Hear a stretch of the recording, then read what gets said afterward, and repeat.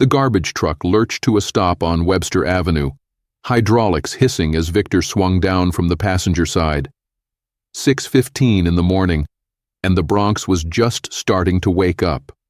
Steam rose from a manhole cover near the intersection, twisting in the cold March air.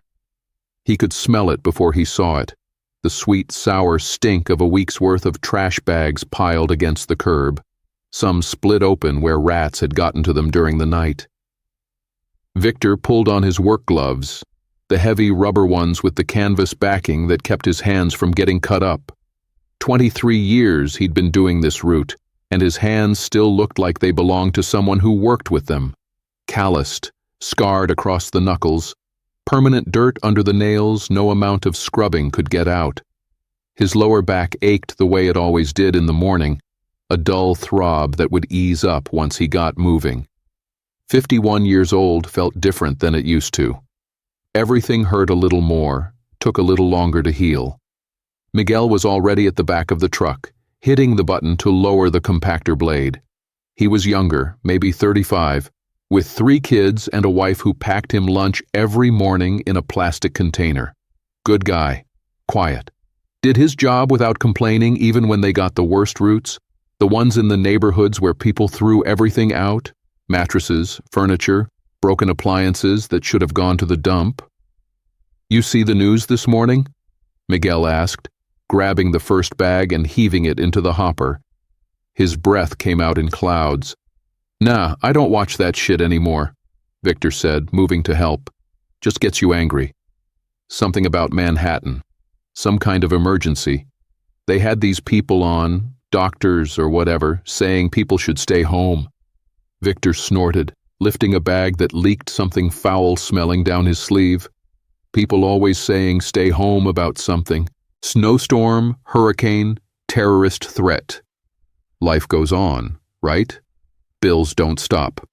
They worked in rhythm, the way you did when you'd been partners for 7 years. Miguel grabbed the bags on the left, Victor took the right, and they met in the middle at the truck. The compactor groaned and crushed. The sound of it was so familiar Victor barely heard it anymore, like living next to train tracks. After a while, the noise became part of the silence. The sun was coming up behind the buildings, turning the sky from black to deep blue to that pale gray that meant day had officially started. Lights were clicking on in apartment windows. Someone's alarm was going off, a tinny sound filtering down from 5 floors up. A woman yelled in Spanish at someone to get up for school. Normal sounds. The ordinary music of people living their lives, crammed together in this concrete maze where everybody knew everybody's business, whether they wanted to or not. Victor had grown up 6 blocks from here, went to school at PS 85, played stickball in the street until the streetlights came on, got his first job at the bodega on the corner when he was 14. He knew every alley, every shortcut, every place where the sidewalk buckled from tree roots pushing up underneath. This was his neighborhood in a way that went deeper than just living here.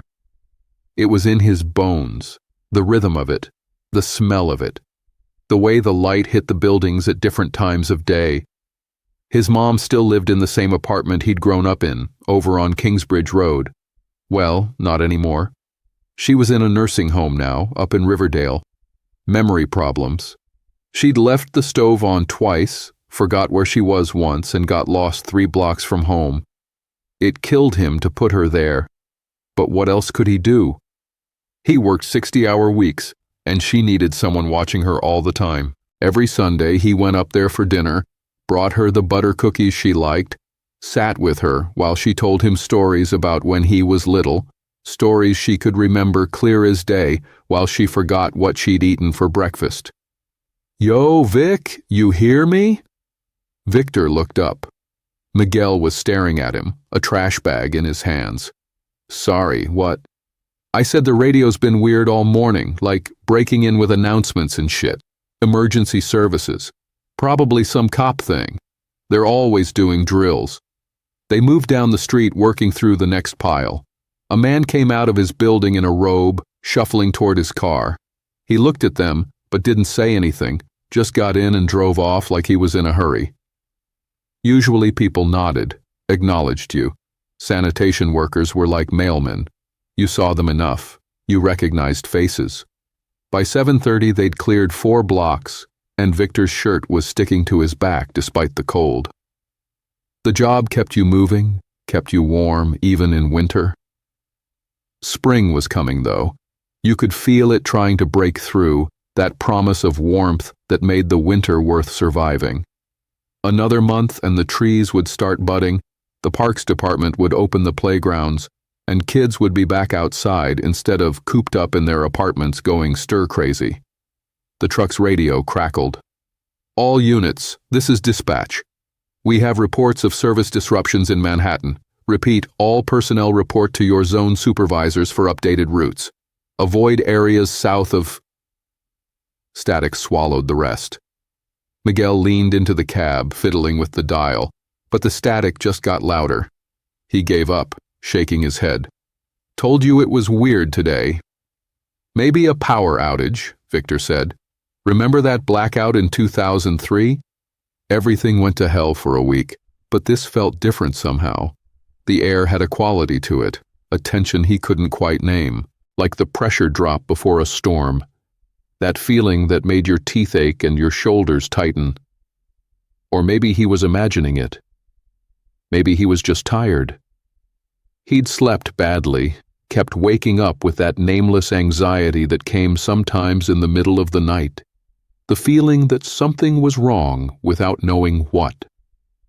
They worked through the morning, the sun climbing higher, traffic picking up. But there was something off about the traffic too. More cars than usual for a Wednesday. Horns honking, people cutting each other off. Someone almost sideswiped them at an intersection, ran a red light without even slowing down. Miguel had to jerk the wheel hard and the truck's brakes squealed. "Jesus Christ!" Miguel shouted out the window, but the car was already gone.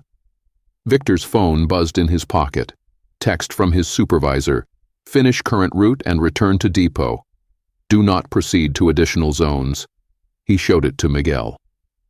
"Boss says come back when we're done here." "That's weird. We got 3 more blocks, then we're supposed to hit Fordham." "Says don't do Fordham, just finish this and come in." Miguel shrugged, but Victor could see the worry in his eyes. They both knew what it meant when the city changed protocol. Nothing good. After September 11th, everything had changed. Training, procedures, the constant background awareness that something could happen again at any time. You learned to read the signs, to pay attention when things shifted.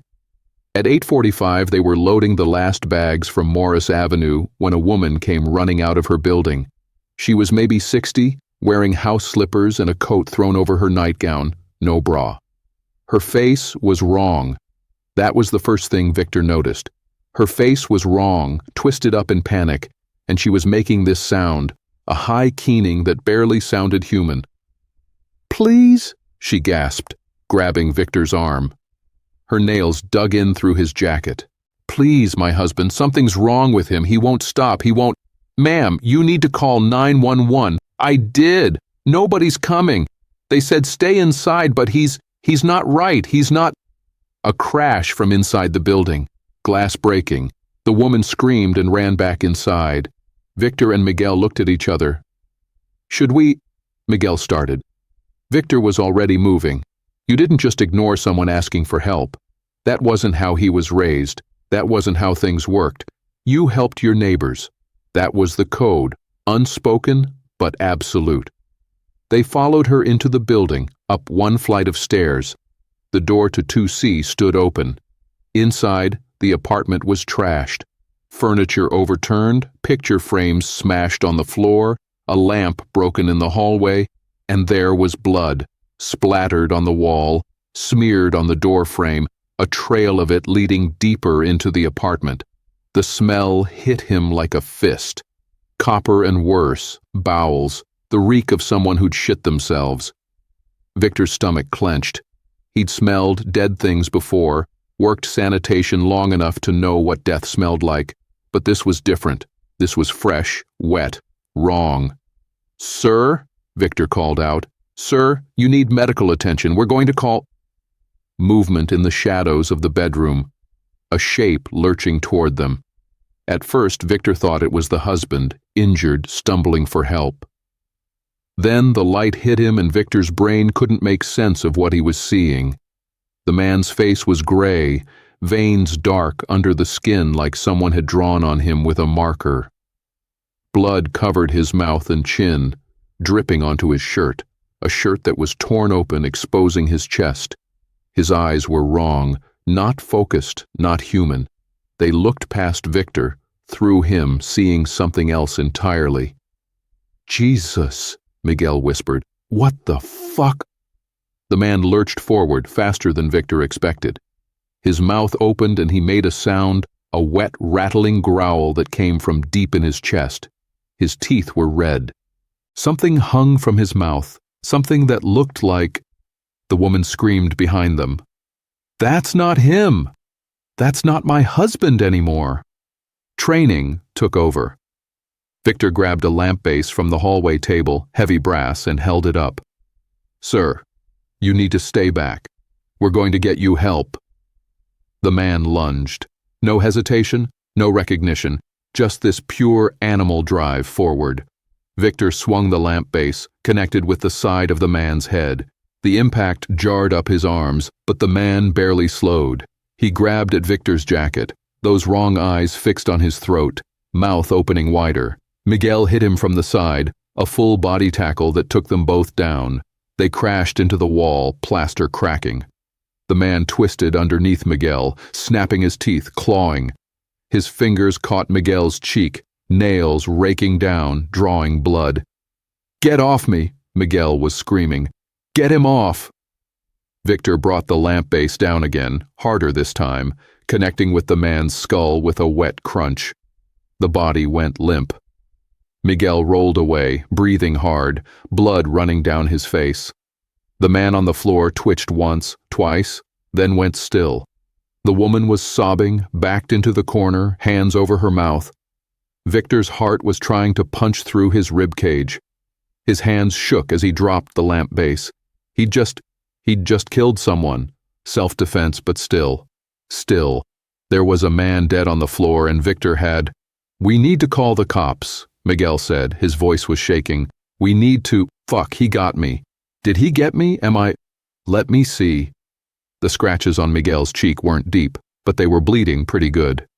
Victor pulled off his work shirt, wadded it up, pressed it to Miguel's face.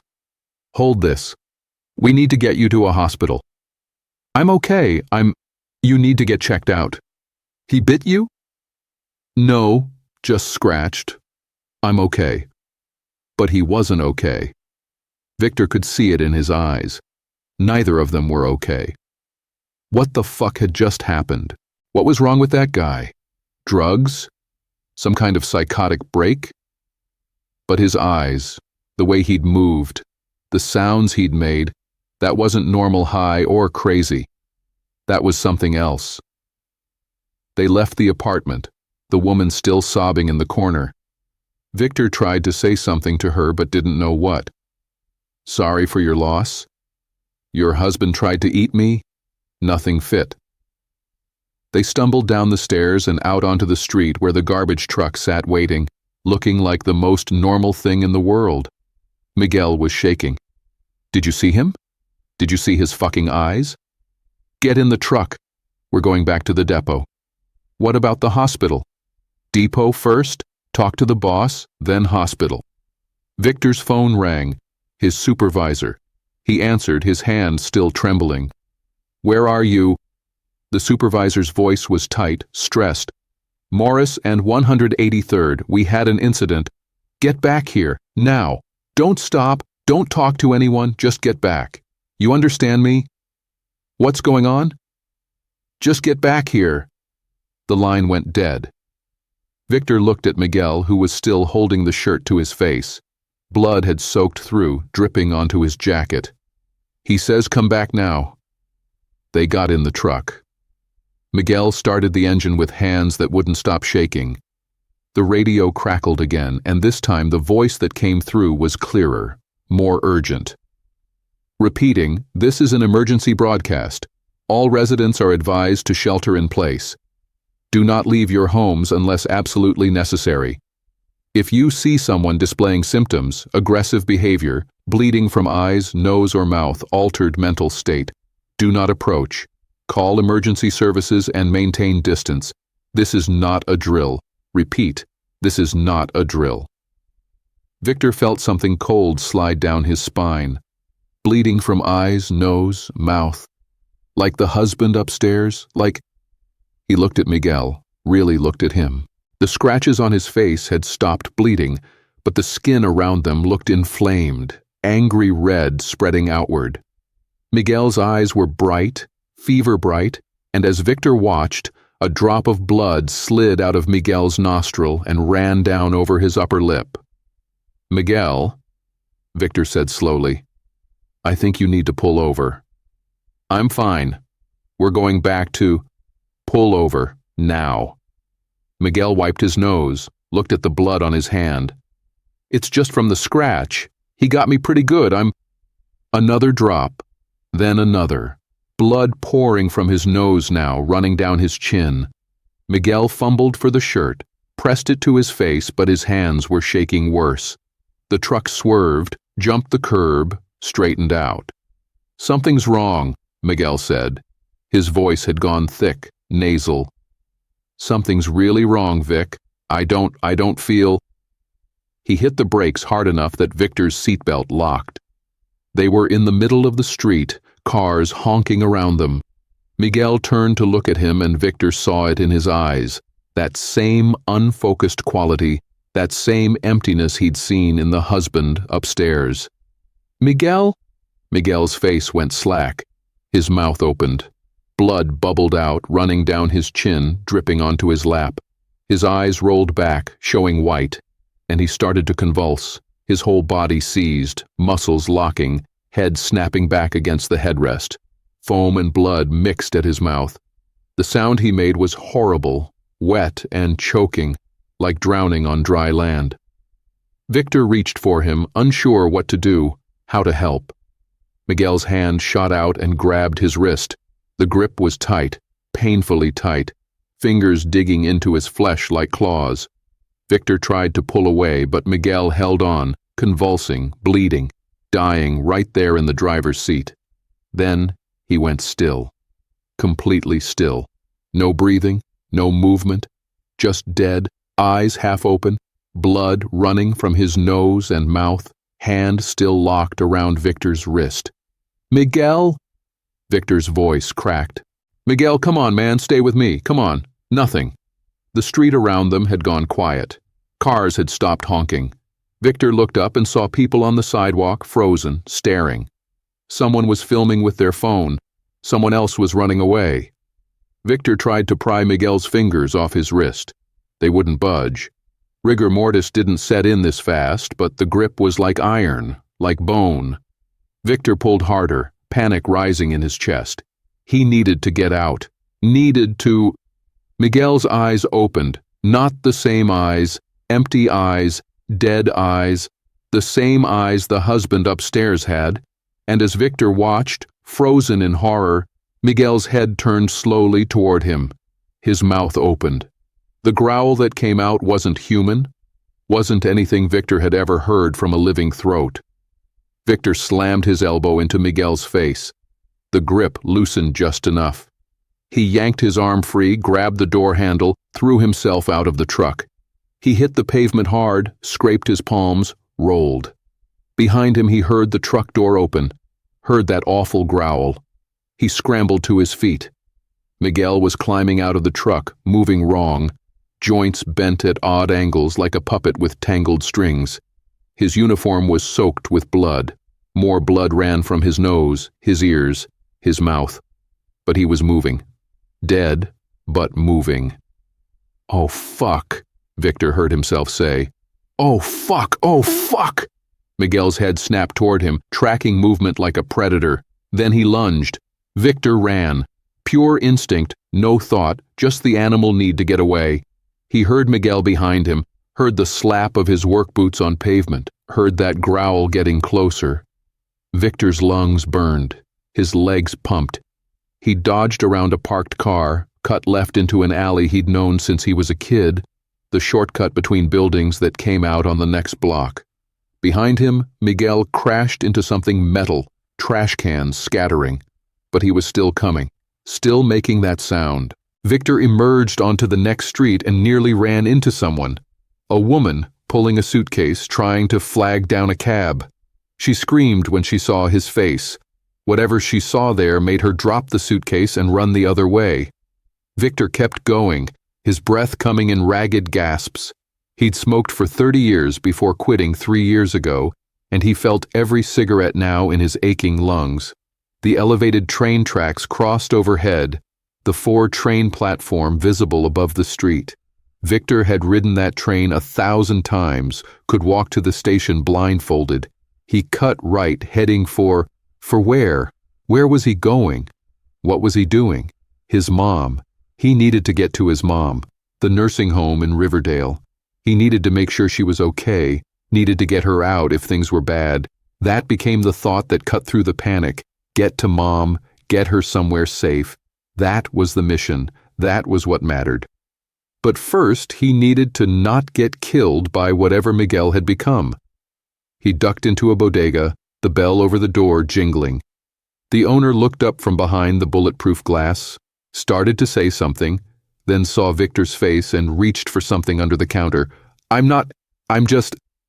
Victor gasped for air. "Someone's after me. Call the cops, please." The owner's eyes went wide. He was staring past Victor at the door. Victor turned. Miguel stood in the doorway. Blood had dried in dark tracks down his face, but fresh blood still dripped from his mouth. His work uniform was torn, exposing skin that had gone gray pale. His eyes found Victor, and that growl started again, low and wet. Victor looked around for something, anything. The shelves were behind the protective glass. Nothing within reach except a wire rack of chips and a display of cleaning supplies near the door. He grabbed a bottle of bleach, unscrewed the cap as Miguel lurched forward. The bleach caught Miguel in the face. He didn't react. Didn't blink, didn't scream, didn't slow down. He walked through it like it was nothing, hands reaching for Victor. Victor swung the bottle itself, heavy with liquid, caught Miguel across the temple. The plastic split, bleach splashing everywhere. Miguel stumbled sideways, hit a magazine rack. Victor bolted past him, out the door, back into the street. More people were running now. He could hear screaming, multiple voices echoing off the buildings. A car alarm wailed. Somewhere close, gunshots cracked the air. 3 quick pops that made Victor's whole body flinch. This was his neighborhood, his home, and it was falling apart in real time. He spotted a construction site half a block up, orange barriers around a building being renovated. The site looked abandoned, no workers visible. Victor vaulted the barrier and grabbed the first thing he saw that could be a weapon. A shovel, wooden handle worn smooth from use, steel blade crusted with dried concrete. Miguel came around the barrier, moving with that same jerking puppet motion. His head tilted as he spotted Victor, and he came forward without hesitation. No fear, no self-preservation, just hunger. That's what it looked like in those dead eyes. Hunger. "I'm sorry," Victor said, and he meant it. Miguel had kids, a wife, a life, had been a good friend, a good man. "I'm so sorry." He swung the shovel like a baseball bat. The blade connected with Miguel's skull with a sound Victor would hear for the rest of his life, a wet crunch, like stepping on a melon. Miguel went down hard, his head split open, dark blood pooling on the concrete. His body twitched, legs kicking, hands clawing at nothing, then stopped. Victor stood there, shovel raised, waiting for Miguel to get back up. But he didn't. Whatever he'd been, whatever had taken over his body, the damage was too much. He stayed down, dead, really dead this time. Victor bent over and vomited, his breakfast splashing on the ground next to the body of his friend. His hands wouldn't stop shaking, his whole body wouldn't stop shaking. He'd killed Miguel. No, Miguel had died in the truck. This was something else. but it had been Miguel's face, Miguel's body. Victor had crushed his skull with a shovel. The sound of screaming pulled him back. A woman ran past the construction site, her shirt torn, blood on her shoulder. Behind her, 3 people were chasing her, running the way Miguel had moved, wrong, uncoordinated, but fast enough. They caught her at the corner. Victor turned away before he saw what happened next, but he heard it. The woman's screams cut off abruptly, replaced by wet tearing sounds and that same growl, multiple voices making it at once. Victor climbed over the construction barrier, still holding the shovel. His work phone was buzzing in his pocket. He pulled it out with numb fingers. Text message from his supervisor, time-stamped 15 minutes ago. Do not return to depot. Compromised. Get somewhere safe. Lock doors. Tell Maria I love her. Another text from a number he didn't recognize. Manhattan lost. Bronx falling. Get out now. Victor looked at his phone, then at the street. People were running in both directions now, some carrying bags, some empty-handed. An old man sat on a stoop, blood running down his face, just sitting there like he'd given up. A police car screamed past, lights flashing, and Victor caught a glimpse of the officer inside, her face white, her eyes huge, both hands on the wheel, not stopping for anyone. The sun was still shining. The sky was still that pale blue. Birds sang in the trees. The ordinary world was still there, wrapped around this nightmare, pretending everything was fine. Victor started walking north. Riverdale was maybe 4 miles. His mom would be scared. The nursing home would be in chaos. He needed to get to her, needed to make sure she was safe. That was the only thought his brain could hold on to. Get to Mom. He stayed on the side streets, avoiding the main avenues where he could hear chaos building. Glass breaking, car alarms, screams, the pop-pop-pop of gunfire getting more frequent. Sometimes he saw people in windows, watching him pass. Sometimes he saw people lying in the street, not moving.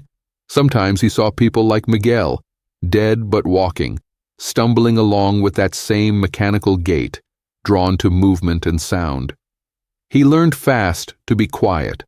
When one of them saw him moving, their heads would turn and they'd come. Not fast, not like runners, but relentless, single-minded.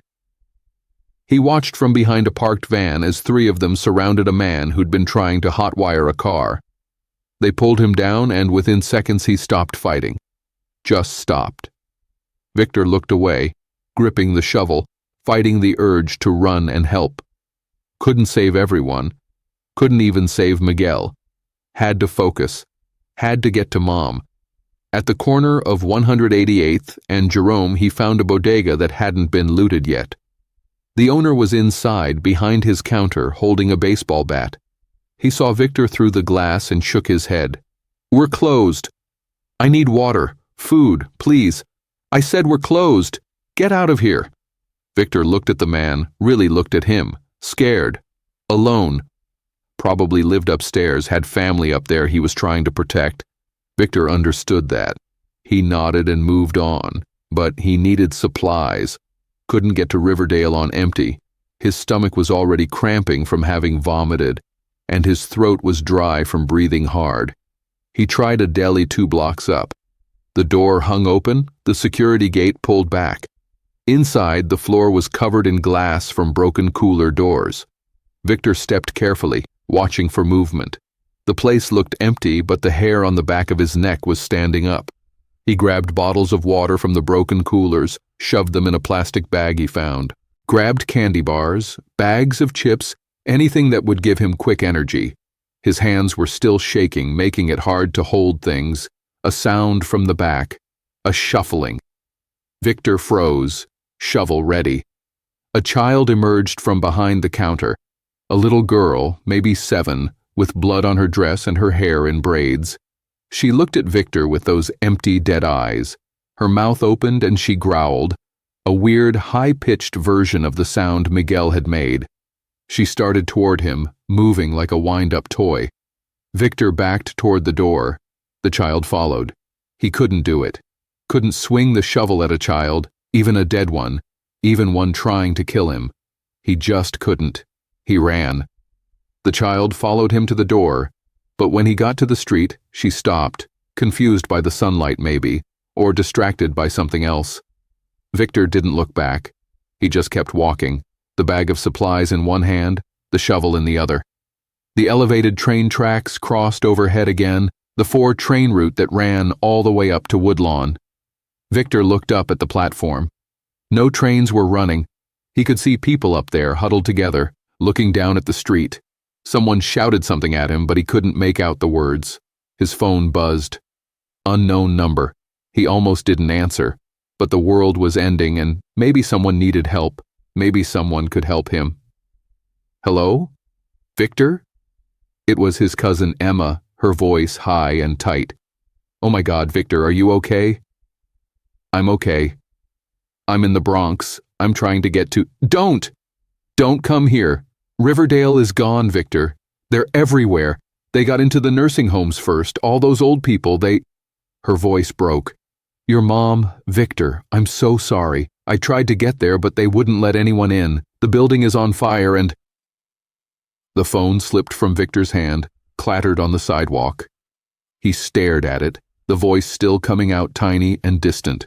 Emma saying something else, crying, but Victor couldn't hear her anymore over the rushing sound in his ears. His mom was dead, or worse than dead, one of those things. The nursing home was on fire. He'd worked his whole life, done everything right, put her in that place so she'd be safe and cared for, and now she was— Victor's legs gave out.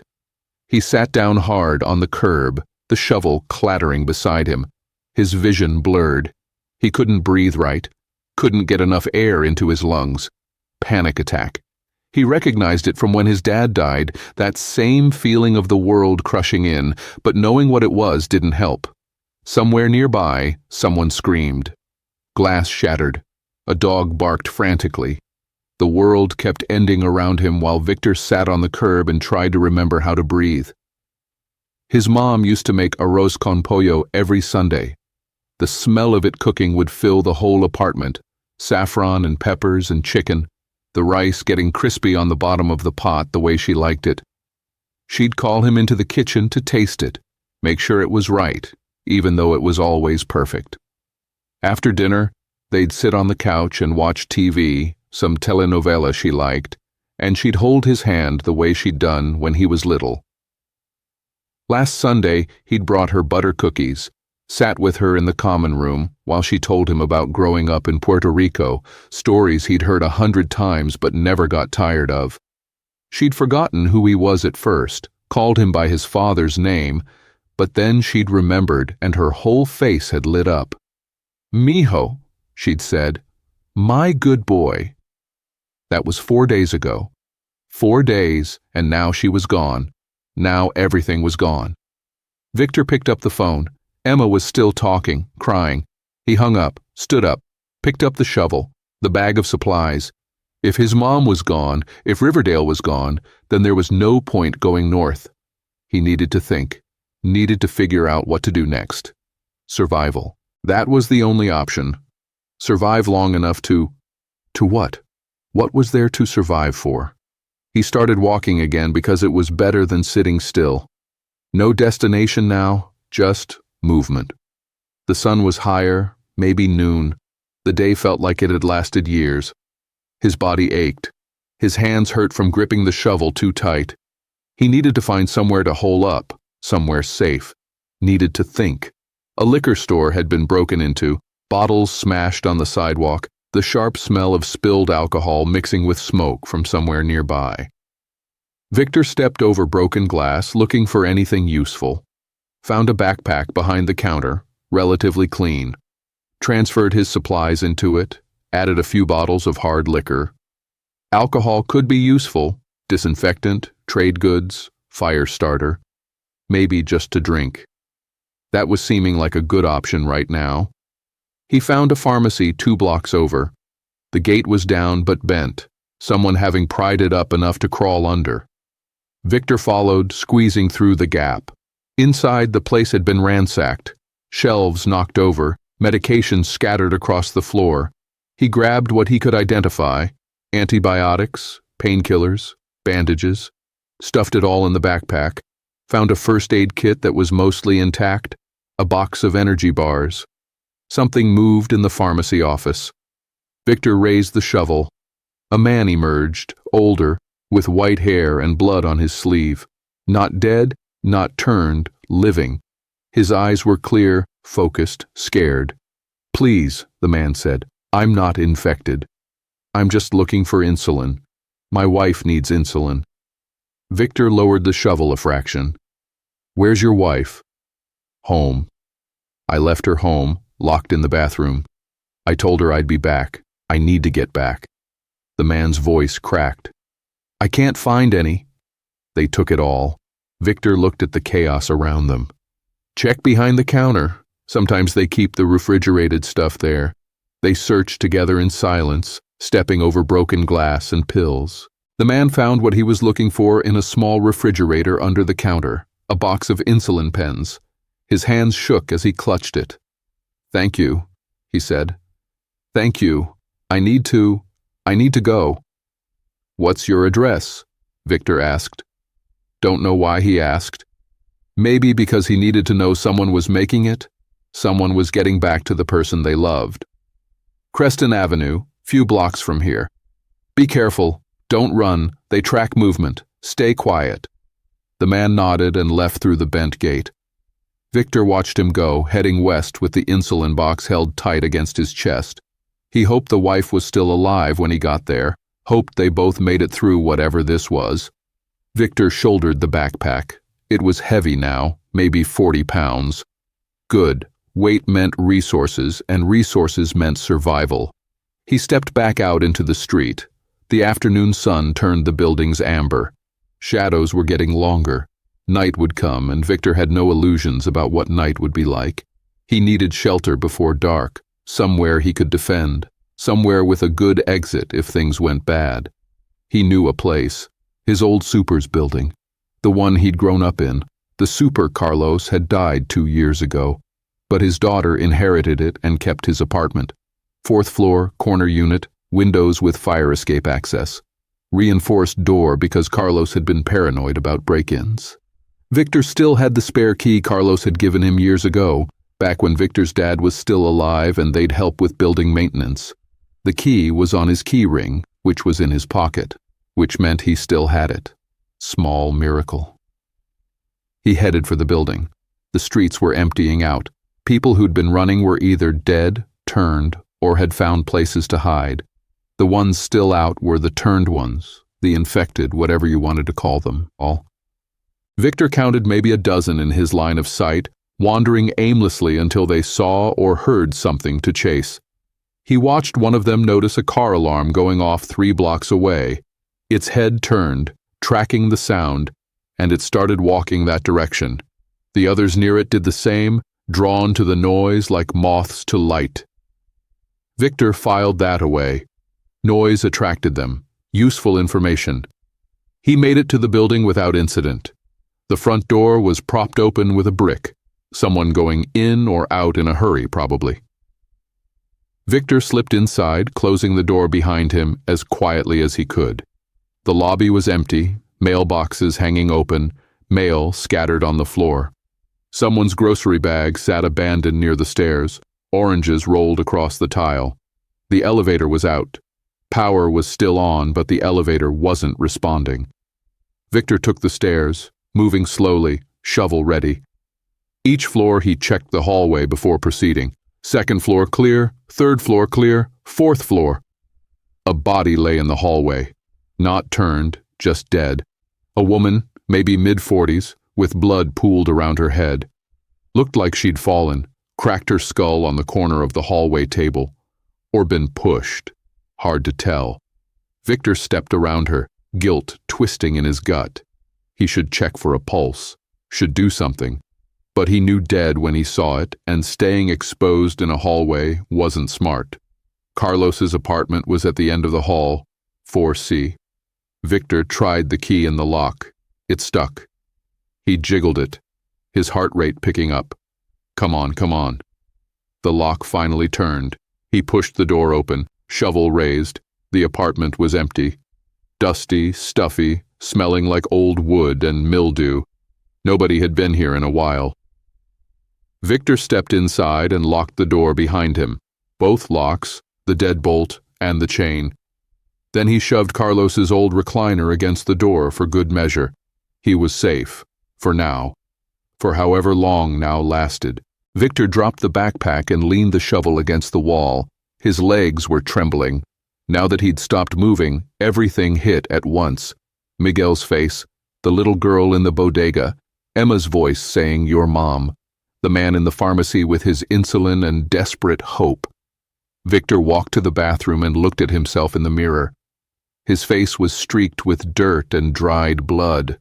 Miguel's blood, from when it had sprayed. His work shirt was gone, leaving him in a stained white undershirt. His hands were scraped raw, one thumbnail torn half off, blood crusted in the quick. He looked like he'd aged 10 years in 10 hours. He turned on the faucet. Water came out, brown at first, then clearing. He splashed his face, scrubbed at the blood, watched it swirl down the drain. His hands were shaking again. He gripped the sink, white-knuckled, and tried to breathe.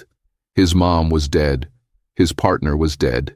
His neighborhood was eating itself. The world had ended while he was picking up trash bags. Victor slid down to sit on the bathroom floor, his back against the tub. The tile was cold through his pants. He sat there as the light through the window shifted from amber to pink to deep blue. Sat there while the sounds outside changed from human chaos to something else. A chorus of growls and moans, punctuated by occasional screams that cut off too quickly. He thought about his mom's smile, the way she'd hold his hand, the smell of arroz con pollo cooking on Sunday afternoons. He thought about Miguel's kids, who would never see their father again. About Carlos's daughter, who maybe made it out or maybe didn't. About all the ordinary lives interrupted mid-sentence, left dangling.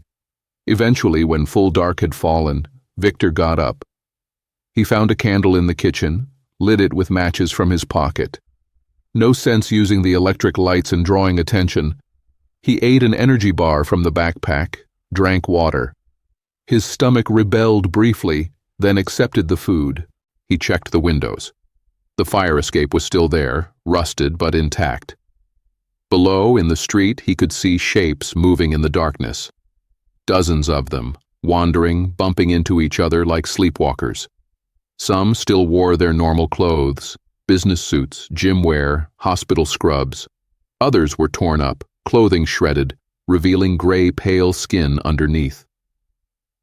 Victor watched them and tried to understand. They'd been people this morning.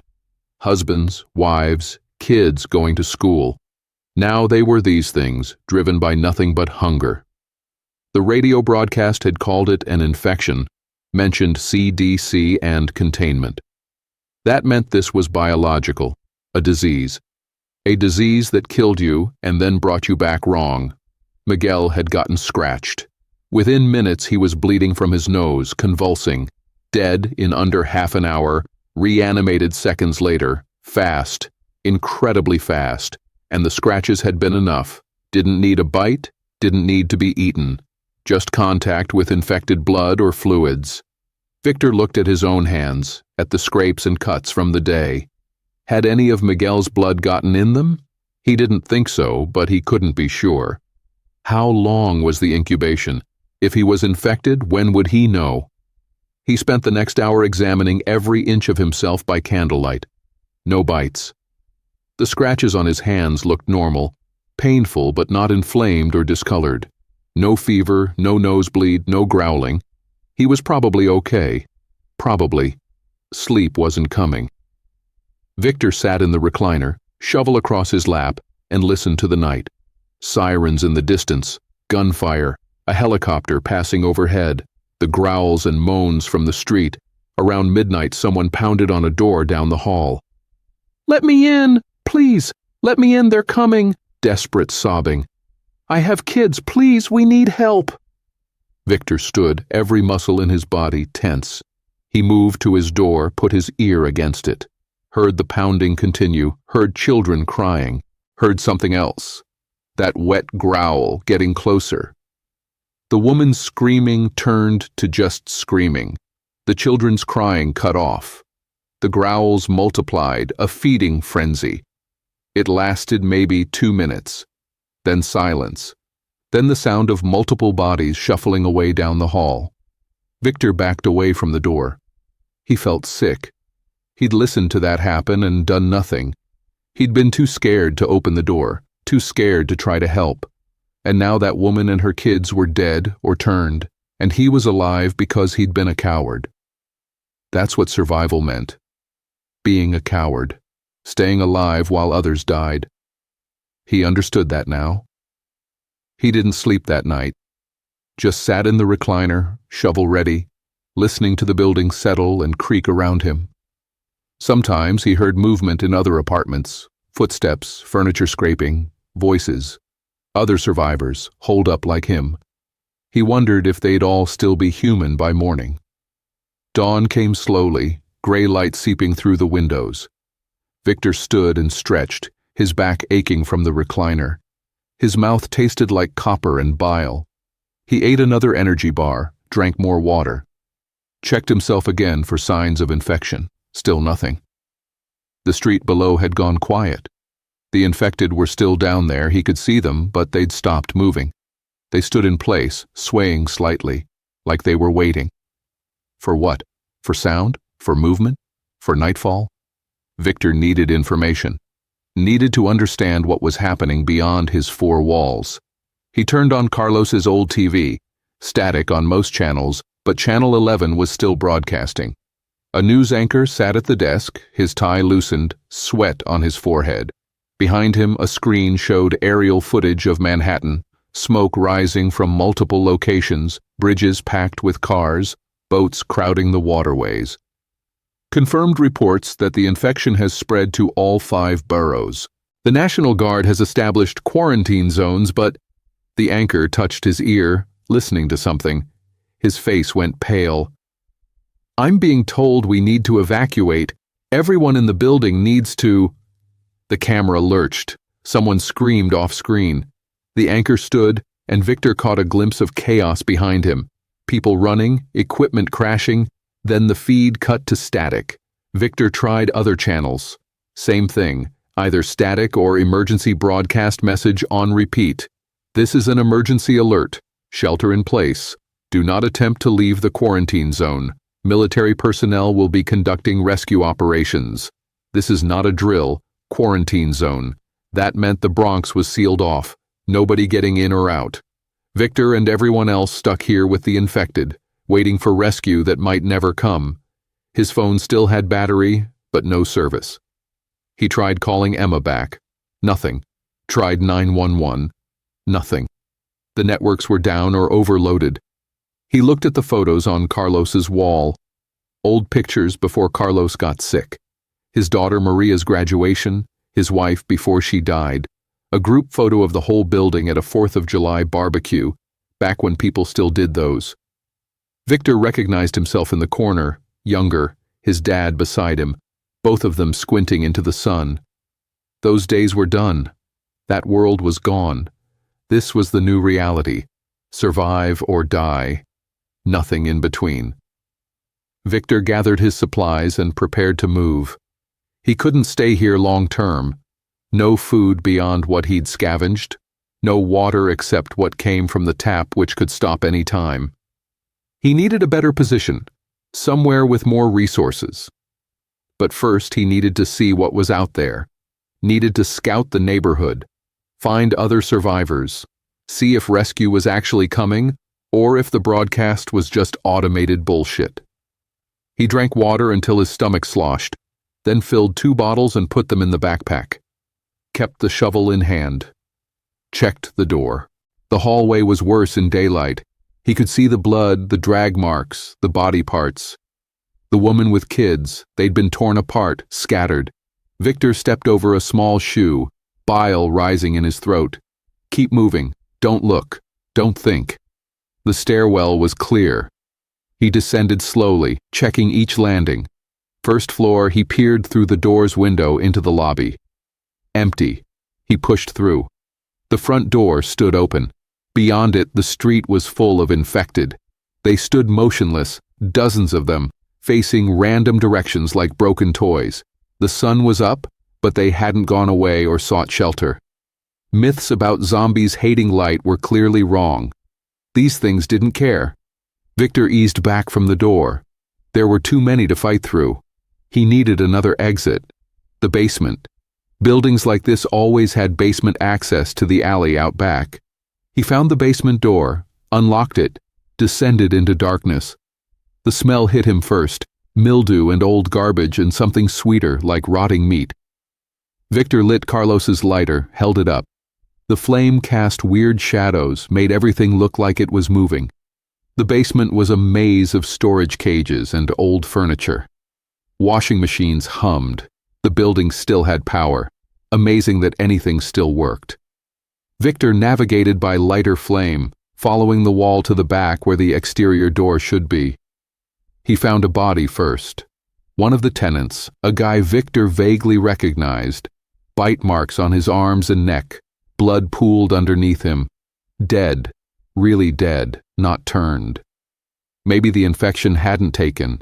Maybe he'd bled out too fast. Victor didn't know and didn't wait to find out. The exterior door was locked from inside. He threw the bolt, pushed. The door scraped open, daylight flooding in. The alley beyond was clear. Victor stepped out, pulling the door shut behind him. The alley led to 188th Street. Victor emerged onto a scene of total devastation. Cars abandoned in the middle of the road, some still running, doors hanging open. Bodies everywhere, in cars, on sidewalks, slumped in doorways, some intact, some torn apart. The smell of blood and shit and gasoline mixed into something that made Victor's eyes water, and the infected. They filled the street, standing still in that weird waiting state. Hundreds of them. As Victor watched, one turned its head slowly, tracking something he couldn't see. Then it started walking, mechanical and purposeful. The others near it followed, all moving in the same direction. Victor ducked back into the alley, his heart hammered against his ribs. There were too many. Way too many. How was he supposed to survive this? How was anyone? But people were surviving. He'd seen them in windows, heard them in apartments. Somewhere out there, others were hiding, scavenging, fighting. He wasn't alone. Yet. Victor moved through alleys and side streets, avoiding main roads. He was looking for resources and information in equal measure. The first place he tried was a corner store. Gate up, door smashed in. Inside, shelves were mostly bare, but he found canned goods scattered in a back aisle. Soup, beans, vegetables. He loaded them into his backpack until the weight was almost too much. A sound from the back room. Victor froze. Footsteps, slow, shuffling. He raised the shovel. An old man emerged, alive, holding a crowbar. They stared at each other. The man was maybe 70, Puerto Rican, wearing pajamas and slippers. His eyes were sharp, calculating. "You infected?" the man asked. "No." "You?" "No." The man lowered the crowbar slightly. "You taking all that?" Victor looked at the cans in his backpack. "Taking what I can carry." "You want some?" "I want all of it. This is my store." "Your store's gone, old man." "Everyone's taking what they need now." "Not from me, they're not." The man raised the crowbar again. "Put the cans back." Victor could fight him, could take the old man down, take everything. The thought crossed his mind and disgusted him. This was what the world was now, fighting over soup cans with old men. "How about we split it?" Victor said. "Half each. I've got a place a few blocks from here. You?" The old man studied him. "Upstairs. I'm not leaving. Lived here 40 years, not leaving now." "Fair enough. Let's divide it."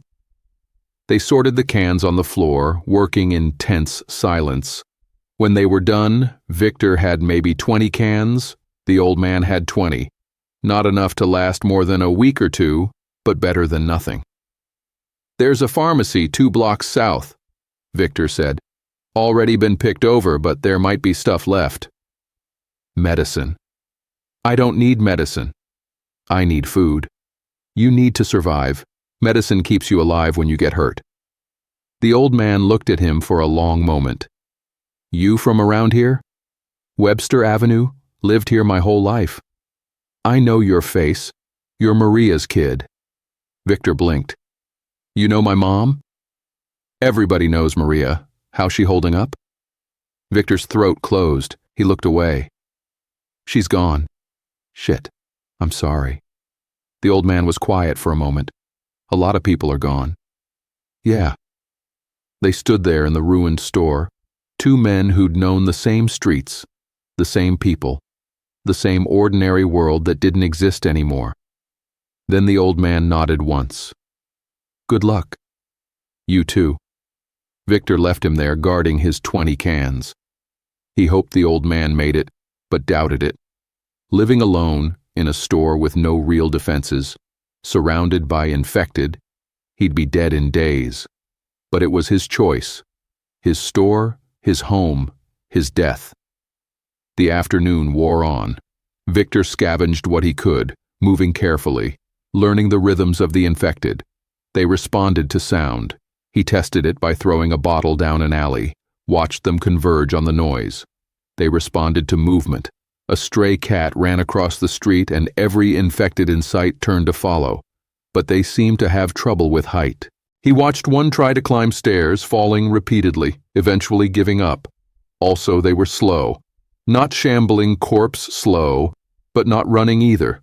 A fast walk could outpace them.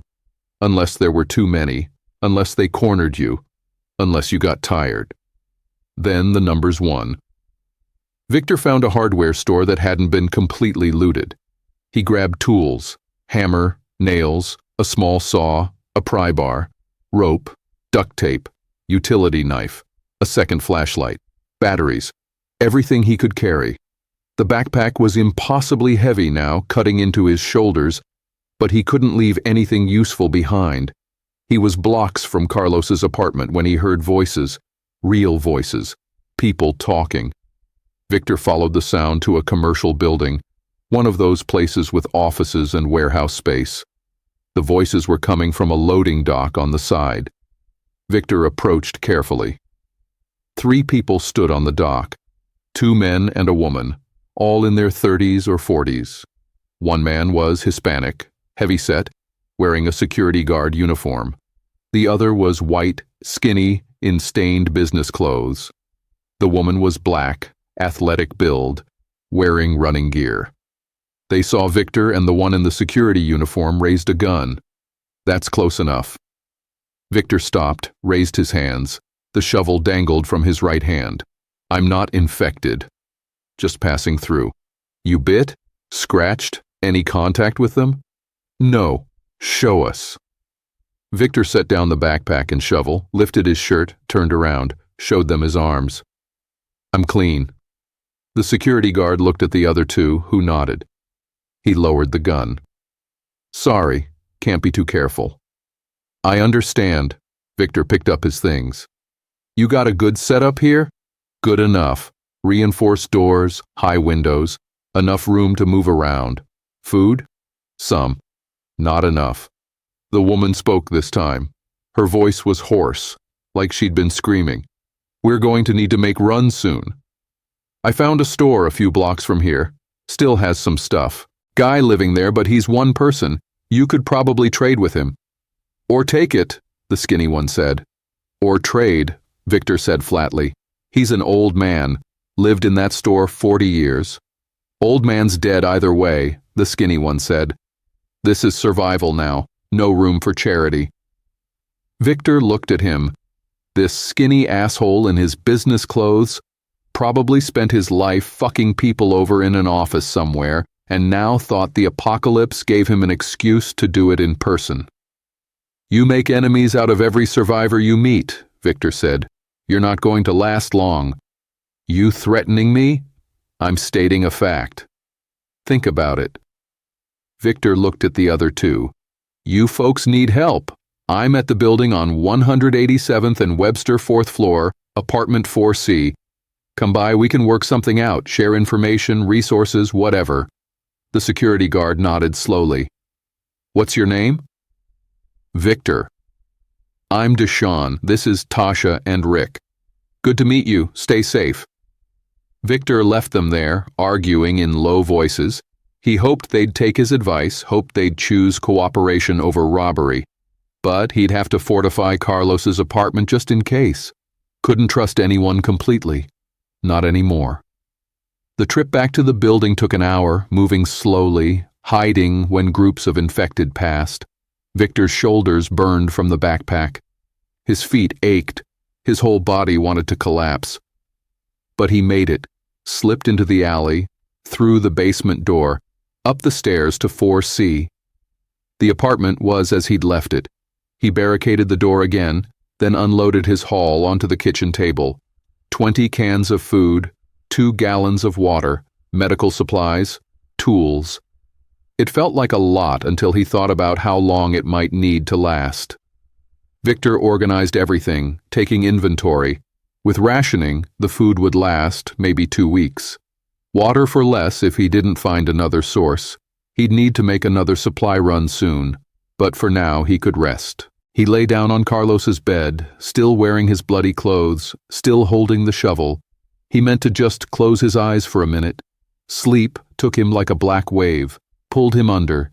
He dreamed about Miguel. They were on their route, loading trash, normal morning. But the bags were full of body parts. Arms, legs, heads with empty eyes. Miguel kept loading them into the truck, whistling, like it was just another day. Victor tried to tell him to stop, but his voice wouldn't work.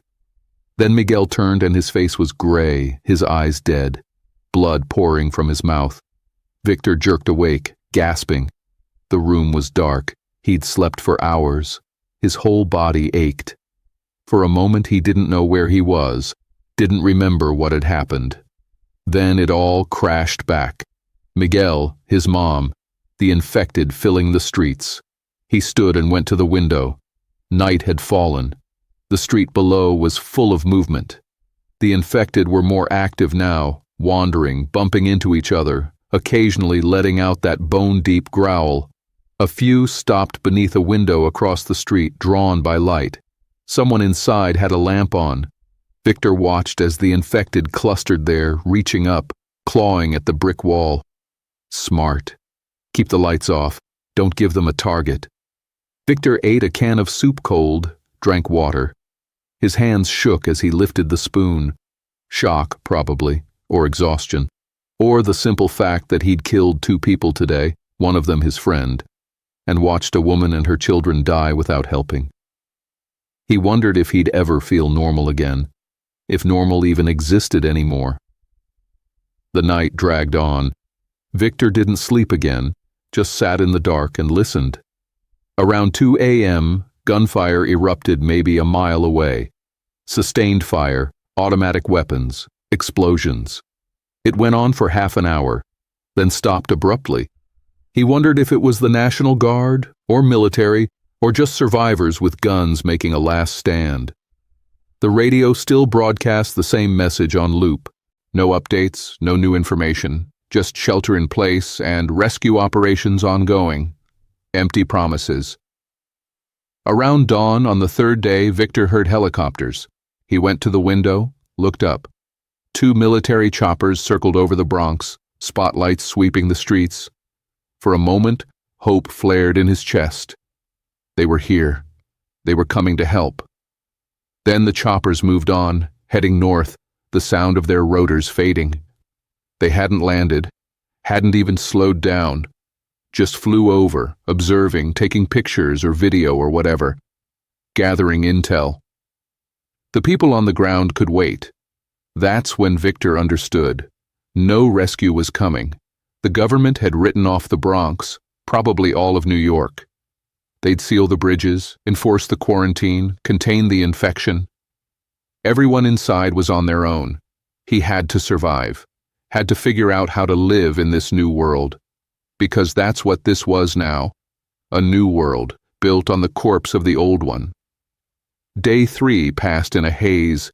Victor fortified the apartment, using Carlos's tools to nail boards across the windows, leaving gaps to see out, but preventing anything from getting in. He reinforced the door, adding extra locks he'd taken from other apartments. He organized his supplies, rationed everything carefully. He needed water. The tap still ran, but he didn't know for how long. He filled every container he could find, pots, buckets, empty bottles, stacked them in the bathroom. If the water stopped, he'd have enough for maybe a week. He also needed weapons. The shovel was good, but unwieldy in close quarters. He used the hardware store tools to fashion a makeshift club, a pipe wrapped in tape for better grip, nails driven through one end, crude but effective. That night, someone tried his door. The knob rattled, then pounding. "Hey! Hey, I know someone's in there. I saw your light. Let me in." Victor froze, not infected. The voice was too coherent, too human. Someone living, someone desperate. "Please! They're coming. I need help." Victor moved to the door, put his eye to the peephole. A man, maybe 40, wild-eyed, bleeding from a cut on his forehead. Behind him, down the hall, Victor could see shapes moving in the shadows. "You bit?" Victor called through the door. "No! I swear, I'm clean. I just need— Show me your arms." The man pulled up his sleeves, turned his arms over. No bites, no scratches. But as Victor watched, 3 infected emerged from the stairwell, moving toward the man. The man spun, saw them, started hammering on the door again. "Please! Please, they're right here!" Victor's hand hovered over the locks. He could let the man in, could save him. But what if he was infected and didn't know it yet? What if this was a trick, a setup? What if— The man screamed as the infected grabbed him, pulled him away from the door. His screams turned wet, then stopped. Victor backed away from the door, his heart racing. He'd just watched another person die. Let them die, really. He could have opened the door, but he might have died too. Him and the desperate stranger. And then it would all be for nothing. The survival, the scavenging, the careful planning. This was the new morality. Save yourself first. Everyone else was a risk. Victor sat on the floor, back against the wall, and waited for the sounds to stop. It took a long time. Day 4, water still running. Victor took a quick shower, the first since this started, scrubbing off days of blood and grime. He looked at himself in the mirror, gaunt, unshaven, eyes hollowed out. He looked like the survivor he was becoming. He needed more food. His cans were running low faster than expected. Time to venture out again, find another store or home to scavenge. He gathered his weapons, checked the hallway through the peephole. Clear. He opened the door. The body from last night was gone. Just blood on the carpet, drag marks leading to the stairs. Victor followed the trail, needing to know. The stairwell was empty, but the blood continued down, to the lobby, out the front door. They dragged the body outside, to eat it or because they were done, he didn't know. Victor exited through the basement again, into the alley. The morning was overcast, threatening rain. The smell of smoke was stronger now, coming from the south. Manhattan burning, probably. He wondered if anyone was left alive down there, or if it was just infected in flames. He moved through the neighborhood, staying alert. The infected seemed less active during the day, or maybe they were just spread out more. He saw them standing in doorways, sitting on curbs, lying in the street. Not dead, not sleeping, just waiting. When he passed too close to one, it would turn its head, track him, but not pursue. They seemed to need a stronger trigger. Running, noise, fear smell maybe. Victor found a bodega that had been partially looted but still had some stock. He filled his backpack with dry goods, rice, beans, crackers, found a box of protein bars under a shelf, 6-pack of bottled water. Not great, but something. A noise from outside made him freeze. Voices, multiple people. He moved to the broken window, peered out. A group of survivors, maybe 10 of them, moving down the street. They were armed, bats, pipes, a few with guns. They moved in formation, watching all directions. One pointed at a house, and 3 broke off to check it. The rest waited. Victor recognized the type. This wasn't a family or friends banding together. This was a gang, organized, hunting for resources, and probably willing to take them by force. The kind of group Rick would fit right into, the kind Victor needed to avoid. He waited until they moved on, then slipped out the back of the bodega. He'd need to be more careful. The infected were dangerous but predictable. Humans were worse. That afternoon, Deshawn found him. Victor was approaching Carlos's building when he heard his name called from a doorway. Deshawn emerged, gun holstered now, looking exhausted. "You made it," Victor said. "Barely. Rick wanted to go after that old man you mentioned. Tasha and I said no. He went anyway, took our food with him." "He come back?" "Nope. Heard shooting about an hour later. Don't know if it was him or not." Deshawn looked around, lowered his voice. "Me and Tasha are looking for a better spot. That warehouse is too big, too many entry points. We're thinking smaller, defendable. I've got an apartment. 4th floor, reinforced door, not a lot of room, but it's solid." Deshawn considered. "How much food you got?" 2 weeks if it's just me. 1 week if we're 3. We've got some too. We could pool resources, take shifts on watch, strengthen numbers." Victor thought about it. More people meant more safety, but also more risk, more mouths to feed, more personalities to manage. But Deshawn seemed solid, and Tasha too. Better than being alone. "All right, let me show you the place." He led Deshawn up to 4C, showed him the fortifications, the supplies. Deshawn nodded approvingly. "This is good. Solid. Tasha will like this." He looked at Victor. "You lost people?" "Yeah, you?" "My mom and sister. They were in Manhattan when it started. Never heard from them after the phones went down." Deshawn's jaw tightened. "My dad's upstate, probably safe, I hope. My mom was in a nursing home. She didn't make it." They stood in silence for a moment, 2 men mourning a world they'd never get back. "So we stick together," Deshawn said. "Watch each other's backs. That work for you?" "Yeah, that works." They shook hands. Victor felt a small knot of tension ease. He wasn't alone anymore. He had allies. Deshawn left to get Tasha and their supplies. Victor waited, checking the street, keeping watch.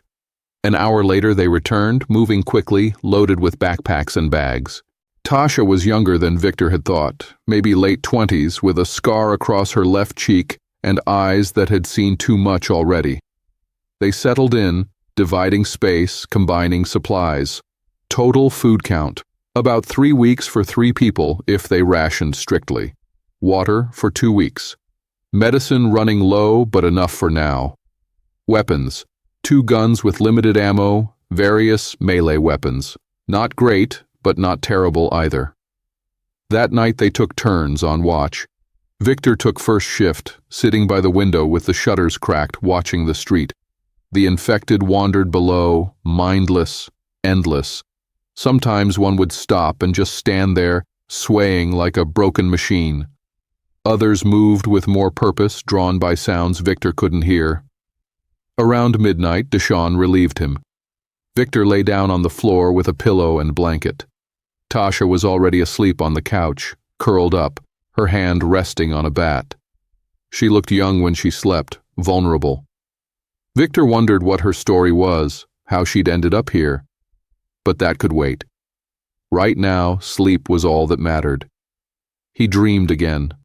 His mom, this time, sitting in the nursing home, waiting for him. "Mijo," she said, "why didn't you come? I waited for you." He tried to explain, but the words wouldn't come. She looked at him with such sadness, such disappointment. Then her eyes went empty and gray and she stood up, mouth opening, that awful growl starting. Victor woke, gasping. Dawn was breaking. Tasha was on watch now, sitting by the window, looking out at the gray morning. She glanced at him. Bad dreams? Yeah. Join the club. They didn't talk more. What was there to say? Day 5. Victor and Deshawn made a supply run while Tasha stayed to guard the apartment. They hit a residential building 3 blocks away, going door to door, looking for food and medicine. Most apartments were empty, either the occupants fled or turned. They found a few bodies, truly dead, left to rot. The smell was unbearable. In one apartment, they found a stash. The occupants had been preppers or just paranoid, stockpiling supplies, canned goods, bottled water, medical supplies, even ammunition. Victor and Deshawn looked at each other, not quite believing their luck. This is enough for months, Deshawn whispered. Too much to carry. We'll need to make multiple trips. They loaded what they could, marked the apartment for return trips. As they left the building, they spotted more survivors, a family, parents, and 2 kids, moving down the street, looking scared and lost. The father carried a golf club. The mother had a kitchen knife. The kids were maybe 8 and 10, holding hands, crying quietly. Victor and Deshawn watched from cover. The family was heading toward an intersection where a group of infected had gathered, drawn by something. They didn't see the danger. The father was looking the wrong way, focused on a noise behind them. Shit, Deshawn muttered. They're going to walk right into them. Victor started forward. Deshawn grabbed his arm. We can't save everyone. They have kids. We save them, they'll want to come with us. We've got 3 people in a 1-bedroom apartment. We can't. I'm not leaving kids to die. Victor pulled free and stepped out into the street. Hey, he called to the family. Wrong way. You need to go around. The father spun, saw Victor, raised the golf club defensively. Stay back. There's infected at the intersection. 20 of them. You need to go around. The father hesitated. The infected heard Victor's voice and turned, those dead eyes locking on. They started moving, slow but inevitable. Now! Victor shouted. Move now! The family ran, the father scooping up the younger kid. Deshawn was cursing under his breath, but he was moving too, covering their retreat. They made it around the corner, the infected following but falling behind. The family disappeared into a building, door slamming shut. Victor and Deshawn made it back to their own building, breathing hard. That was stupid, Deshawn said. Maybe. You know they'll be dead in a week anyway. Everyone without a real shelter, real supplies. They're all on borrowed time. Probably. But not today. They climbed back to the apartment. Tasha opened the door, saw their haul, smiled for the first time since they'd met. This is good. Real good. They organized the new supplies. With this, they could last a month, maybe longer. They were in good shape, better than most. Victor felt something like hope stirring. Maybe they'd make it. Maybe this small group could survive. That optimism lasted until day 7, when the infected broke into the building. It happened at night. Victor was on watch, half dozing, when he heard the crash from below.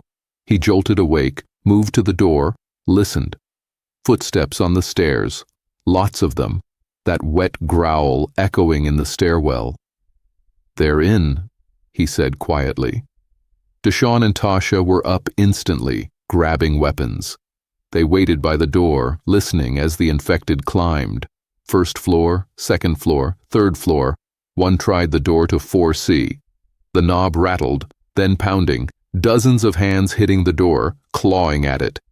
The infected could smell them or sense them or something. They knew prey was inside. The door will hold, Deshawn said, but he didn't sound certain. It held for 2 hours. The infected never stopped pounding, never gave up. The noise was maddening, relentless. Victor kept waiting for them to lose interest, but they didn't. Finally, around 3 a.m., the door frame started to crack. Fire escape, Victor said. Now. They grabbed what they could, backpacks with food and water, weapons, medical supplies, left everything else. Tasha went first, out the window, and onto the fire escape. Deshawn followed. Victor was last, and as he climbed out, he heard the door splinter. The first infected pushed through, its dead eyes finding him. Victor dropped to the fire escape, started down. The metal stairs rang beneath his boots. Above, the infected tried to follow, but they couldn't navigate the ladder. Too complex. They just stood at the window, reaching, growling. The fire escape ended at the second floor, a ladder the rest of the way down. They descended to the alley. The infected from inside the building were coming, spilling out the basement door. Victor and the others ran, leaving behind their shelter, their supplies, everything they'd built. They ran until they couldn't anymore, ending up in an industrial area near the waterfront. Warehouses and shipping containers, most of them locked up tight. Deshawn found one with a broken lock, and they slipped inside. The warehouse was full of furniture still in boxes, dusty and forgotten. They barricaded the door with crates and collapsed, gasping. "Fuck," Tasha said. "Fuck, fuck, fuck." "We're okay," Deshawn said. "We're alive. We lost everything. We have enough for a few days. We'll find more." But Victor heard the strain in his voice. They'd been hit hard, forced to abandon a good position. They were back to square one, maybe worse. And the city was getting more dangerous. More infected, fewer resources, survivors turning on each other. Day 8. They spent it fortifying the warehouse and scouting the area. There was a bodega nearby, mostly picked clean, but they found a few cans of food. A gas station with some bottled drinks. Not much, but something. That night they heard gunfire close by. Saw the muzzle flashes through the warehouse windows. It went on for 20 minutes, then screaming, then silence. In the morning, they investigated carefully and found the aftermath. A group of survivors who'd made a stand in a house. 8 people, all dead, killed by gunfire, not infected. Their supplies were gone. Whoever attacked them had taken everything. "We need to be more careful," Tasha said. "We're not just fighting zombies anymore." "People were always the real threat," Deshawn said. "Zombies are just hungry. People are desperate. They moved locations that day, found a smaller building, more defensible, an old mechanic's shop with a second-floor office space. Victor liked it. The garage bay could be sealed with the roll-down door, the office had good sight lines, and there was a back exit through a window to a fire escape. Multiple escape routes, that was key. They settled in, started the routine again. Scavenging during the day, watches at night, rationing food and water, staying alive one day at a time. Day 10. Victor went out alone for a supply run, heading to a residential area they hadn't hit yet. He moved carefully, staying in shadows, avoiding main streets. Found a house that looked intact, the door locked. He used the pry bar to open it. Inside was a family. Mother, father, 2 teenagers, all dead. Not infected, not killed. They'd taken pills, bottles of them scattered on the floor. Suicide. They'd chosen to die together rather than face what was outside. Victor stood there looking at them. This family who'd given up. Part of him understood. The world was gone. The life they'd known was over. Maybe this was the merciful choice. But he was still alive. Still fighting. He didn't know why exactly. His mom was dead, everyone he'd known was dead or turned or fled. There was no grand purpose, no hope of rescue, but he kept going anyway. Some animal instinct, the stubborn refusal to quit. He took what food they had, grabbed some clothes that fit, left the bodies where they lay. He was getting numb to death. That scared him. What happened when you stopped feeling anything? When survival was all that was left? Day 12. A group of survivors approached the mechanic shop. 6 of them led by a woman with military bearing and a rifle. She called out from the street. "We know you're in there. We're not here to fight. We want to talk." Deshawn went to the window, gun ready. "What do you want?" "We're building a community, safe zone, multiple buildings, shared resources." We need skilled people. You have skills? What's the catch? No catch. We work together, we survive together. You keep what you find but contribute to the group. Security, labor, skills. Everyone pulls their weight. Deshawn looked at Victor and Tasha. Victor shrugged. Could be legit. Could be a trap. Only one way to find out, Tasha said. They went down cautiously, weapons visible. The woman introduced herself as Captain Maria Lopez, former National Guard. The people with her looked competent, armed but not aggressive. How many in your group? Victor asked. 23. We've got engineers, a doctor, mechanics, military.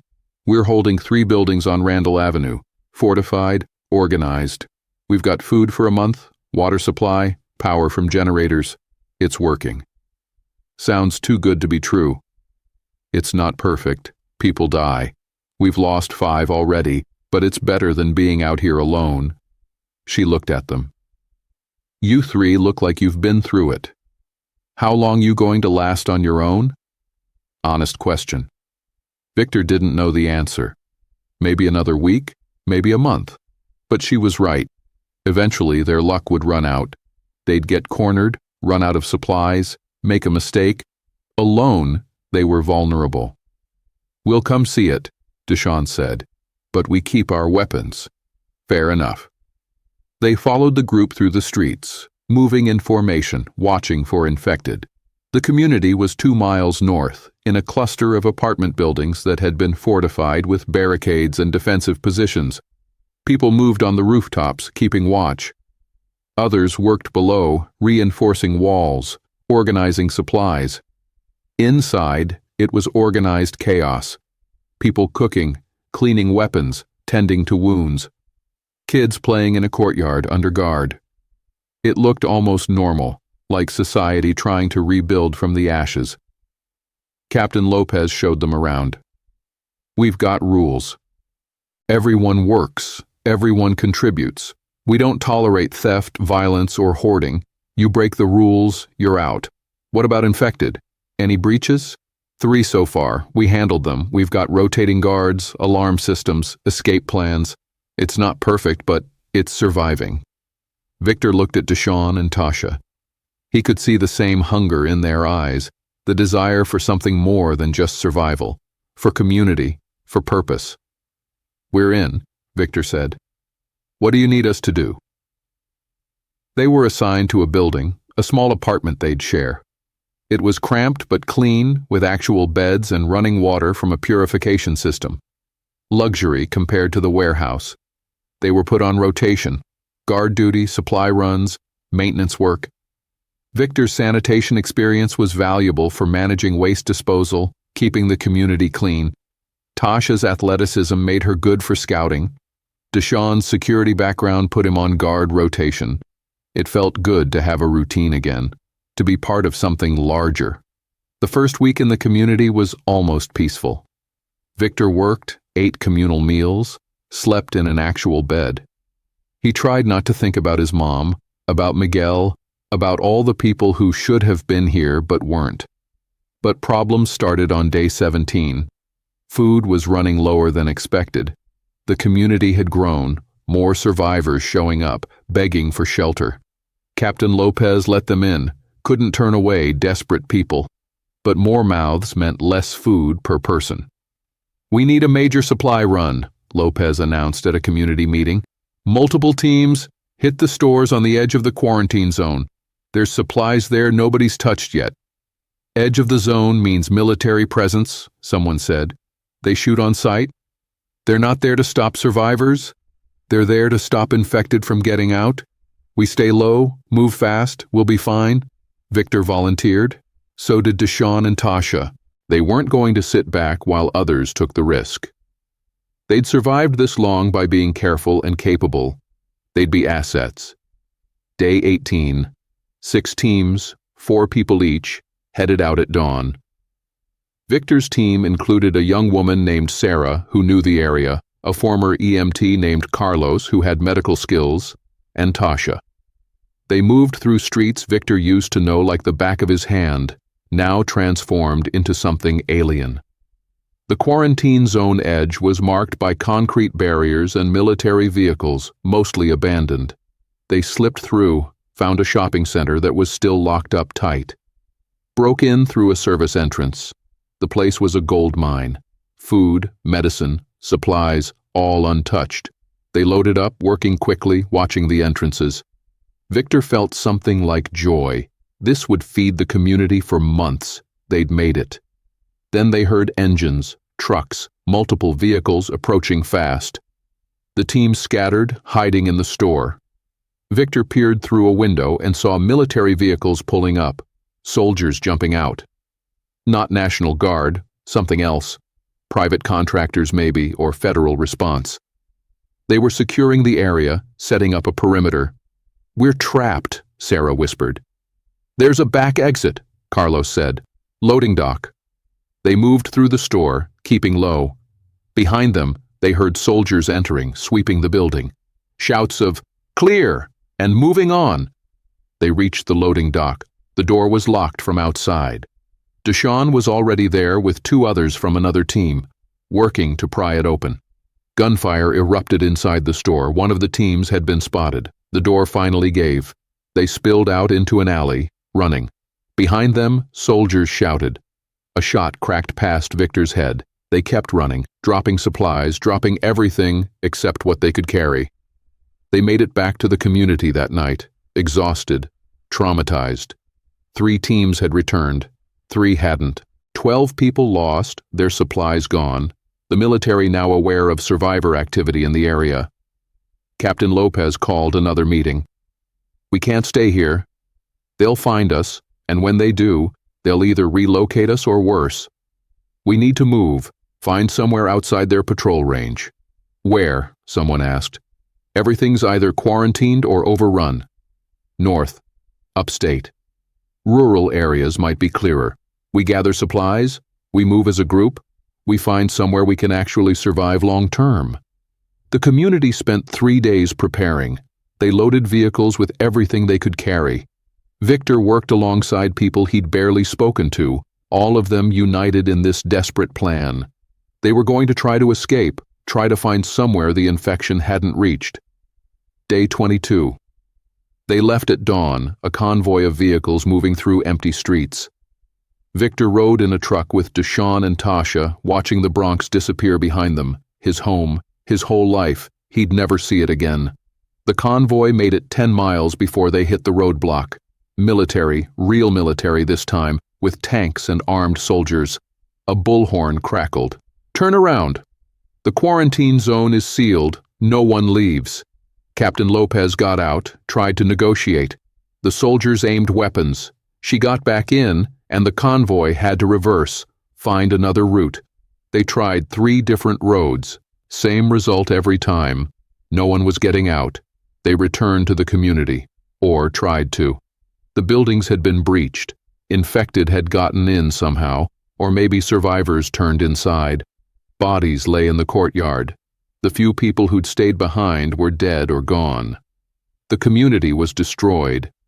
Everyone who'd survived the exodus stood in the street, staring at the ruins of their attempted civilization.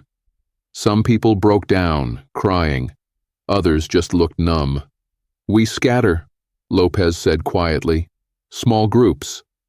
Better chance of survival." That was it. The end of the attempt at organized survival.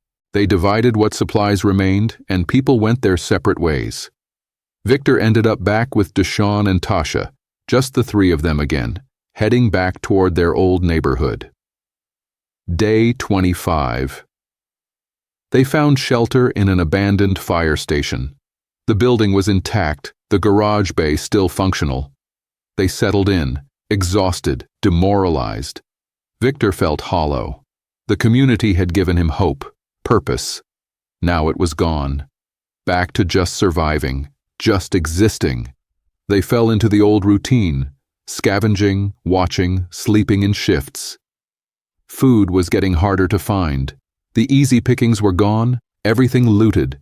They had to go deeper into dangerous areas, risk more for less return. Victor knew they were on borrowed time. Eventually, they'd run out of supplies, or get cornered, or make a mistake. The statistics were against them. Everyone died eventually. It was just a question of when. Day 27.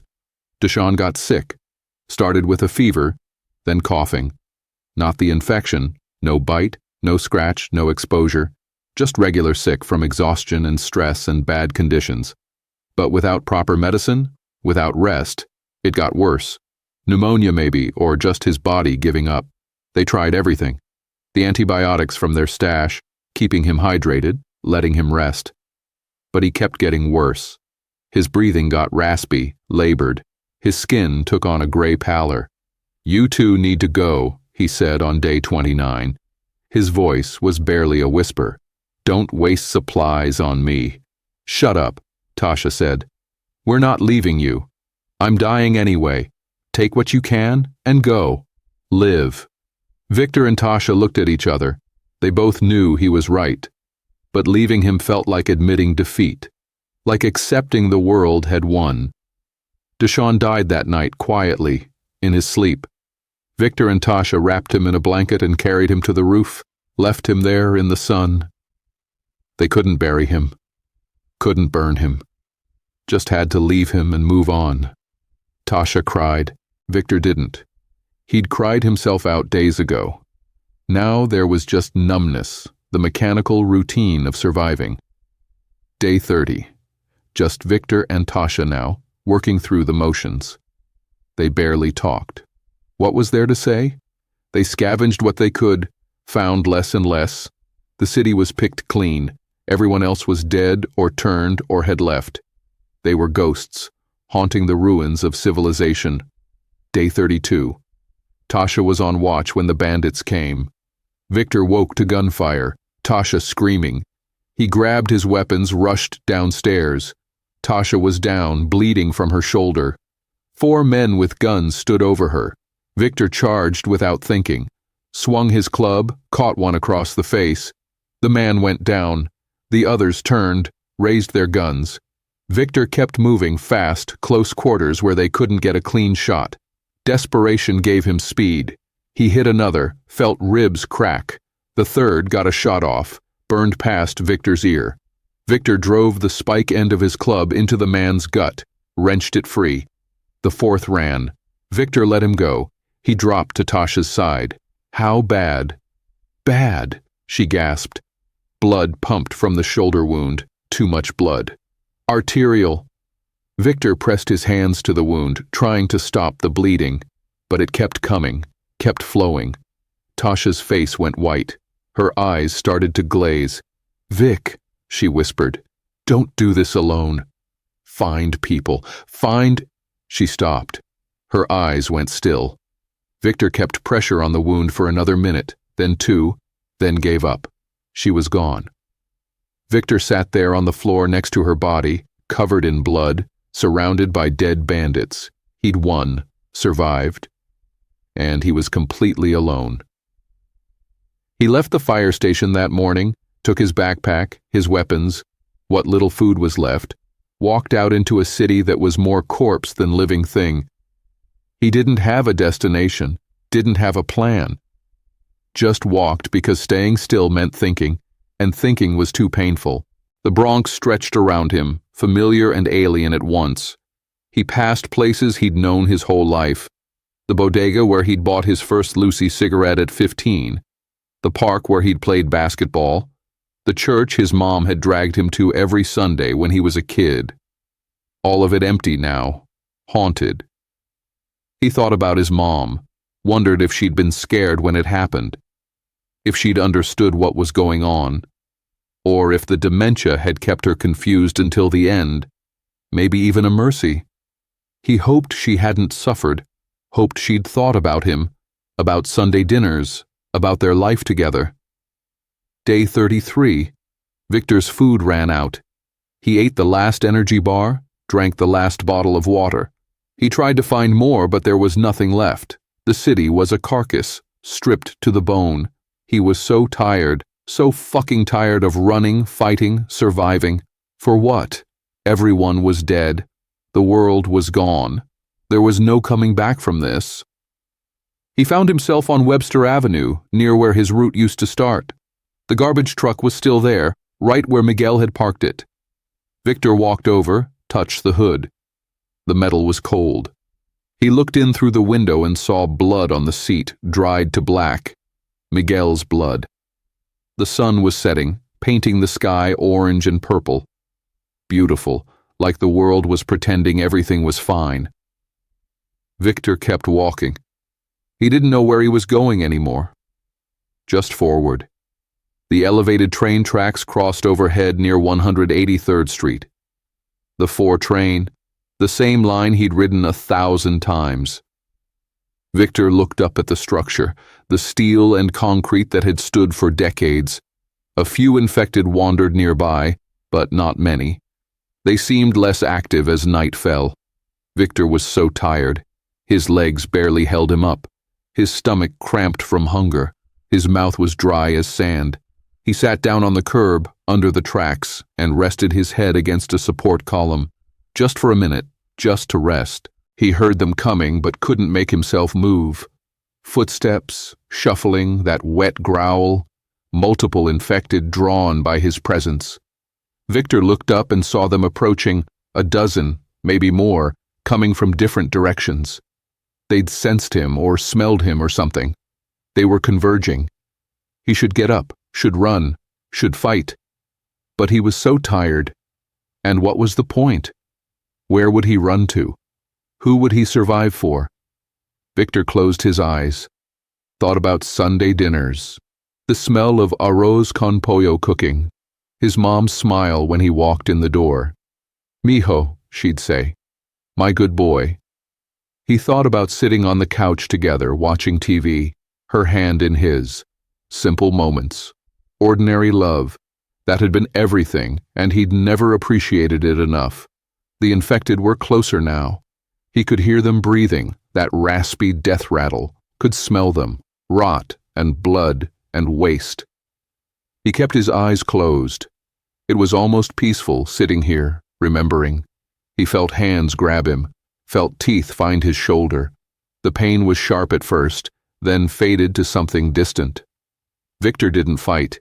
He just held on to that memory, his mom smiling, the smell of Sunday dinner, the warmth of home. The world he'd lost. As consciousness faded, Victor thought about all the people who'd died. Miguel, his mom, Deshawn, Tasha, Carlos, Sarah, the countless others. They'd all been ordinary people living ordinary lives. They'd gone to work, loved their families, tried to do right, and the world had ended anyway, taken them all, turned their lives into nothing but blood and screaming. But before that, before the end, there had been those Sunday dinners. There had been love. That had been real. That had mattered. Victor's last thought was of his mom's face, smiling, calling him home. And then there was nothing. Just the elevated tracks above, the city around him, and the quiet night claiming one more soul. The infection took him, and Victor, who'd worked sanitation in the Bronx for 23 years, who'd survived the impossible for 33 days, who'd tried so hard to make it to his mother. Victor died thinking about Sunday dinners and her smile under the elevated tracks where his route used to run, where life had once been ordinary and precious and real. The infected that killed him wandered away, looking for more prey. His body lay there in the shadow of the tracks, just another casualty in a city full of them, just another person who'd fought to survive and lost. The world kept turning, indifferent to his struggle, indifferent to his memories.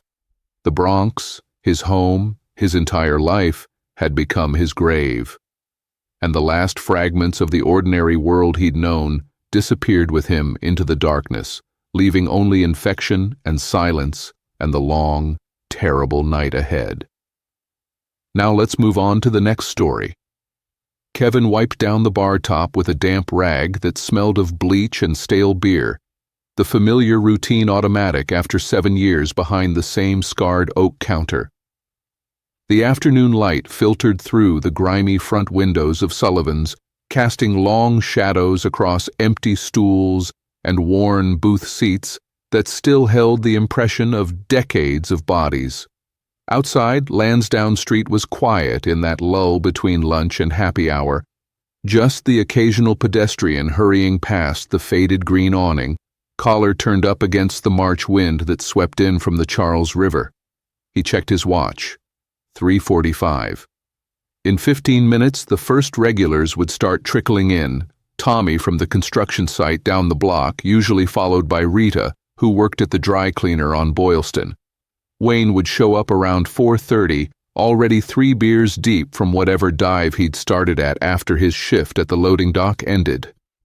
Kevin knew their orders by heart, could have them poured and waiting before they settled onto their usual stools. The television mounted above the liquor shelf played the local news on mute, closed captions scrolling across images of reporters standing outside MIT's campus. Kevin glanced up while restocking the beer cooler, noting the yellow police tape and clusters of students being led away from one of the buildings. Some kind of lab incident. It had been the lead story since last night, though details remained scarce. The captions mentioned a containment breach, possible chemical exposure, ongoing investigation. Kevin had heard snippets from customers throughout the morning shift, theories ranging from a gas leak to some kind of academic rivalry gone wrong. His phone buzzed in his back pocket. A text from Danny, his younger brother. "Still on for Sunday dinner?"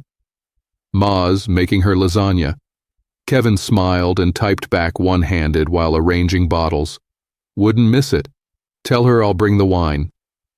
Better bring 2 bottles. You know how she gets." 3 bottles. Got it. He slid the phone back into his pocket and continued working. The bar needed restocking before the evening rush. Kevin had learned the rhythm of the place within his first month 7 years ago. Tuesday afternoons were slow, but by 6 o'clock, the stools would be full of people looking to kill a few hours before heading home to Southie or Dorchester or Roxbury. Sullivan's wasn't fancy. The floor was sticky with spilled drinks no matter how many times he mopped. The pool table in the back had felt worn smooth in patches. The jukebox still accepted quarters, but half the songs skipped. But it was steady work, cash tips, and a place where he knew everyone's name and story. Kevin had started bartending to pay his way through community college, intending to finish his degree in electrical work. That had been the plan. 7 years later, he was still here, still mixing drinks and breaking up arguments and listening to the same stories from the same people every week. His younger brother Danny had finished his nursing degree at UMass, gotten a good job at Mass General, moved into a decent apartment in Southie. Their mother never said it outright, but Kevin could read the disappointment in her eyes every Sunday when they gathered for dinner. He was 32 years old, lived in a studio apartment in Alston that cost too much for too little space, and spent his nights serving drinks to people who were trying to forget their own disappointments. It wasn't the life he'd imagined, but it was his life, and he'd learned to find a kind of satisfaction in the small skills of the trade, the perfect pour, the right joke to diffuse tension, knowing when to listen and when to cut someone off before they got sloppy. The front door opened with a gust of cold air, and Tommy walked in, work boots heavy on the worn floorboards. He was a big man, broad-shouldered and thick-armed from years of construction work, his face weathered and red from the wind. He shrugged out of his jacket and hung it on the hook by the door before making his way to his usual stool, third from the left. "Hey, Kev," Tommy said, settling onto the seat with a heavy sigh. "Cold as hell out there." "Feels like winter's not done yet," Kevin agreed, already reaching for a pint glass. "The usual?" "Yeah. Make it a tall one. Long day." Kevin pulled the tap for Sam Adams, watching the beer foam up golden in the glass, then topped it off and set it on a coaster in front of Tommy. The older man wrapped both hands around it and took a long drink, then exhaled with satisfaction. "You see the news?" Tommy asked, jerking his chin toward the television. "MIT thing?" "Been on all day," Kevin said. "They're not saying much. Chemical spill or something. My cousin works campus security over there, Tommy said. Says it's worse than they're letting on. Says they had to evacuate 2 whole buildings, guys in hazmat suits going in and out all night. He texted me this morning, said there were ambulances lined up all the way down Mass Avenue. Kevin glanced at the television screen. The footage showed the same scene. Police tape, officials in protective gear, students being questioned. They saying anyone got hurt? Couple people taken to the hospital. That's all they're confirming. Tommy took another drink. But my cousin says there were more. Says he saw body bags. Body bags? Kevin frowned. For a chemical spill? Tommy shrugged. That's what he said. But you know how these things go. Could be bullshit. Could be he saw equipment bags or something. Everyone's paranoid these days. He paused, staring at his beer. Though he's not usually the type to make shit up. The door opened again, and Rita came in, a small woman in her 50s with dyed black hair and tired eyes. She waved to Kevin and took her usual spot 2 stools down from Tommy. White wine, Rita? Kevin asked. God, yes, she said, peeling off her coat. What a day! He poured her Chardonnay from the box they kept in the cooler. Not the good stuff, but Rita never complained. She took a sip and closed her eyes for a moment, savoring it. You okay? Kevin asked. Just tired, she said, and creeped out. Had 3 customers come in today all shaky and sick-looking. One woman threw up right on the counter. I had to close for an hour to clean it up and disinfect everything. Flu season, Tommy offered. Maybe, Rita said, but she didn't sound convinced. But it was weird. All 3 of them looked terrible. Sweating, pale, couldn't stop shaking, and their eyes. She trailed off, shaking her head. I don't know. Just weird. Kevin felt a small twist of unease in his gut, but he pushed it aside. People got sick. It was March. Cold and flu season, everyone cooped up indoors, spreading germs. Nothing unusual about that. He went back to wiping down the bar, letting Tommy and Rita fall into their usual conversation about the Red Sox's prospects for the coming season. More customers trickled in over the next hour. Kevin poured drinks, made small talk, kept the television on the news even though most people weren't paying attention. The reports continued about the MIT incident, but the information remained vague. Ongoing investigation, community urged to remain calm, no confirmed deaths. But between the official statements, Kevin caught glimpses of something else. A reporter mentioned unusual symptoms among those exposed. Another clip showed protesters outside a hospital demanding answers. A city councilor called for transparency, while the university spokesman insisted everything was under control. Wayne arrived at 4:45, 15 minutes later than usual. Kevin noticed immediately that something was off. Wayne was a regular like clockwork. 58 years old, worked at a shipping facility in Southie, drank Budweiser exclusively, always ordered exactly 4 beers before heading home to his apartment. He had a routine, and routine was religion for men like Wayne. But today Wayne looked terrible. His face was flushed and slick with sweat despite the cold outside. His hands trembled as he hung up his jacket. He moved slowly, like his joints hurt, and when he sat down on his stool, he nearly missed it, catching himself at the last second. Jesus, Wayne, Kevin said, concern overriding the usual greeting. You look like shit. Feel like it too, Wayne muttered. His voice was hoarse, strained. Been sick since this morning. Thought I was getting better, but... He wiped his forehead with his sleeve. I don't know. Everything hurts. Maybe you should head home, get some rest, Kevin suggested. I'll call you a cab. No, just need a beer. Settle my stomach. Wayne's eyes were bloodshot, the whites yellowed and threaded with red veins. Budweiser, cold as you got. Kevin hesitated. Every instinct told him Wayne should be home in bed, not sitting on a bar stool. But it wasn't his place to refuse service to someone who wasn't drunk, wasn't causing trouble. He pulled the beer and set it in front of Wayne, watching as the man's shaking hands wrapped around the bottle. Wayne drank deeply, then set the bottle down with a heavy thunk. He stared straight ahead, breathing hard through his mouth. His skin had a gray pallor beneath the flush, and sweat dripped from his temples. "Seriously, man," Kevin said, "you don't look good. Let me get you that cab." "I'm fine," Wayne snapped, then immediately looked apologetic. Sorry, my head's killing me. Everything's so loud." He pressed his palms against his temples. "Can you turn down the TV?" The television was barely audible over the general bar noise. Conversations, the clink of glasses, the hum of the cooler, but Kevin grabbed the remote and lowered the volume anyway. Wayne nodded gratefully and took another long drink from his beer.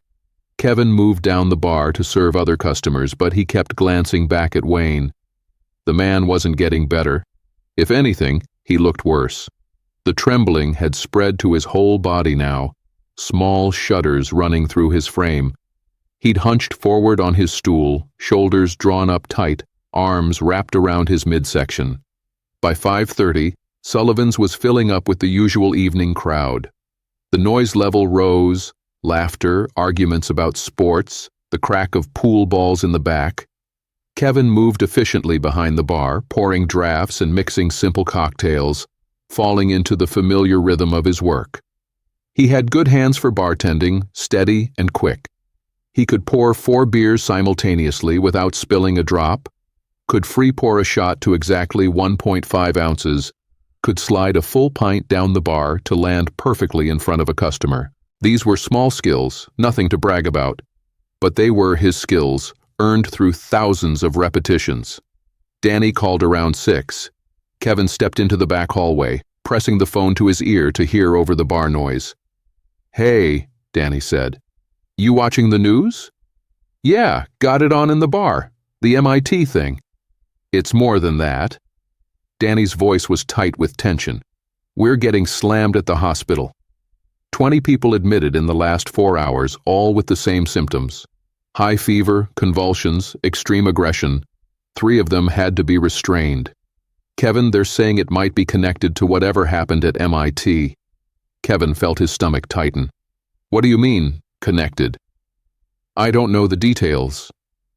But there's talk about some kind of pathogen, maybe an infection that spreads person to person. The CDC is sending people. The state health department shut down 2 T-stops near MIT. Danny paused. "Ma's freaking out. She wants us both to come stay with her in Southie until this blows over." "Danny, come on. It's probably just—" "I'm serious, Kev. I've seen people die from flu before. This isn't flu. These patients, they're—" He lowered his voice. "One guy broke his restraints. Took 4 orderlies to hold him down. He was trying to bite people, Kevin. Trying to bite them." A cold feeling spread through Kevin's chest. He looked back toward the bar, where Wayne still sat hunched on his stool, shaking and sweating. "Okay," Kevin said. "Okay, I hear you. But I can't just leave right now. I'm on shift until close. Then close early. I can't do that. We're full and Pete's not here to take over." Pete was the owner, a retired cop who only came in for a few hours in the mornings to handle paperwork. "Soon as my shift ends, I'll head to Ma's." "Promise." Danny was quiet for a moment. "Be careful, all right? If you see anyone acting strange, just get away from them." "I will. I'm serious." "I know. I'll be fine. It's just a Tuesday night at the bar." After he hung up, Kevin stood in the hallway for a long moment, trying to shake the anxiety crawling up his spine. Danny wasn't the type to panic. If he was worried, there was real reason to be worried. But what could Kevin do? Walk out and leave the bar unattended? People were drinking, having a normal evening. Everything seemed fine, except Wayne. Kevin pushed through the swinging door back into the bar and immediately saw that something had changed. The conversations had quieted. People were staring toward the middle of the bar where Wayne still sat, but now he was leaning forward, elbows on the bar, head hanging down between his shoulders. His entire body shook with violent tremors, dark sweat stains spread across his back. "Wayne?" Kevin approached carefully. "Hey, buddy, I'm calling you an ambulance." Wayne didn't respond. His breathing came in harsh, ragged gasps. Tommy had stood up from his stool, backing away. "Kev, something's really wrong with him." "I know. I'm calling." Wayne's head snapped up. His eyes were wrong. The whites had turned completely red, burst blood vessels creating a horrific crimson mask. His lips had pulled back from his teeth in something that wasn't quite a grimace, wasn't quite a snarl. Drool hung from his chin in thick strings. "Jesus Christ," Rita whispered. Wayne stood up from the stool. The movement was jerky, uncoordinated, like a puppet being yanked upright by its strings.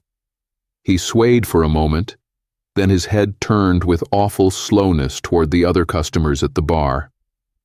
Kevin's hand moved toward the phone in his pocket, but he couldn't make himself look away from Wayne's face. Those red eyes were empty of recognition, empty of anything human. Just a terrible, mindless hunger. Wayne lunged. He moved with shocking speed for someone who had seemed barely able to sit upright moments before. His hands reached for the man sitting next to him, a young guy Kevin didn't know, probably a grad student from BU who'd wandered in for a cheap beer. The guy started to turn, started to raise his hands in defense, but Wayne was on him before he could move. Wayne's teeth sank into the man's neck. Blood sprayed across the bar, hot and arterial, spattering Kevin's face and shirt. The grad student screamed, a high, terrible sound that cut through the sudden chaos as everyone in the bar scrambled to get away. Wayne shook his head like a dog with a toy, ripping flesh, and the screaming turned to gurgling as the man's throat tore open. Kevin stood frozen, his mind refusing to process what his eyes were seeing. This couldn't be happening. This was Sullivan's, his bar, his safe and predictable routine. People didn't attack each other like animals. People didn't... Wayne released the dying man and turned toward Rita. She was backing away, wine glass still clutched in her hand, her mouth open in shock. Wayne's face was covered in blood, chunks of flesh visible between his teeth, and his eyes locked onto her with that same empty hunger. Training kicked in before conscious thought. Kevin grabbed the nearest heavy object, a bottle of Jack Daniels from the shelf behind him. His hand wrapped around the neck, the weight familiar, and he swung it in a wide arc that brought it crashing into the side of Wayne's head. Glass shattered, whiskey and blood mixed. Wayne staggered sideways, hit the bar, bounced off. He turned toward Kevin with a wet, rattling sound that might have been breathing, might have been a growl. Kevin swung again, and again. The bottle broke completely, leaving him holding just the jagged neck. But Wayne kept coming. His face was a ruin of blood and glass shards, but he didn't seem to feel it, didn't seem to care. His hands reached for Kevin, fingers hooked into claws. Tommy hit Wayne from the side, his construction worker bulk driving Wayne off his feet. They went down together in a tangle of limbs, crashing into an empty table. The table collapsed, wood splintering, and Tommy rolled away, breathing hard. Wayne got up. He shouldn't have been able to get up. Kevin had seen the damage, the broken skull where the bottle had connected, the unnatural angle of his neck from the fall. But he got up anyway, movements still jerky but purposeful, and lurched toward Tommy. Kevin's eyes swept the bar, looking for anything, everything. The chaos had spread. People running for the door, knocking over stools, spilling drinks. Someone was screaming. Multiple people were screaming. The grad student lay motionless on the floor in a spreading pool of blood, and Rita had backed herself into a corner, still holding that wine glass like it could protect her. The baseball bat. Pete kept a Louisville Slugger under the bar for trouble. Kevin had never needed to use it before. The mere presence of it was usually enough to calm down anyone who got too rowdy. He dove for it now, hand closing around the worn wood grip, and came up swinging. The bat connected with Wayne's shoulder as he bent over Tommy, knocking him sideways. Kevin followed through, bringing the bat around in a tight arc that caught Wayne across the face. Teeth flew, blood and something darker sprayed across the floor. Wayne went down.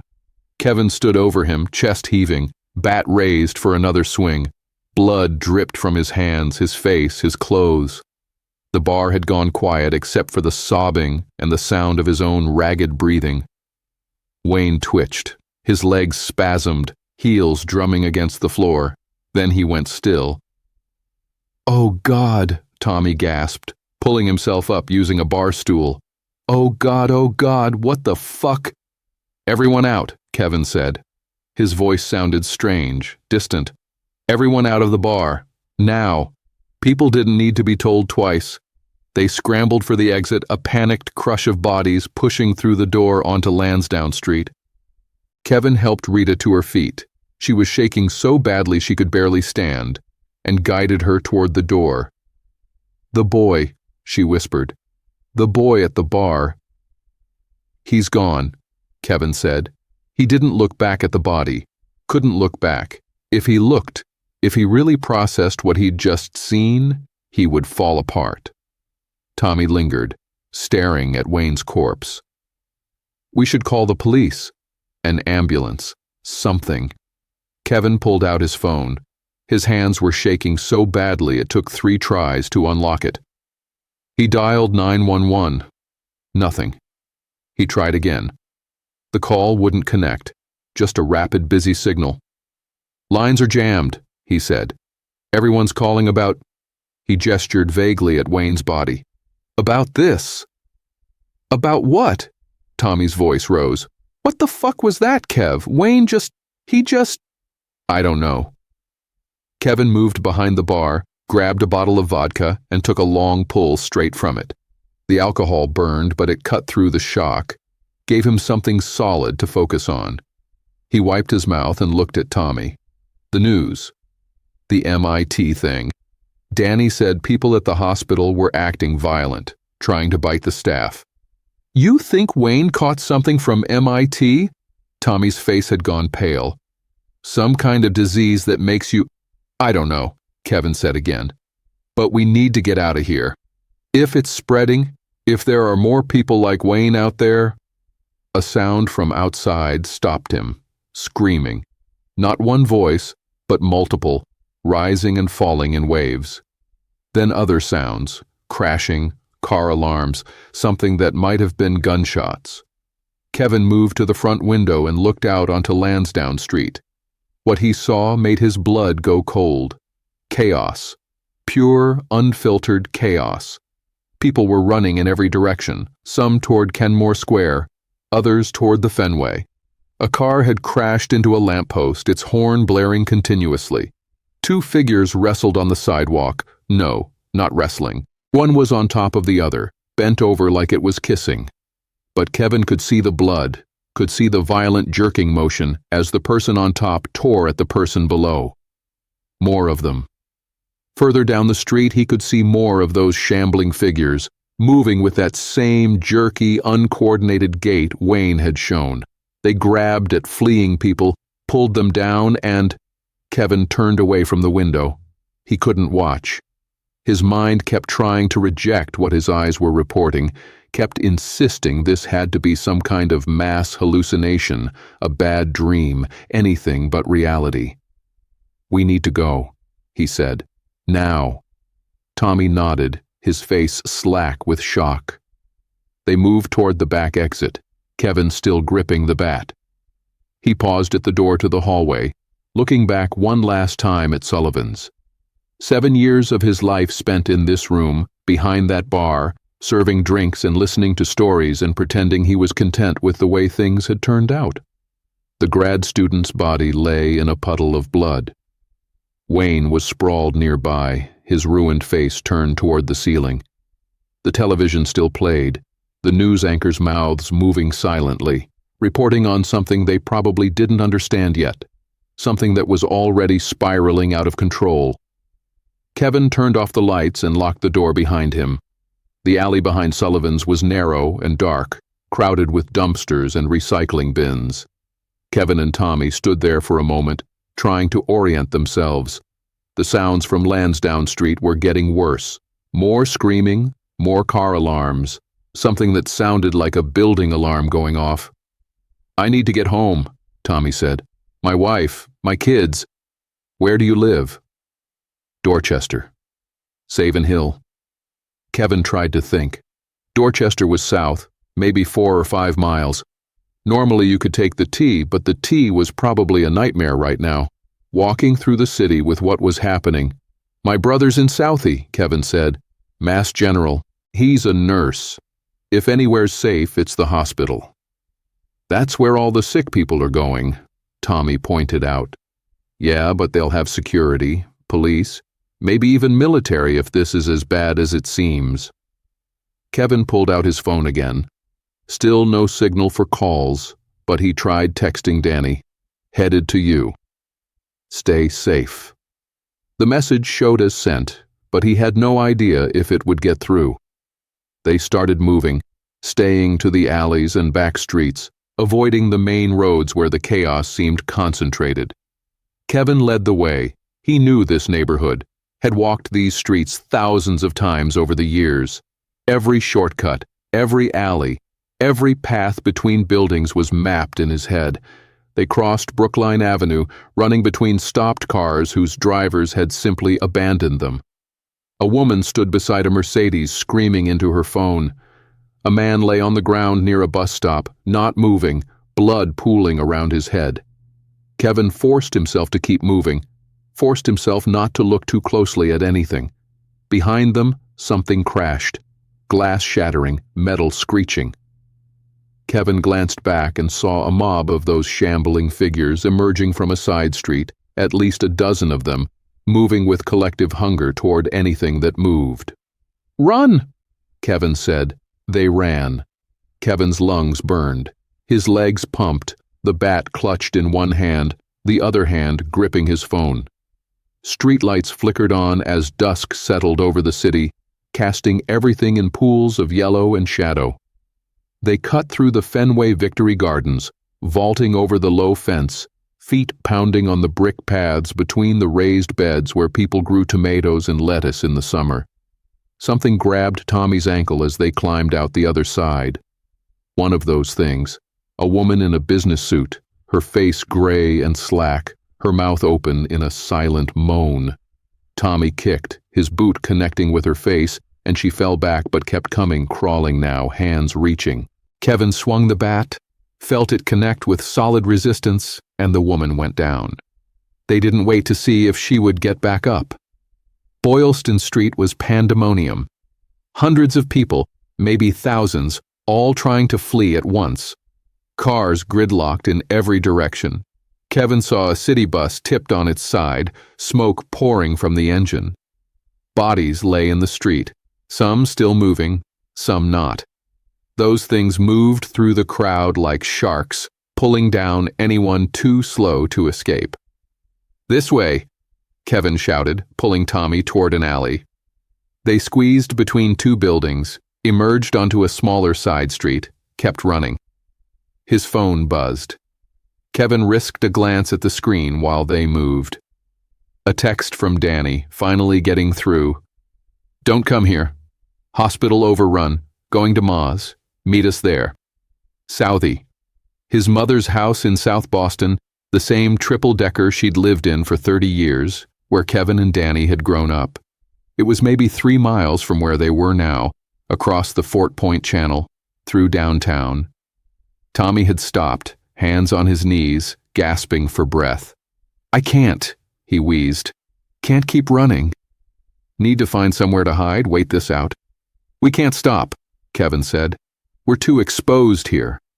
Just for a minute, just to think." Tommy looked around wildly. "There, that apartment building. We can get inside, lock the door, wait until morning. By morning, the police will have this under control." Kevin wanted to believe that, wanted to believe this was a temporary crisis, something that would be contained and resolved by people trained to handle emergencies. But he remembered the lines being jammed when he tried calling 911. He remembered the empty police cars he'd seen, doors open, no officers in sight. He remembered the sheer number of those things, and the way they kept getting up even when they shouldn't be able to. "All right," he said. "Just for a minute. The apartment building's front door was locked, but the glass was thin. Kevin used the bat to smash it, reached through, and opened the deadbolt from inside. They slipped into the lobby and pushed a heavy decorative table against the door. The lobby was empty, silent except for their ragged breathing. Mailboxes lined one wall. A staircase led up to the apartments above. Everything looked normal, untouched by the chaos outside. Tommy sank onto the stairs, head in his hands. "What the fuck is happening, Kev? What is this?" Kevin sat beside him, still gripping the bat. His arms ached. His whole body ached. He was covered in blood. Wayne's blood, the grad student's blood, maybe some of his own from cuts he couldn't remember getting. "I think it's what Danny said. Some kind of infection makes people violent, makes them attack others." The words sounded insane even as he said them. "And when they bite you, you catch it too. That's not possible. Diseases don't work that fast. You saw Wayne. He was sick for maybe an hour, then he—" Kevin couldn't finish the sentence. They sat in silence, listening to the sounds filtering in from outside. Sirens wailed in the distance, a constant, undulating scream that never seemed to get closer. Glass shattered somewhere nearby. Someone was sobbing, the sound thin and desperate. Kevin pulled out his phone. Still no calls going through, but texts were trickling in, the network overwhelmed but functional. He scrolled through his messages. Danny. "City's gone to hell. Stay wherever you are. Don't try to move at night." His mother. "Where are you? Danny says you're okay, but I need to hear from you. Please call me." A group text from his cousin in Quincy. "Anyone near me? Need help. Please." A message from his ex-girlfriend, someone he hadn't spoken to in 2 years. "If you're alive, I hope you stay that way." Kevin started typing a response to his mother, then stopped. What could he say? That he was alive for now? That he'd killed a man, even though that man was already dead in every way that mattered? That he had no idea how to get to her house, no idea if he would survive the next hour? He settled for, "I'm okay. With Tommy, going to wait until morning, then head your way. Love you." The message sat there, unsent. Kevin stared at it, thumb hovering over the send button. Once he sent it, it became real. All of this became real, the infection, the violence, the collapse of everything he'd known as normal. He pressed send. Tommy had pulled out his own phone, was frantically texting. Tears ran down his face, cutting tracks through the grime. "My wife's not answering. My kids, they're at my mother-in-law's in Dorchester, and she's not answering either. I need to get to them, Kev. I need to—" Something hit the front door, hard. The decorative table they'd pushed against it scraped backward an inch. Another impact, then another. Through the broken glass, Kevin could see shapes moving outside, bodies pressing against the door. "Upstairs," Kevin said. "Now." They took the stairs 3 at a time, reaching the second-floor landing as the table finally gave way below. The door crashed open. Kevin heard them coming, not running, but that same jerky, purposeful shamble. Multiple sets of feet on the stairs. The second-floor hallway was lined with apartment doors, all closed, all probably locked. Kevin tried the first door. Locked. Second door. Locked. Behind them, the sounds of pursuit grew closer. Third door, unlocked. Kevin yanked it open, and they tumbled inside, slamming it behind them and throwing the deadbolt. Something hit the door a moment later, making it shake in its frame. Then again, and again. They were in a one-bedroom apartment, sparsely furnished, mail piled on a table addressed to someone named J. Morrison. Kevin and Tommy moved through the rooms quickly, checking for other exits. There was a fire escape outside the bedroom window, rusty but intact. "We should keep moving," Kevin said. "Use the fire escape, get to the next building." But Tommy had collapsed onto the couch, his face buried in his hands. His whole body shook with sobs. "They're dead, aren't they? My family, everyone. This is the end of the world." "We don't know that." "I saw it, Kev. I saw those things. How many were there? Dozens? Hundreds? And they were just in our neighborhood. How many are there in the whole city? He looked up, his eyes red and desperate. How do you stop something like this? How do you fight it? Kevin had no answer. He moved to the window, looked out at the darkening city. Fires burned in multiple locations, orange glows against the purple sky. Smoke rose in thick columns. The constant sound of sirens had begun to fade, replaced by a more ominous sound. Silence punctuated by occasional screams and crashes. Boston was dying. Maybe it was already dead. His phone buzzed. Danny. They're in Southie now. Saw 3 of them outside the house. We're barricaded in. Kev, I don't think you can make it here. Kevin typed back, I'm coming. Stay put. Don't. It's too dangerous. You're my brother. A long pause. Then, I know. Tommy had stopped crying. He sat on the couch, staring at nothing, his face empty. I'm not going to make it to Dorchester, am I? I don't know, Kevin said honestly, but you're going to try to get to Southie. To your family? Yeah. Tommy nodded slowly. That's good. That's what you should do. He stood up, moved to the window beside Kevin, and looked out at the burning city. I think I'll stay here tonight. Rest. Try calling my wife again. Maybe in the morning things will be clearer. They both knew he was lying. Both knew that by morning things would only be worse. But Kevin didn't argue. Some lies were necessary. There's probably food in the kitchen, Kevin said. Water. Maybe you should eat something. Yeah, maybe. Tommy turned to face him, and for a moment, he looked like he wanted to say something profound, something meaningful. Instead, he just held out his hand. Good luck, Kev. Kevin shook it. You too. He left through the fire escape, climbing down into the narrow space between buildings. The metal rungs were cold and slick with evening dew. Below, in the alley, he could see 2 of those things shuffling past, their heads turning at the sound of his descent. He froze, pressed against the brick wall, barely breathing. They moved on, drawn by some other sound or movement. Kevin waited until they were out of sight, then dropped the last few feet to the ground. The bat was still strapped to his back with his belt, and he pulled it free now, holding it ready. The city had transformed in the few hours since he'd left Sullivan's. The streets that had been familiar, almost comfortingly mundane in their routine, were now a nightmare landscape. Bodies lay where they'd fallen. Abandoned cars filled the roads. The things that had been people wandered in groups or alone, always moving, always searching. Kevin moved through the shadows, staying low, staying quiet. Every sound made his heart hammer. Every movement in his peripheral vision made him tense, ready to run or fight. He'd never been in the military, never been in any situation where violence was expected.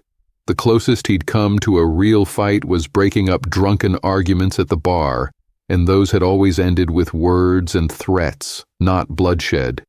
Now he'd killed someone. Wayne was dead because Kevin had beaten him with a bottle and a bat. It didn't matter that Wayne had already been gone, already transformed into something that wore Wayne's face but wasn't Wayne anymore. Kevin's hands had ended a life. He tried not to think about it, tried to focus on the immediate problem of survival, of navigation, of getting to Southie. But his mind kept replaying the moment of impact, the feeling of the bottle shattering against Wayne's skull, the wet sound it had made. A scream cut through the night, sharp and sudden and close. Kevin pressed himself into a doorway, watching as a woman ran past, chased by 2 of those things. They moved faster than he'd expected, closing the distance with predatory focus. The woman stumbled, went down, and they were on her before Kevin could move. He turned away, forced himself to keep moving. He couldn't save her, couldn't save anyone. All he could do was try to reach his own family. The streets around Back Bay Station were a mess of abandoned vehicles and wandering dead. Kevin could see the station entrance, usually crowded with commuters, now dark and empty. He considered trying to go through the T-tunnels, There might be fewer of those things underground, but the thought of being trapped in the dark with them was worse than facing them in the open. He cut across the public garden instead, moving between the trees and through the flower beds. The park was eerily quiet, the famous swan boats sitting motionless on the pond.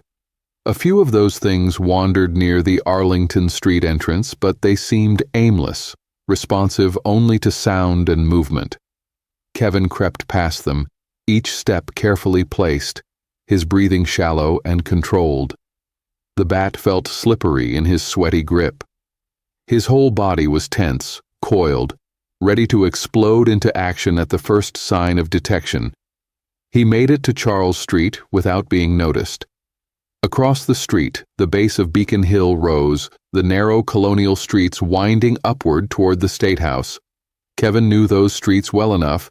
He'd delivered food in this neighborhood when he was younger, had friends who'd lived in the area, but they were a maze, and mazes were death traps when you needed to move quickly. Better to stay on the main roads even if they were more exposed. He headed south on Charles toward Cambridge Street, then cut east.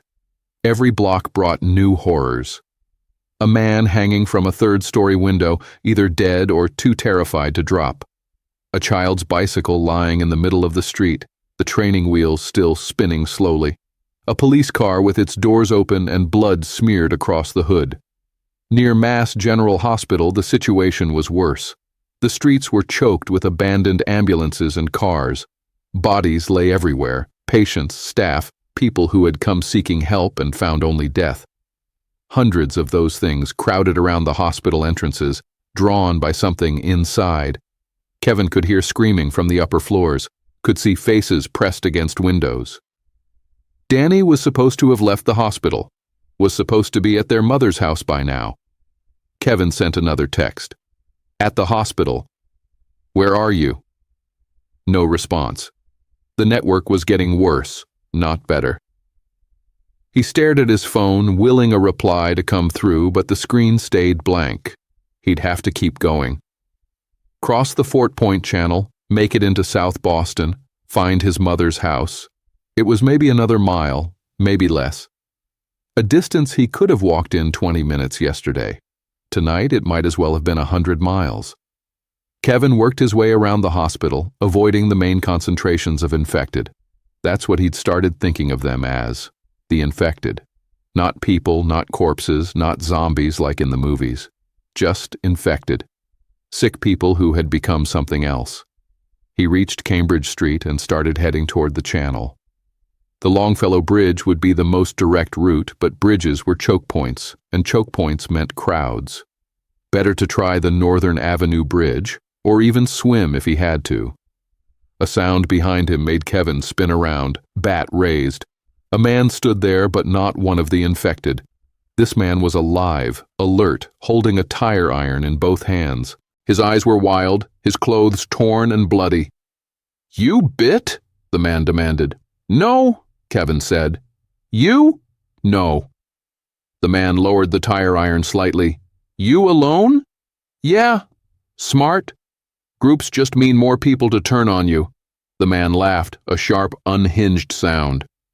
"I watched my whole family change. Wife, 2 kids. Had to—" He stopped, his face twisting.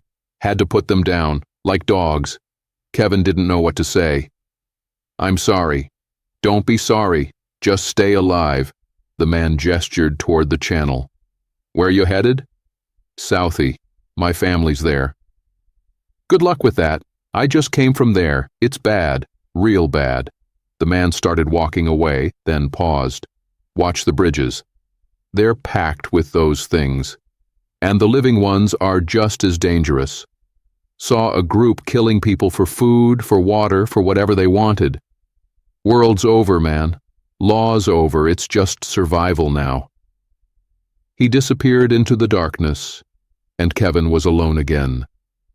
The Northern Avenue Bridge was indeed packed. Kevin could see them from blocks away, a mass of bodies covering the span. Some were infected, shambling in circles. Others were alive, fighting with each other, fighting with the infected, fighting for space to cross. Kevin turned away, headed toward the seaport. There were boats down there, or at least there used to be. Maybe he could find something, row across the water, come up into Southie from the harbor side. The seaport district was on fire. Literally on fire. Multiple buildings burning unchecked, flames leaping from window to window, smoke thick enough to make breathing difficult. Kevin pulled his shirt up over his nose and mouth, eyes watering, and tried to navigate through the inferno.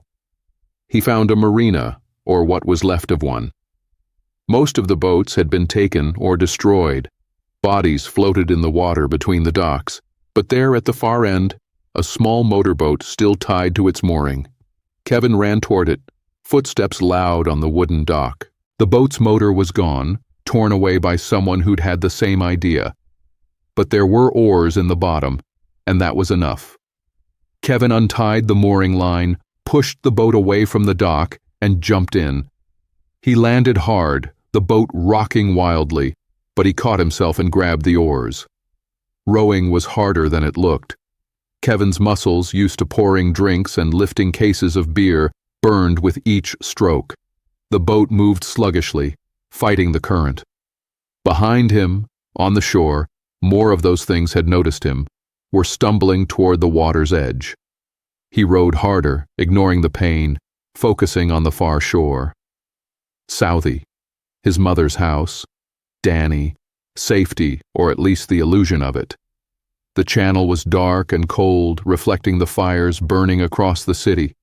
Kevin could see the whole skyline from here, could see how much of Boston was lost. The financial district burned, smoke rose from Cambridge, from Charlestown, from every neighborhood. The city he'd lived in his whole life was consuming itself. Something bumped the boat.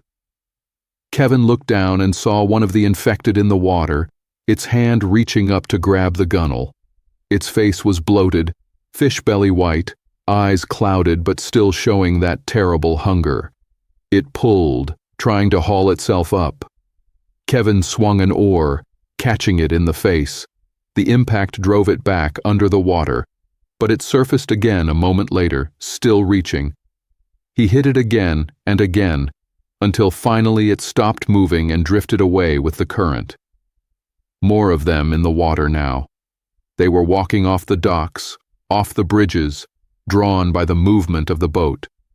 Kevin rowed frantically, aiming for a spot on the South Boston shore that looked relatively clear. His shoulders screamed, his hands had blistered, then the blisters had burst, and now they were bleeding, sticking to the oar handles.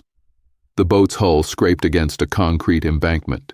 Kevin abandoned the oars, grabbed his bat, and scrambled onto dry land.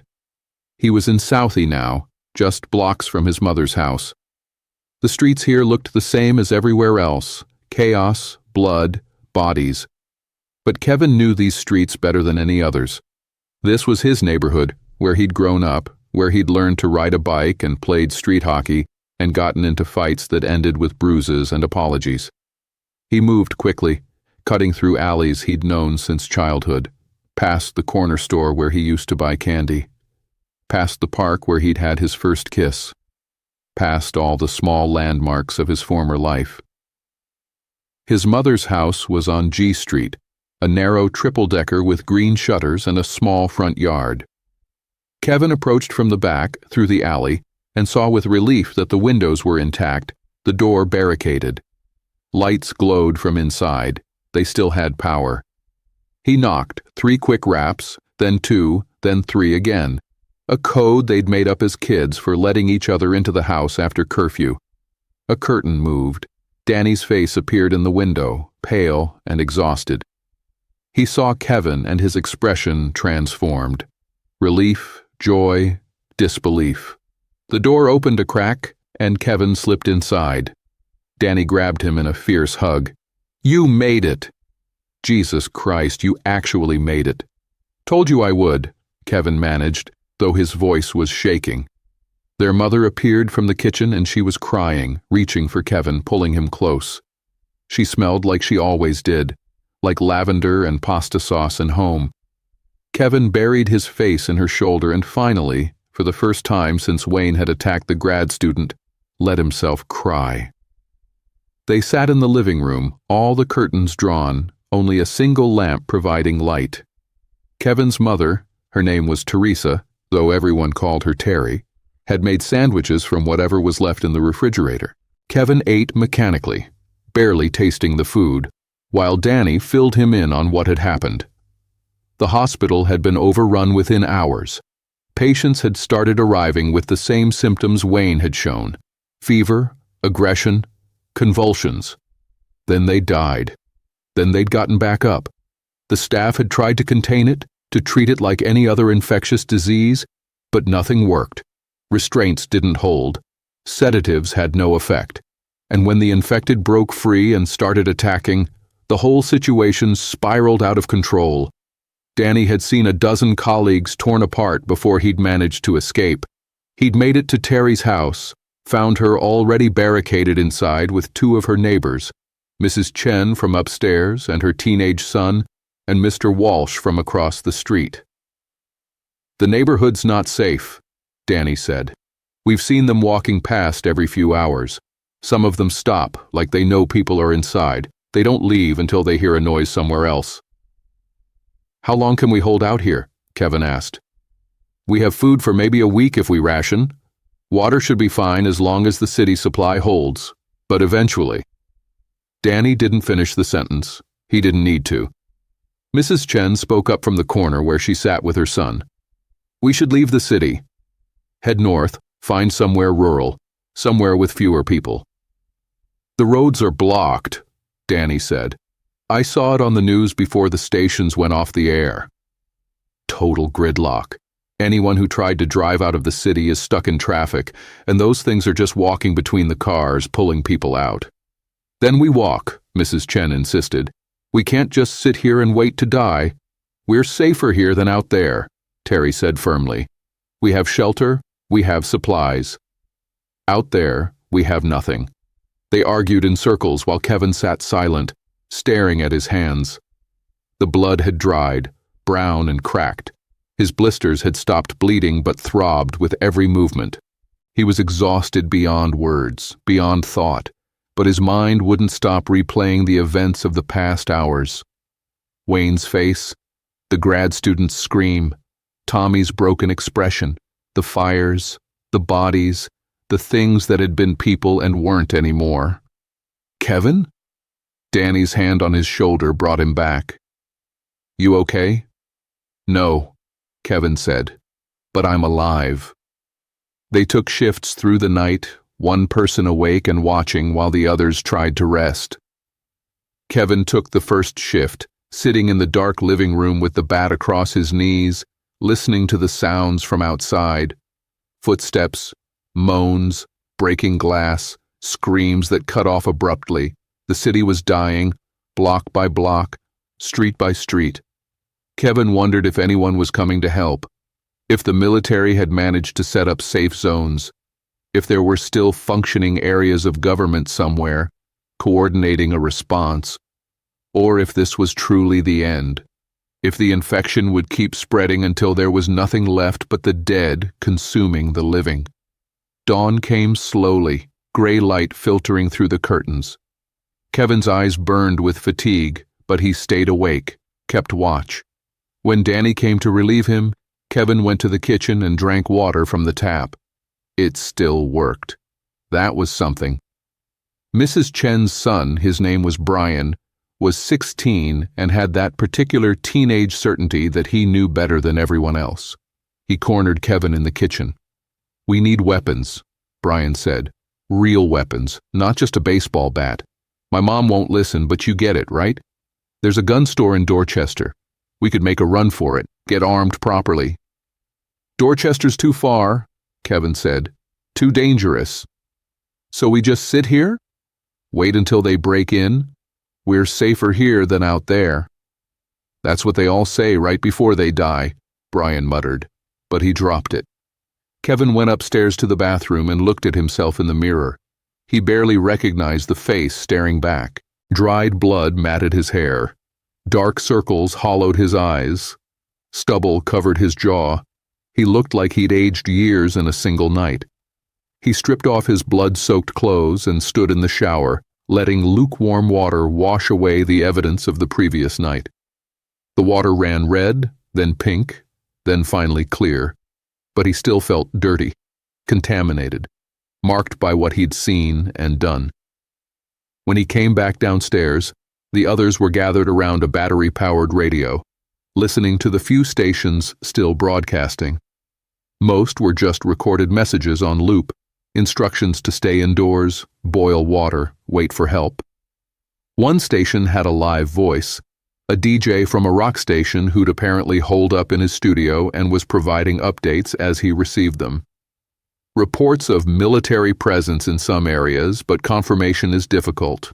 We're hearing safe zone in Framingham, another in Worcester, nothing in the city itself as far as I can confirm. For those just tuning in, this is WBCN, and I'll keep broadcasting as long as the generator holds out.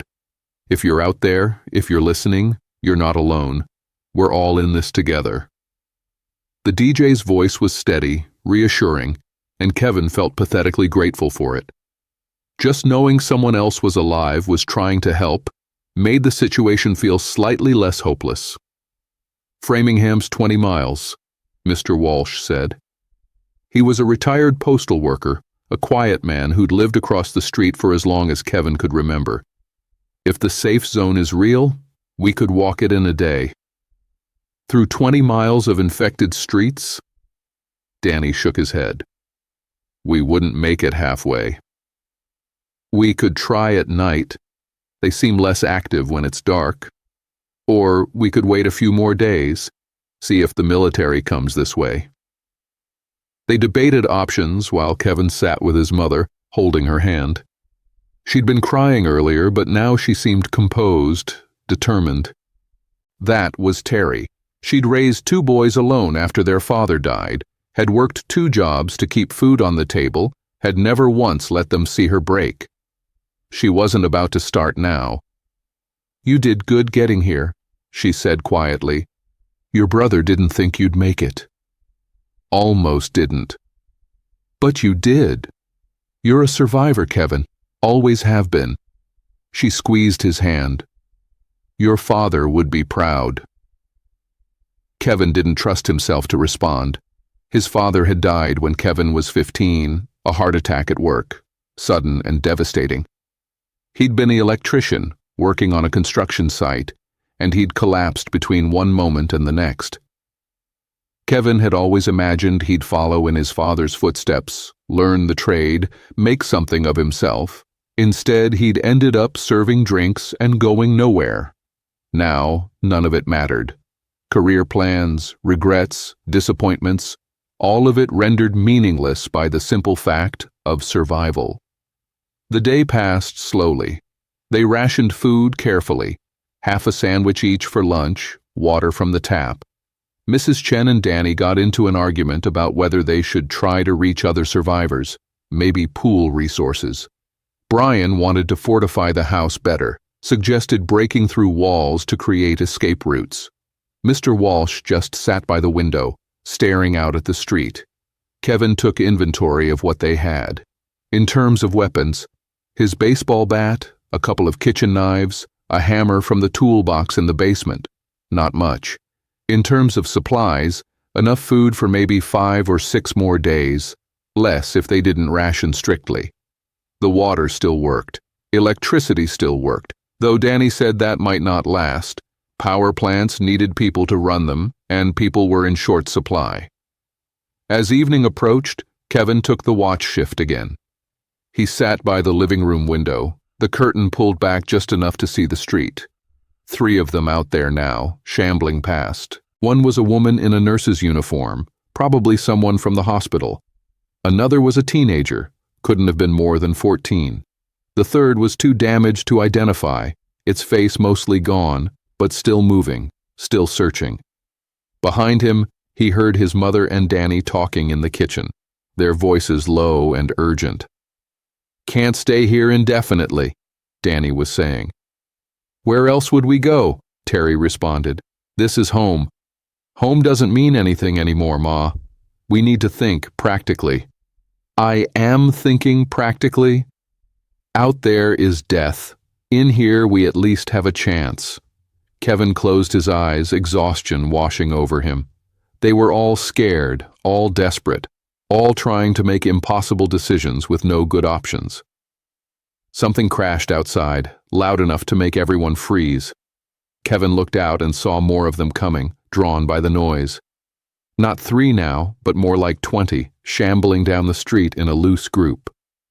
They moved past the house, following some sound or movement Kevin couldn't identify. "They're getting more active," Mrs. Chen observed. She'd moved to the window beside Kevin. During the day they seemed aimless.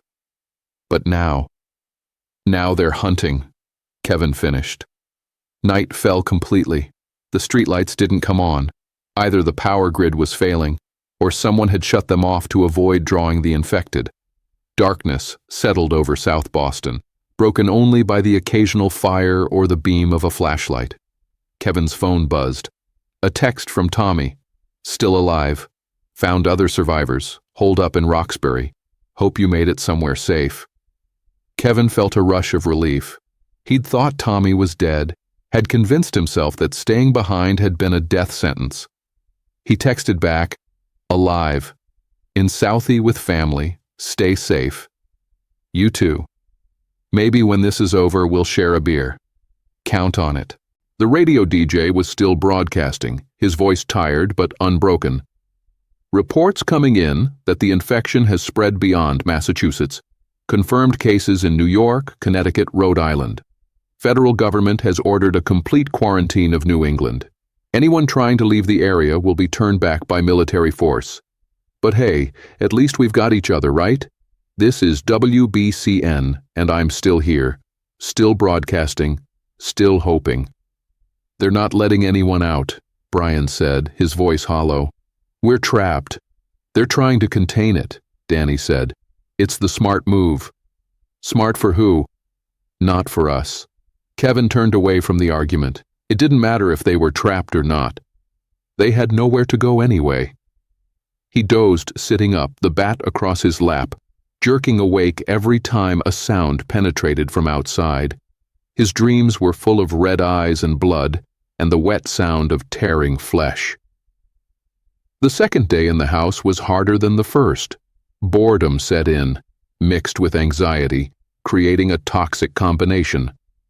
Brian paced constantly. Mrs. Chen kept looking at photos on her phone, crying silently. Mr. Walsh hadn't said more than a dozen words since they'd arrived. Kevin tried to make himself useful. He went down to the basement and came back up with his father's old toolbox.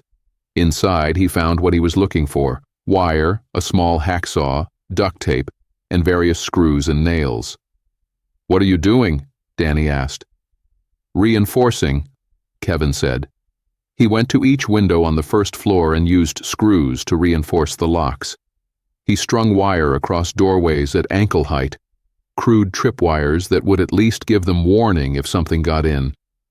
He fashioned a makeshift spear from a broom handle and one of the kitchen knives, using duct tape to secure it. These were small skills, learned from his father and from 7 years of fixing things around the bar. Nothing heroic, nothing special, just practical solutions to immediate problems. Terry watched him work with sad pride in her eyes. "He really would be proud, you know. Your father. The way you're taking care of us." "I'm just doing what needs doing," Kevin said, but the words made something tight ease in his chest. On the third day, Mr. Walsh died. Not from infection, from a heart attack. He'd been complaining of chest pains the day before, but none of them had paid much attention. Too many other problems to worry about. He went to sleep on the couch that evening and simply didn't wake up. Danny confirmed he was dead, then looked at Kevin with stricken realization. "We need to do something with the body." Before he turns, Kevin finished. They'd all seen it happen.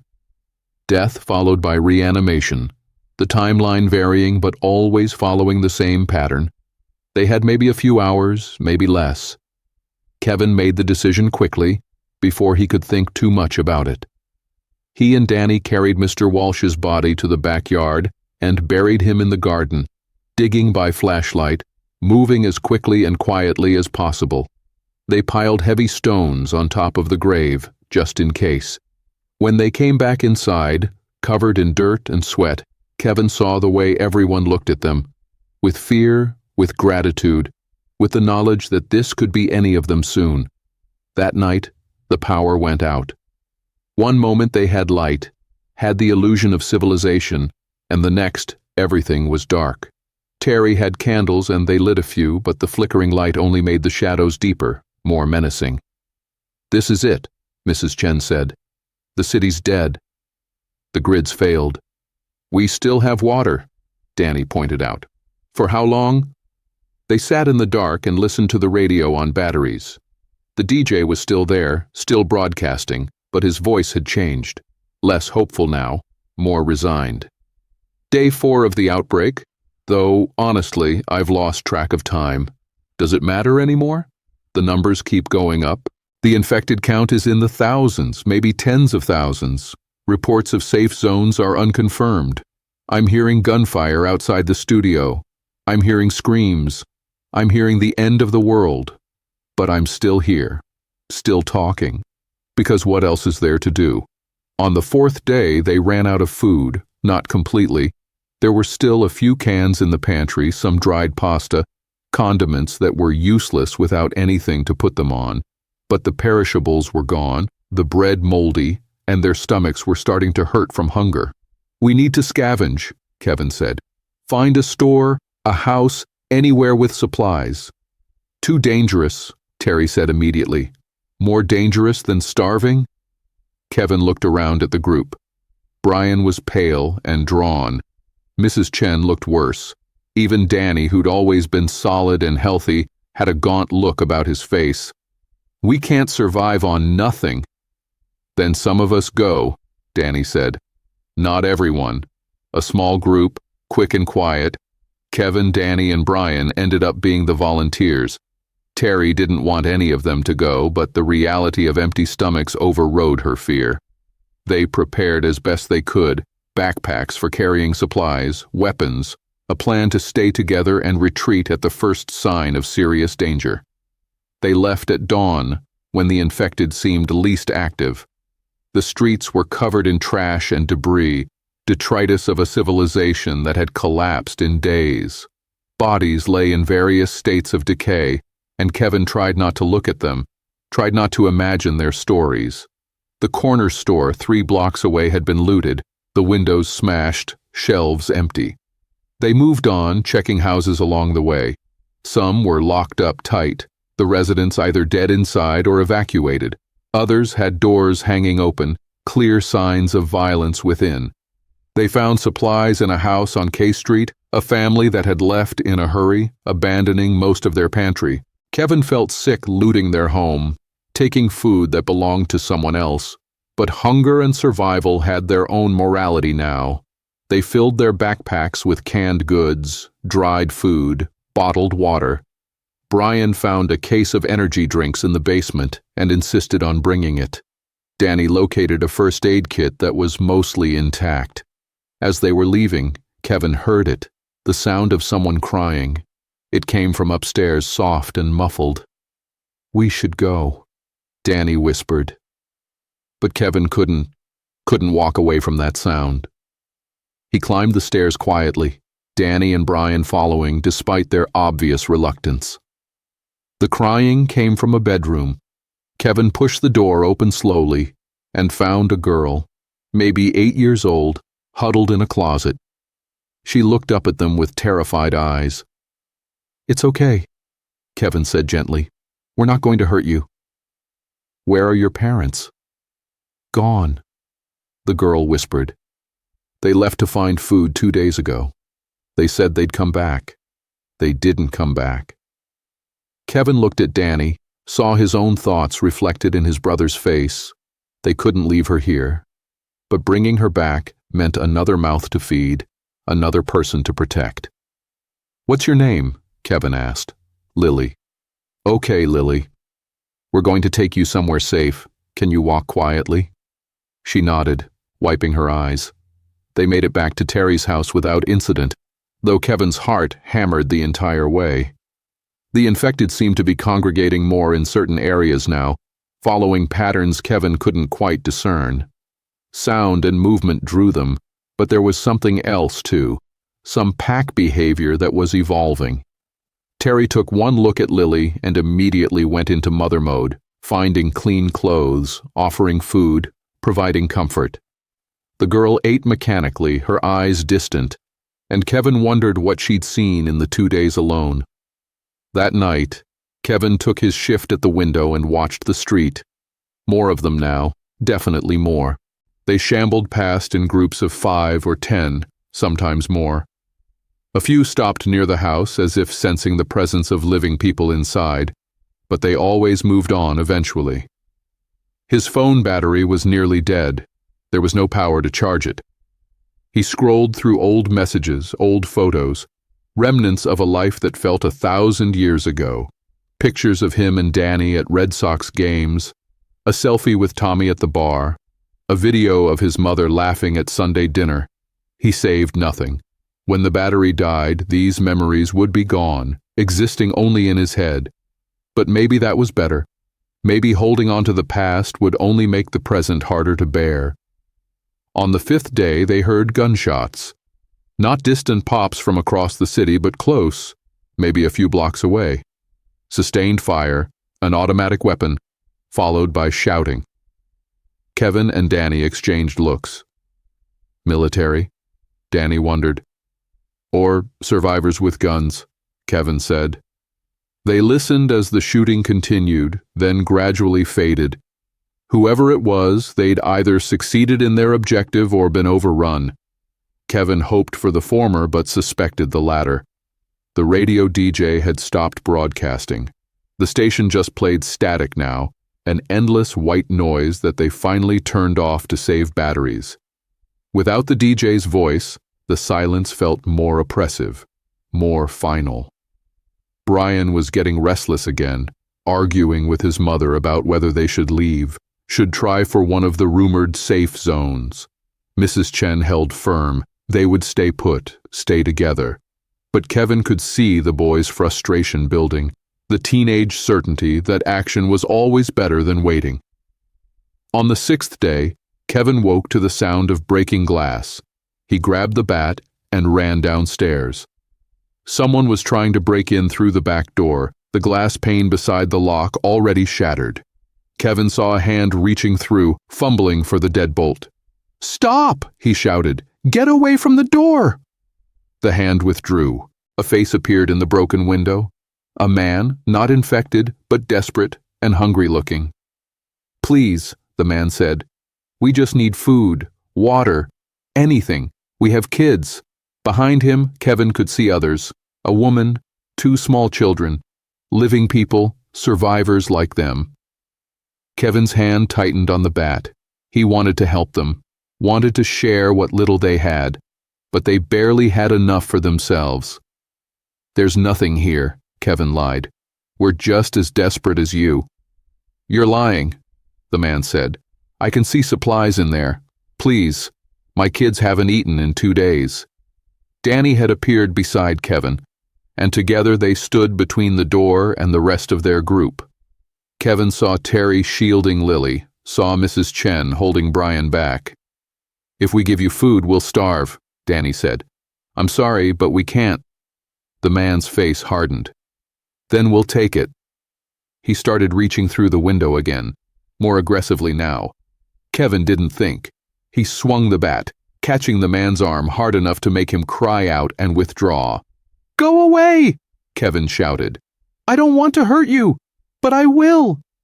The man retreated, clutching his arm, his face twisted with pain and fury. "You'll regret this," he said. "When you're dying of hunger, you'll wish you'd been more generous." He and his family disappeared into the shadows. Kevin stood at the broken window, breathing hard, feeling sick. He'd just turned away a family with children, had threatened them with violence, had chosen his own survival over their humanity. "You did what you had to," Danny said quietly. but Kevin wasn't sure if that made it better or worse. They spent the day reinforcing the back door, boarding up the broken window with planks from the basement. Brian worked alongside Kevin, and for the first time the teenager seemed subdued, understanding perhaps the real cost of survival. "Would you really have hit him again?" Brian asked. "If he'd kept trying to get in?" Kevin thought about it. "Yeah," he said. "I would have." Even though he had kids? Especially because of that? Because if he got in, he might have killed us to feed those kids. That's what it is now. Kill or be killed. That's fucked up. Yeah, Kevin agreed. It is. That night, they ate their last meal of anything substantial. Canned beans divided among 7 people, each portion barely enough to take the edge off their hunger. Tomorrow they would have only condiments, stale crackers, and hope. Kevin's watch shift was quiet. The infected still wandered past, but in smaller numbers now. Were they dying off, moving to other areas, or had most of the population already been consumed, leaving fewer targets to chase? He thought about Tommy, wondered if he was still alive in Roxbury. Thought about Rita, about all the regulars from Sullivan's. How many had survived? How many had transformed into those shambling horrors outside? Dawn of the 7th day brought new sounds, vehicles, heavy ones, moving through the streets. Kevin looked out and saw military trucks, soldiers in full gear, moving in formation. They were clearing the infected, putting them down with efficient headshots, burning the bodies. "They're here," Danny said, coming to stand beside Kevin. "The military's actually here." A loudspeaker crackled to life. "Attention survivors! This is the Massachusetts National Guard. We are establishing a safe zone in the South Boston area. If you are uninfected, signal your location by hanging a white cloth from a window. Do not approach us. Remain in your shelter until we reach you. Anyone exhibiting symptoms of infection will be quarantined. Anyone who fails to comply with military orders will be considered a threat." Hope, fragile and desperate, bloomed in Kevin's chest. They were going to be rescued. They were going to survive this. Terry found a white bedsheet and they hung it from the front window. Then they waited. The soldiers worked their way down the street, going house to house. Kevin watched as they cleared the infected, as they marked safe houses with spray paint, as they led survivors out to waiting trucks. It was organized, efficient, militaristic. It was salvation. When they reached Terry's house, 4 soldiers entered with weapons raised. They checked everyone quickly but thoroughly, looking for bite marks, checking temperatures, examining eyes. "You're all clear," the squad leader said. "Gather your belongings." Food, water, medicine, weapons, 1 bag each. We're moving you to the safe zone. Kevin grabbed his backpack, filled it with what little food remained, added the first aid kit, his father's tools. Danny did the same. Terry held Lily's hand while Mrs. Chen helped the girl pack a bag. Brian was arguing with his mother again. "I don't trust them," he was saying. "This could be a trap." "It's the military," Mrs. Chen said. "What choice do we have? We could stay here, wait it out." "There's nothing to wait for," Kevin said. "This is it. This is our chance." They filed out of the house into the morning light. Kevin took one last look at his mother's home, at the place where he'd grown up, where he'd been safe for 7 days while the world ended.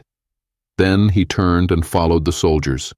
The truck carried them through destroyed streets to a makeshift base at the South Boston Maritime Park. Chain-link fences topped with razor wire surrounded an area packed with military vehicles, medical tents, and hundreds of survivors sitting in organized groups. They were processed efficiently. Names recorded, medical checks, brief interrogations about what they'd seen and experienced. Kevin answered honestly, describing the outbreak at Sullivan's, the journey across the city, the days in hiding. The officer taking notes looked tired, like he'd been awake for days. "You're lucky," he said. "Most people who were in the city center when this started didn't make it out." "How bad is it?" Kevin asked. "How far has it spread?" "Beyond Massachusetts. Beyond New England. We're receiving reports from across the country." The officer paused. "We think it started at MIT, but we're not sure. Some kind of weaponized pathogen, either deliberately released or accidentally leaked. Doesn't matter now. What matters is containment and survival." "Are there other safe zones?" "Some. We've established bases in Worcester, Springfield, a few smaller towns, but we're stretched thin. Resources are limited." He looked Kevin in the eye. "This isn't over. It's just the beginning of whatever comes next." They were assigned to a section of the safe zone, given thin blankets and MRES, military rations that tasted like cardboard but were food nonetheless. Kevin ate his slowly, savoring each bite, feeling the gnawing hunger finally begin to ease. Danny sat beside him, and for a while they just existed in silence. Around them, other survivors talked in low voices, shared stories, cried for lost loved ones. Children played under their parents' watchful eyes, and Kevin saw Lily with them, already adapting, already finding ways to be a kid again despite everything. "We made it," Danny said finally. "We actually made it." "Yeah," Kevin said. But he didn't feel victorious, didn't feel saved, just hollowed out and exhausted and uncertain about what came next. That night, he couldn't sleep. The safe zone was lit with floodlights, generators humming, soldiers patrolling the perimeter. It felt secure, but Kevin couldn't shake the feeling that this was temporary, that eventually the fences would fall, the generators would run out of fuel, the soldiers would be overwhelmed. He walked the perimeter, the guards nodding at him but not stopping him. At the fence he could see them out there, the infected, drawn by the lights and the sounds of people. They pressed against the chain link, hands reaching through the gaps, mouths open in silent hunger. So many of them. Thousands, maybe. And this safe zone held maybe 500 people. The math was simple and brutal. Even with military support, even with weapons and organization, they were outnumbered. Kevin thought about Tommy in Roxbury, hoped he'd found a safe zone too. Thought about Rita, about all the faces from Sullivan's. Most of them were probably gone. Most of everyone was probably gone. He stood there until dawn, watching the infected, watching the soldiers, watching the sunrise over a city that had died in less than a week. The sky was beautiful, pink and gold, clouds limned with light. Nature didn't care that humanity had nearly destroyed itself. The sun still rose. The world kept turning. The eighth day brought new routines. The military organized work details, people assigned to help with fortifications, with cooking, with medical care. Kevin volunteered for construction, using his limited skills to help reinforce the fences and build additional structures. It felt good to work, to have a purpose beyond simple survival. He worked alongside other survivors, men and women who'd lost everything but hadn't given up.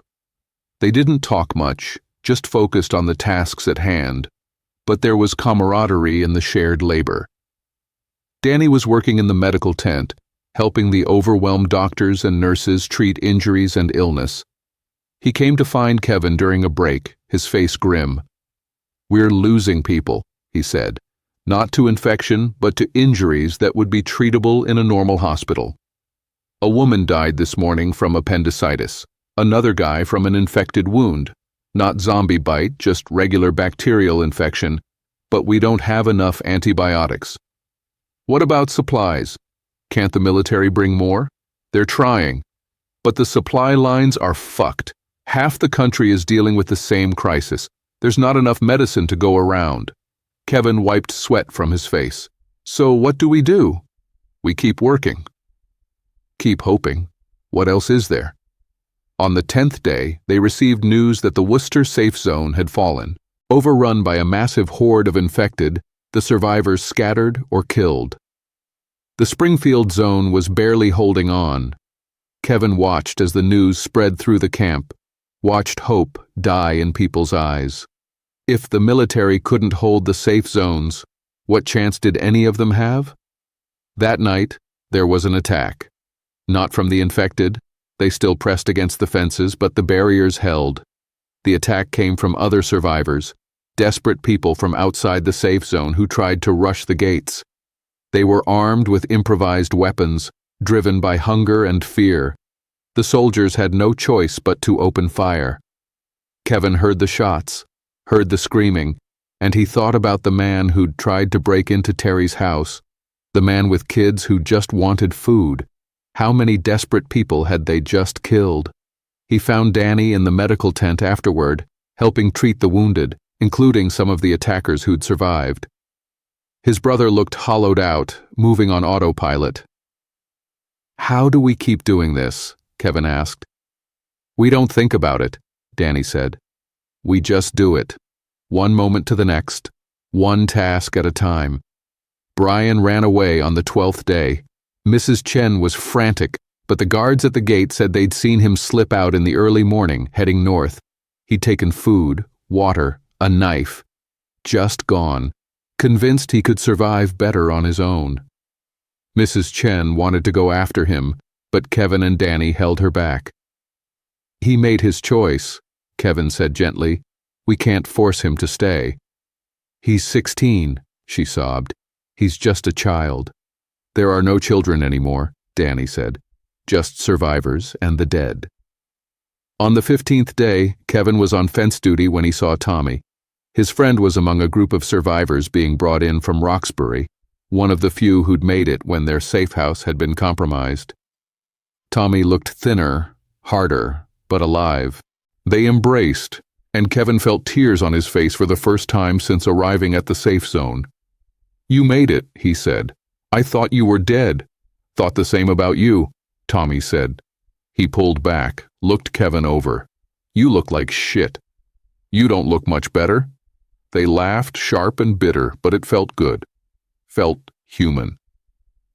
Tommy integrated into the camp, taking a spot in Kevin's work detail. They labored together, rebuilding what had been lost, and somehow that made the work more bearable. The days blurred together. Work, eat, sleep, watch the infected press against the fences. Rumors circulated constantly. Other safe zones, government evacuation plans, whispers of a cure. Kevin didn't believe any of it. He'd learned to focus on what was immediate and real. The task in front of him, the people beside him, the simple fact of drawing another breath. On the 20th day, the generators started failing. They'd been running non-stop since the safe zone's creation, and the fuel supplies were dwindling. The commander announced rationing. Lights only at night, minimal power usage during the day. That same day, a fight broke out over food distribution. Someone accused another survivor of hoarding, and it escalated quickly. Kevin watched as former neighbors turned on each other, watched as the thin veneer of civilization cracked further. The soldiers broke it up, but the damage was done. Trust, already fragile, had shattered. People started sleeping with their supplies, watching each other with suspicion. Kevin found himself doing the same. He kept his backpack close, his bat within reach. Even among the other survivors, he couldn't fully relax. Danny noticed. "We're turning into them," he said one night. "Not the infected, but animals. Survival of the fittest." "Maybe that's what we always were," Kevin said. "We just had enough resources to pretend otherwise." On the 23rd day, the infected behavior changed. They'd been mindless before, driven by pure hunger, reacting to sound and movement. But now they seemed to be learning, adapting. They worked together to push against the fences, testing for weak points. When one area was reinforced, they'd move to another. It was subtle, barely noticeable, but Kevin saw it, and he knew what it meant. They were running out of time. He reported it to the commander, who listened with tired eyes. "We're aware," the man said. "We're monitoring the situation. What's the plan if they break through?" "We evacuate to the secondary position, hold there as long as we can." The commander paused. Or we die. Those are really the only options at this point. Kevin appreciated the honesty even as it chilled him to the bone. On the 25th day, Terry got sick. Not infected, regular sick, a flu or cold that would have been nothing before. But now, with limited medical supplies and her age working against her, it was serious. Danny did what he could, but without proper antibiotics, without adequate facilities, they could only make her comfortable. Kevin sat with his mother, holding her hand, listening to her labored breathing. "I'm sorry," she whispered. "I'm sorry I won't be here to see you boys rebuild." "Don't talk like that," Kevin said. "You're going to be fine." But they both knew he was lying. Terry died on the 27th day, quietly, in her sleep. Kevin and Danny buried her in the designated area outside the safe zone, a plot of ground that had become a makeshift cemetery. They stood over her grave, unable to speak, unable to process that their mother was gone. Lily came to stand with them, slipping her small hand into Kevin's. She didn't say anything, but her presence was a small comfort. On the 30th day, the fences fell. It happened at night, during a guard shift change. The infected had been massing at the northern section, pushing in coordinated waves. When the fence finally gave way, dozens of them poured through before the breach could be contained. Chaos erupted. Soldiers fired into the crowd, trying to stop the infected without hitting the fleeing survivors. Kevin grabbed his bat and fought, trying to protect the people around him. He saw Tommy go down, saw the infected swarm over him, and couldn't reach him in time. Danny appeared beside him, wielding a metal pipe. "We need to get out!" he shouted over the screaming. Kevin looked around wildly. Mrs. Chen was corralling Lily and another child. Other survivors were running for the southern exit. The military was organizing a fighting retreat, trying to give people time to escape. "Go!" Kevin shouted to Danny. "Get them out! Not without you!" But Kevin had seen something, a group of children trapped near the medical tent, separated from their parents by the surge of infected. He couldn't leave them. He ran toward them, bat swinging, clearing a path. The infected turned toward him, drawn by the movement, and he led them away from the children, back toward the breach. Soldiers were there now, establishing a firing line, and Kevin ducked behind their position. "Civilians, clear out!" a sergeant shouted. Kevin looked back one more time. Danny was leading a group out the southern gate, Mrs. Chen and Lily with him. They would make it. They would survive. He turned and ran in the opposite direction, drawing the infected away, buying time for others to escape. It was stupid, suicidal, but it was also the only thing that made sense. All his life, he'd been going nowhere, serving drinks and wasting potential. Now finally he could do something that mattered. The infected followed him, a growing mob. Kevin ran through the destroyed streets of South Boston, the same streets he'd known his whole life. Past his mother's house, past the corner store, past all the landmarks of his childhood. He was heading toward the Fort Point Channel, toward downtown. He'd never made it this far when he first tried to reach Southie. Now he was going in reverse, leading death away from his brother. His lungs burned. His legs screamed. But he kept running. He reached an alley off West 4th Street and turned into it, hoping to lose some of them in the narrow space. But there were more infected waiting, attracted by the noise. He was surrounded, boxed in on all sides. Kevin backed against a brick wall, bat raised, breathing hard. There were dozens of them now, maybe more. No way out, no rescue coming. He thought about his father, about Terry, about all the people he'd lost. Thought about Danny making it to safety, about Lily getting a chance to grow up, about Tommy, who'd been his friend and had died protecting others. His phone rang. Kevin pulled it from his pocket, shocked it still had any battery at all. Danny's name on the screen. He answered. Kevin, where are you?" "Doesn't matter," Kevin said. The infected were closing in just a few feet away now. "Just wanted to hear your voice one more time." "No." "No, don't do this. Don't give up. Tell me where you are. We'll come get you." "Take care of Ma's grave," Kevin said. "And tell Lily. Tell her she's going to be okay. Tell her the world will get better." "Kevin!"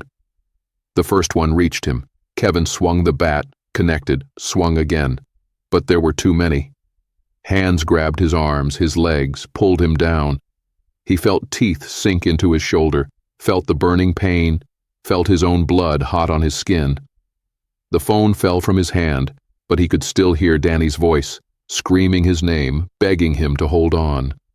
Kevin closed his eyes. Sirens wailed somewhere in the distance, that constant background noise of the city's death. Other screams echoed through the alley, people dying nearby, the world ending one person at a time. And through it all, his phone kept ringing. Danny calling back again and again, the ringtone somehow cutting through the pain and chaos. An endless, desperate sound that followed Kevin down into the darkness. He'd been a bartender, a son, a brother, an ordinary man who'd never done anything remarkable. But in the end, he'd saved the people who mattered. He'd drawn death away from life. He'd made his last pour count.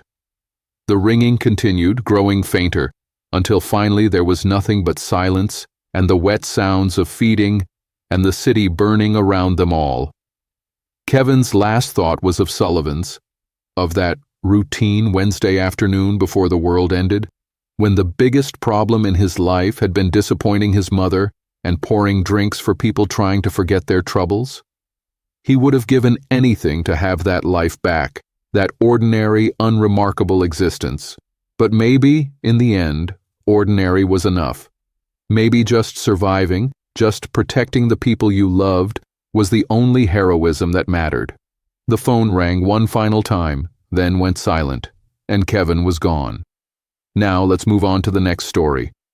The morning shift started like any Tuesday in November, fog thick over the bay, the kind that made the Golden Gate disappear into gray nothing. Pete checked his Toyota Camry hybrid one more time before logging into the dispatch system, tires at 32 psi, brake fluid topped off, interior wiped down with the lemon cleaner that masked the smell of 4,000 previous passengers. 16 years he'd been driving this city, knew every alley that cut through the marina, every one-way that tourists missed, every pothole on Van Ness that could blow a tire if you hit it wrong at speed. The cab wasn't his, leased from the company, but he treated it like gospel. A clean cab got better tips. Better tips meant rent on the Richmond District apartment, where his wife Linda worked night shifts as a respiratory therapist at Highland Hospital across the bay in Oakland. He missed her in the mornings. Her shift ended at 7, but she'd sleep until noon, and he'd be on the road by 6, chasing airport runs and tech workers heading to their campuses down in Silicon Valley. They'd text throughout the day, little anchors of normalcy. This morning she'd sent, "Crazy night. 3 respiratory cases. Something's going around. Love you." He'd replied, "Stay safe." Dinner at 8? The dispatch system chimed. Pick up at a Nob Hill hotel, drop off at the ferry building. He pulled into traffic on Geary Boulevard, the radio playing NPR low, something about supply chain disruptions and a CDC advisory. He half listened. There was always something. Bird flu, supply chains, political noise. The cab's fuel efficiency display read 51 miles per gallon. Good. Gas was pushing $5 again.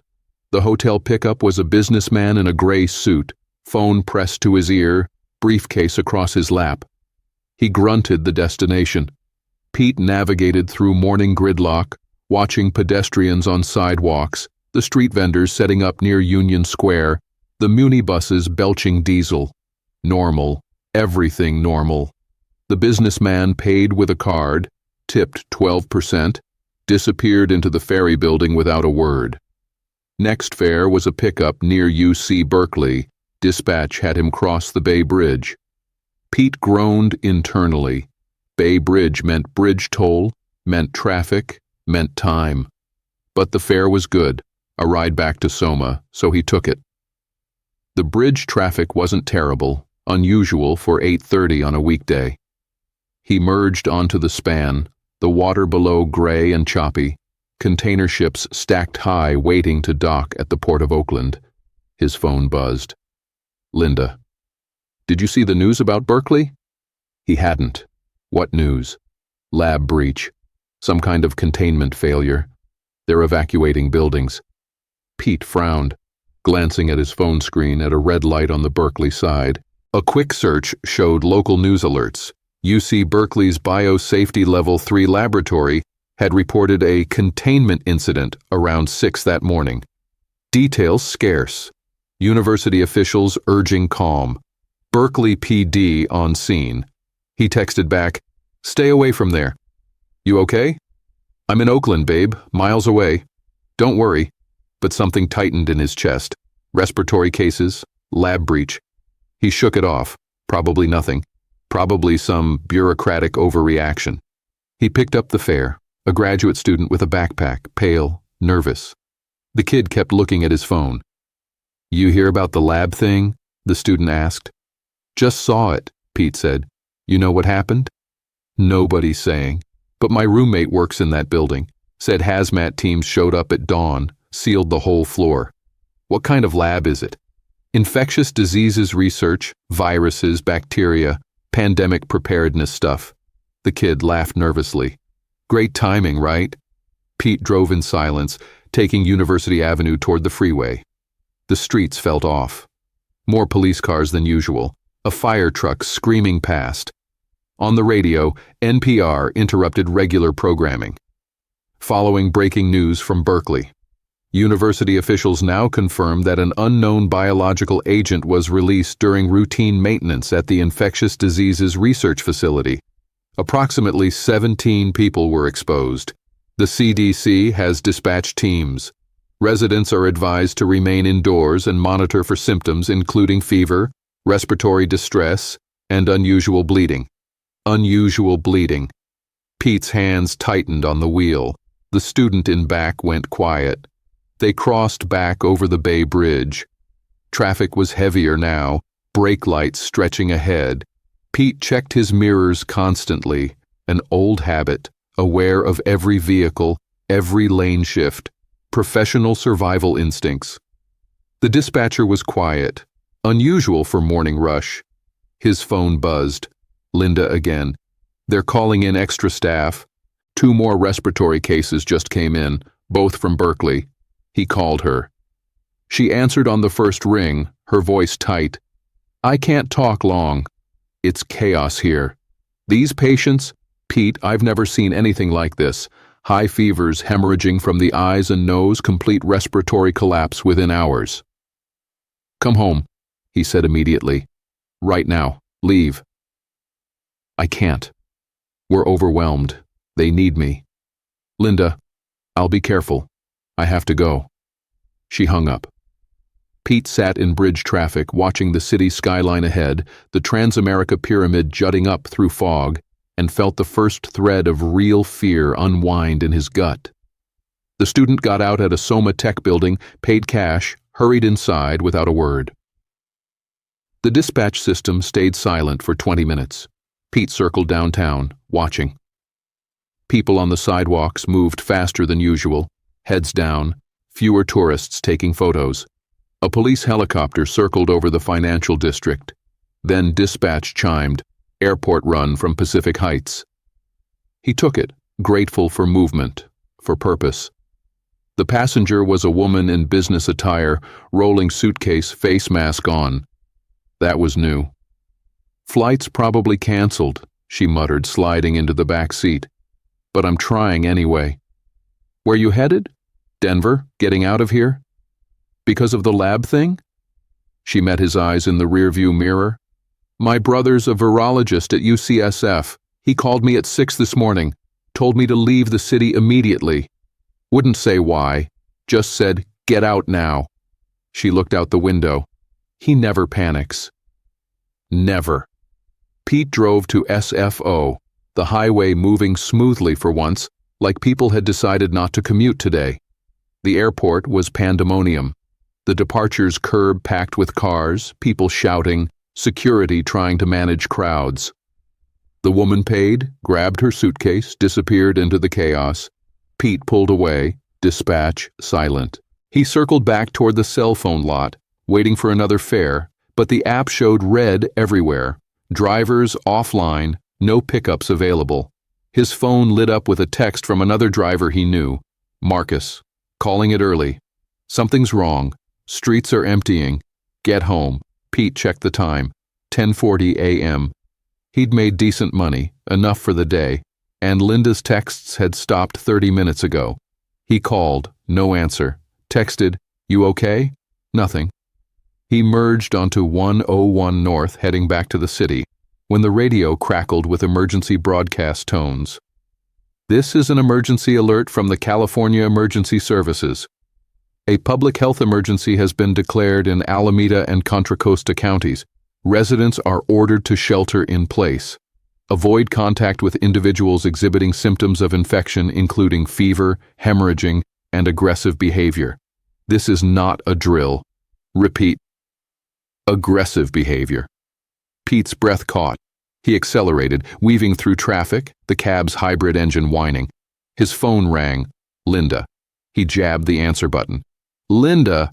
Pete. Her voice was barely audible, high and strained. Pete, listen to me. Don't come to Oakland. Do not come here. What's happening? The patients. They died. All three. Died on the tables. And then... Her breath hitched, a sob breaking through. They came back. They got up and attacked the staff. We had to lock down the ER. There's blood everywhere. People are screaming. Security can't stop them. Get out of there, Pete shouted. Leave now. I can't. The exits are blocked. They're in the hallways. Static burst across the line, screaming in the background. Pete, I love you. I'm going to try. The line went dead. Linda. He redialed. Nothing. Straight to voicemail. He tried again. Nothing. His hands shook on the wheel, the cab drifting. Horns blared. He straightened out, breathing hard, panic crushing his ribs. Oakland, Highland Hospital.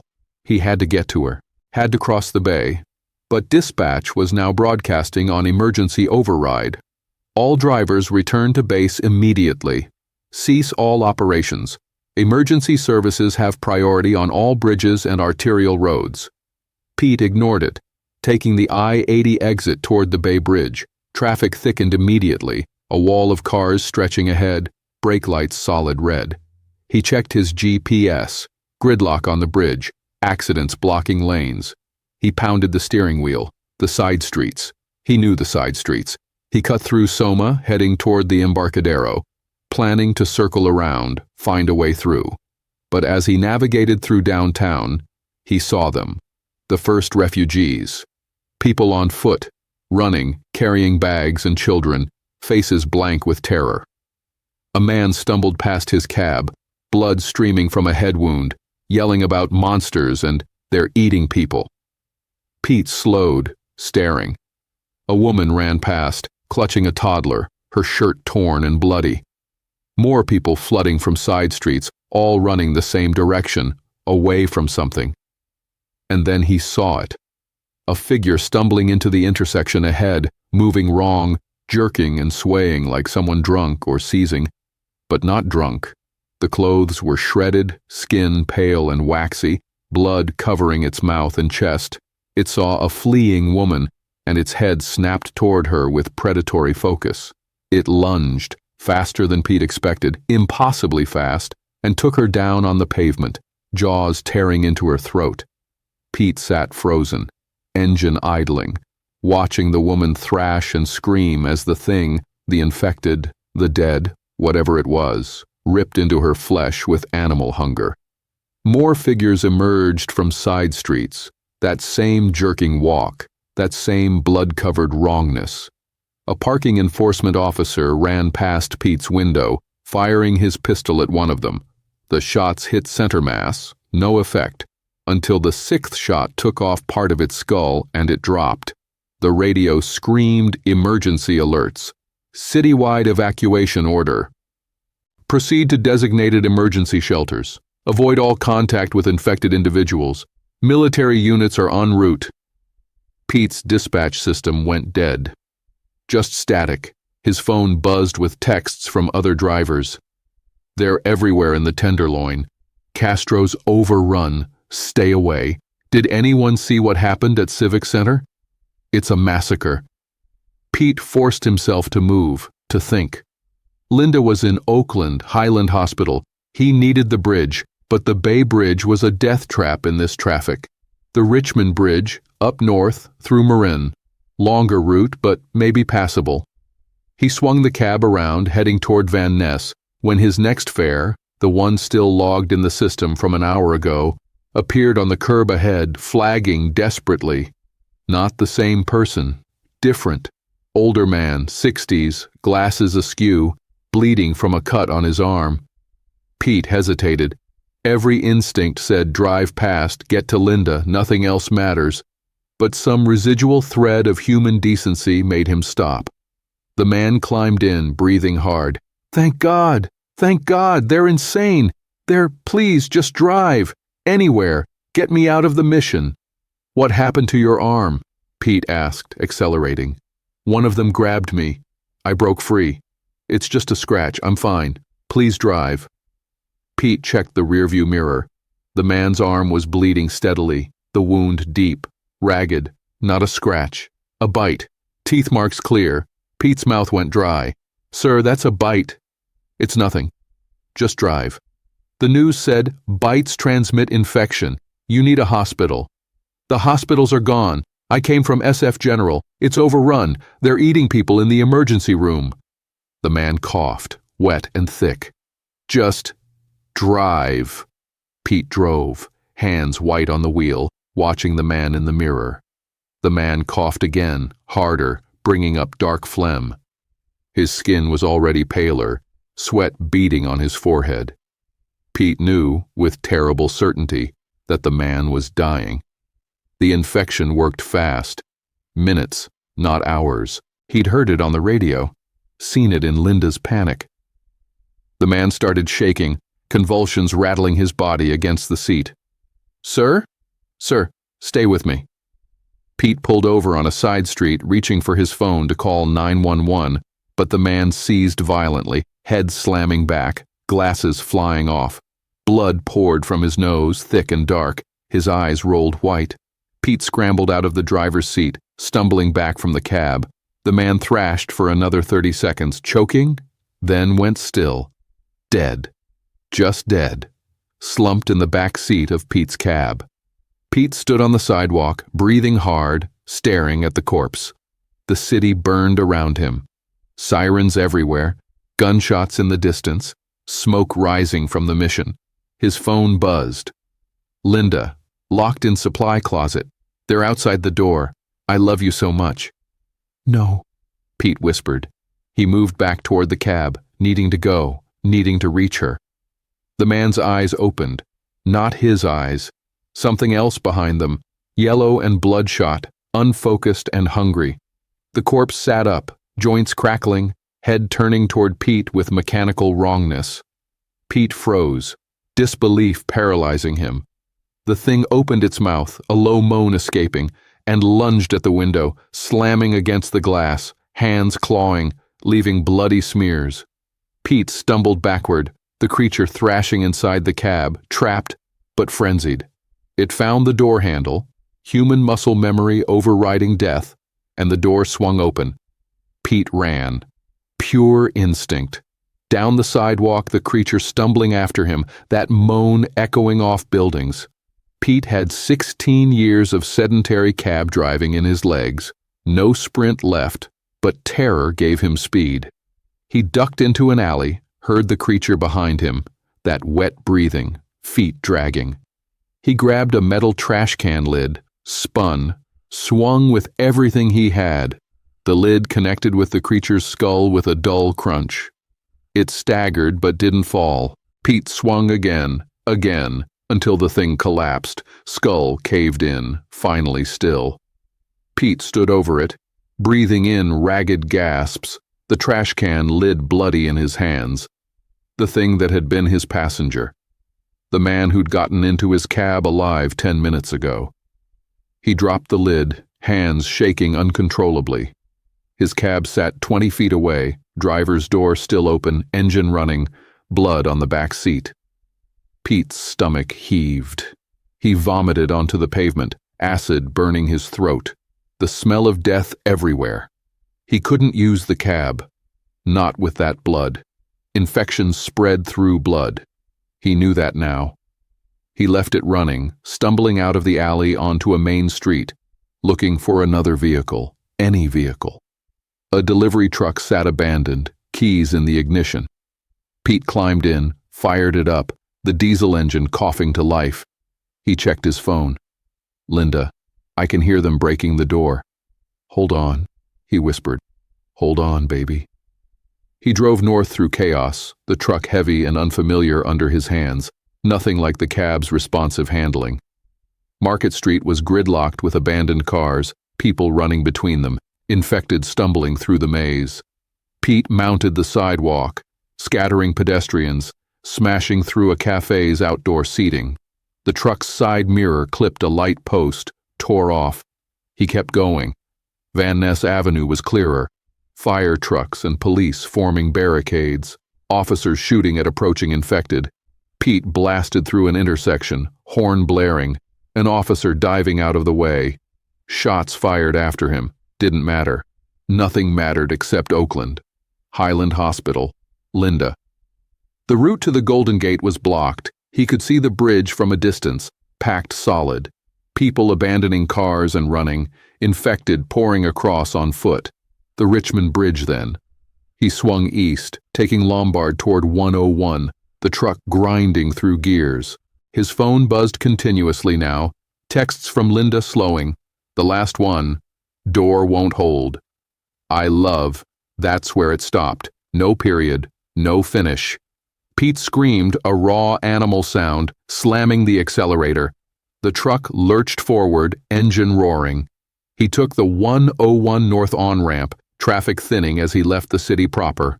Marin County ahead. The Richmond Bridge beyond that, a way across. But the 101 turned into a parking lot within 2 miles.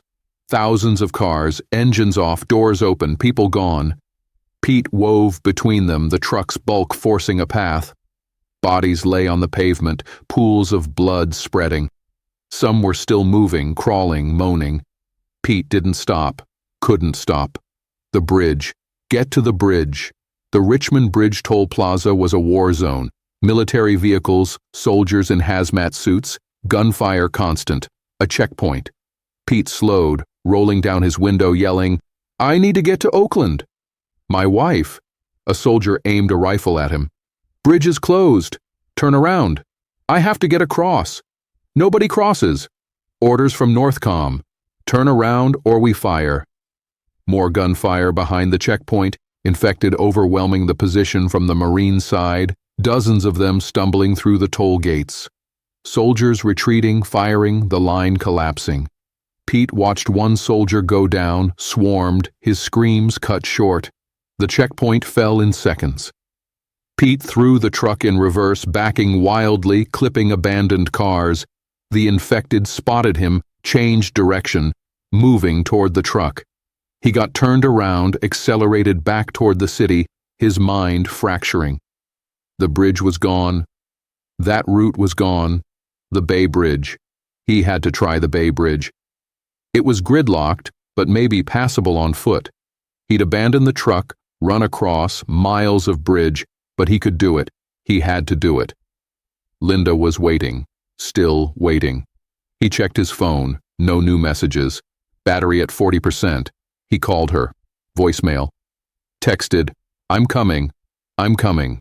He drove back into San Francisco as the afternoon light turned gray, fog rolling in from the Pacific, the city burning in a dozen places. Entire blocks ablaze. The truck ran out of diesel near the financial district, coughing and dying. Pete abandoned it, running on foot toward the Bay Bridge, his legs burning, lungs screaming.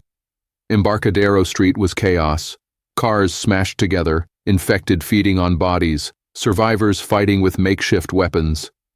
Pete saw a woman beating an infected with a tire iron, methodical and blank-faced, already covered in blood. He saw a family huddled in a storefront, barricading themselves with furniture. He saw a police officer sitting against a wall, service weapon in his mouth, then the gunshot and the body slumping. The Bay Bridge approach was gridlock incarnate. Thousands of cars, all abandoned now, a metal graveyard stretching toward Treasure Island. Pete climbed over hoods, squeezed between bumpers, running when there was space. Bodies everywhere, some fresh, some feeding, some starting to move again. He learned to recognize them. The ones newly turned, jerked and spasmed, still adjusting to death. The older ones moved with horrible purpose, drawn by sound and movement. Pete stayed low, moving quietly, breathing through his mouth to avoid the smell. The smell was indescribable. Copper blood mixed with ruptured bowels, gasoline leaking from cars, smoke from fires burning back in the city. Death had a smell Pete never imagined. Sweet and rotten and thick enough to taste. He gagged but kept moving, climbing onto the bridge's pedestrian walkway, running. His phone buzzed. A text from an unknown number. This is automated emergency alert. Shelter in place. Avoid all contact. Military response imminent. Imminent. Past tense already. The military response had failed before it started. Pete ran, mile after mile, the bay dark below, container ships drifting unmanned. Halfway across, the bridge towers rising ahead, he saw the blockade. Military had sealed Treasure Island. Concrete barriers and razor wire, heavy machine guns mounted. Soldiers were shooting anyone who approached, infected and living alike. Pete watched a group of survivors, maybe 20 people, families with children, try to approach.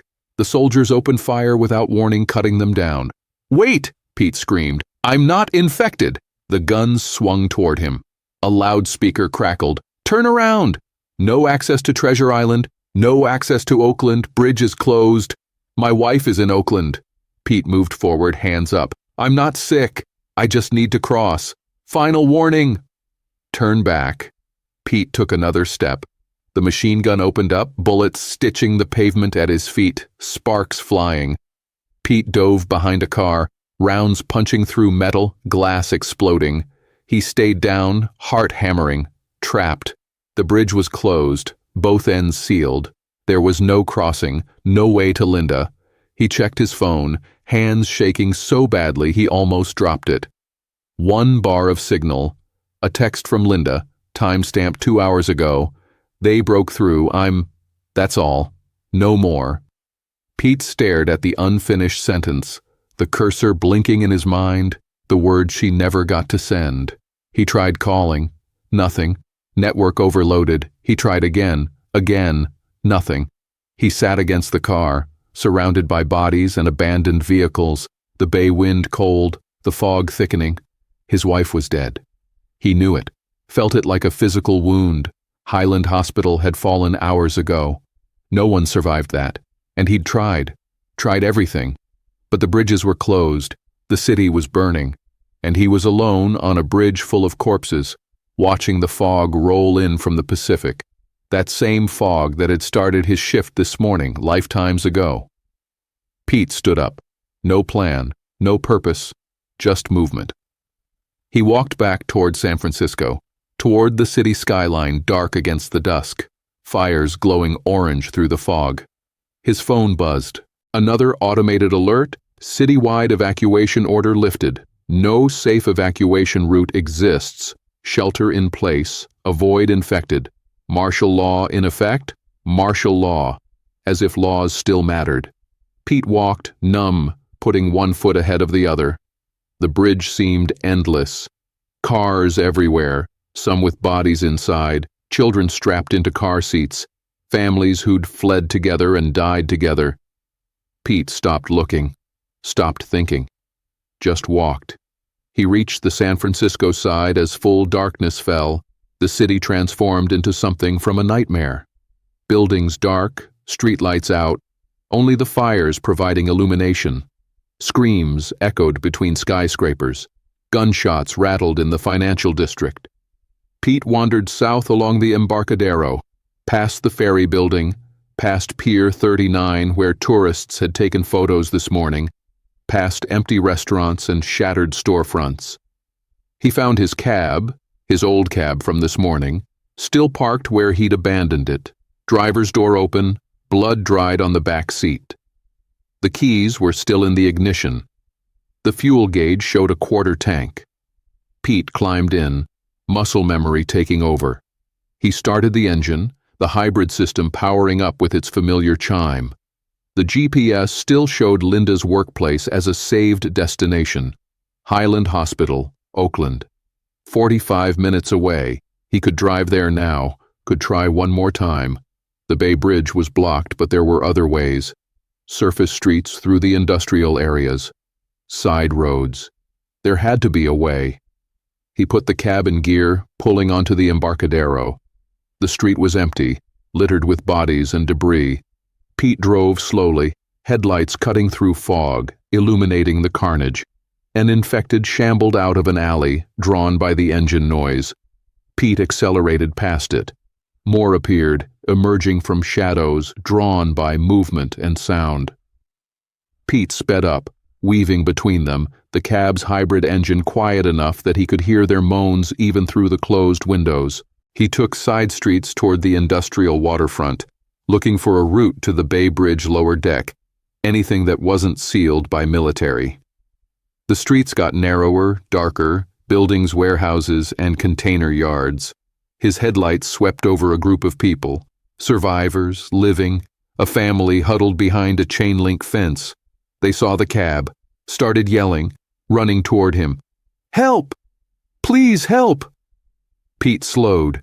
They were desperate, bloody, terrified. A mother and two kids, a teenage boy. They slammed against his passenger window.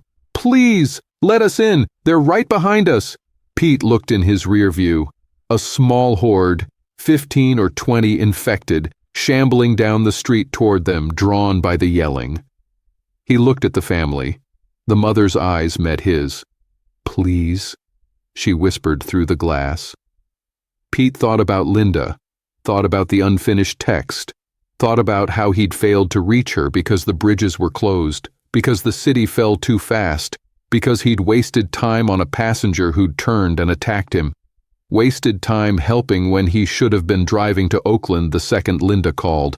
He drove away, left the family standing there, heard their screams start, then cut off. He didn't look back. The infected would be busy with them for minutes. That gave him time, got him closer to Linda. Except Linda was dead. He knew it. But he drove anyway, some part of him unable to accept it, needing to see, needing to try. The bay waterfront opened up ahead, container cranes looming like skeletal giants, the port empty and dark. Pete followed a service road toward the bridge approach, looking for a way past the military blockade. His phone buzzed. He grabbed it, desperate. Linda? But no. Another driver he knew. Any routes open? Trapped in dog patch, down to a quarter tank. Anyone out there? Pete didn't respond. Let them figure it out. Everyone for themselves now. He found a gap in the bridge barricade where someone had rammed through, a semi-truck lodged in the concrete barrier, the gap just wide enough for a car. Pete aimed for it, accelerating, the cab scraping through with a shriek of metal on concrete. He was through, on the bridge. The lower deck stretched ahead, packed with abandoned vehicles but navigable. Pete wove through, the cab's compact size letting him squeeze past. Hope flickered. Maybe he could reach Oakland. Maybe Linda was alive, hiding, waiting. Mile markers passed. Treasure Island to his left, dark and silent. The military was gone, pulled out. Just bodies and infected wandering the island.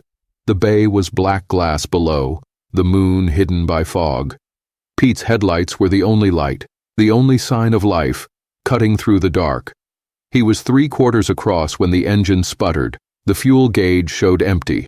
The battery warning light came on. The hybrid system struggled, trying to run on electric alone, but the battery was old, nearly drained from running all day. The cab slowed, lost power, coasted to a stop between two abandoned SUVs. Dead. Out of fuel. Out of power. Pete sat in the driver's seat, hands on the wheel, staring at the Oakland skyline ahead. So close. Maybe 2 miles. He could see fires burning in the hills, the city dark. Highland Hospital was up in those hills. He could walk it, had to walk it.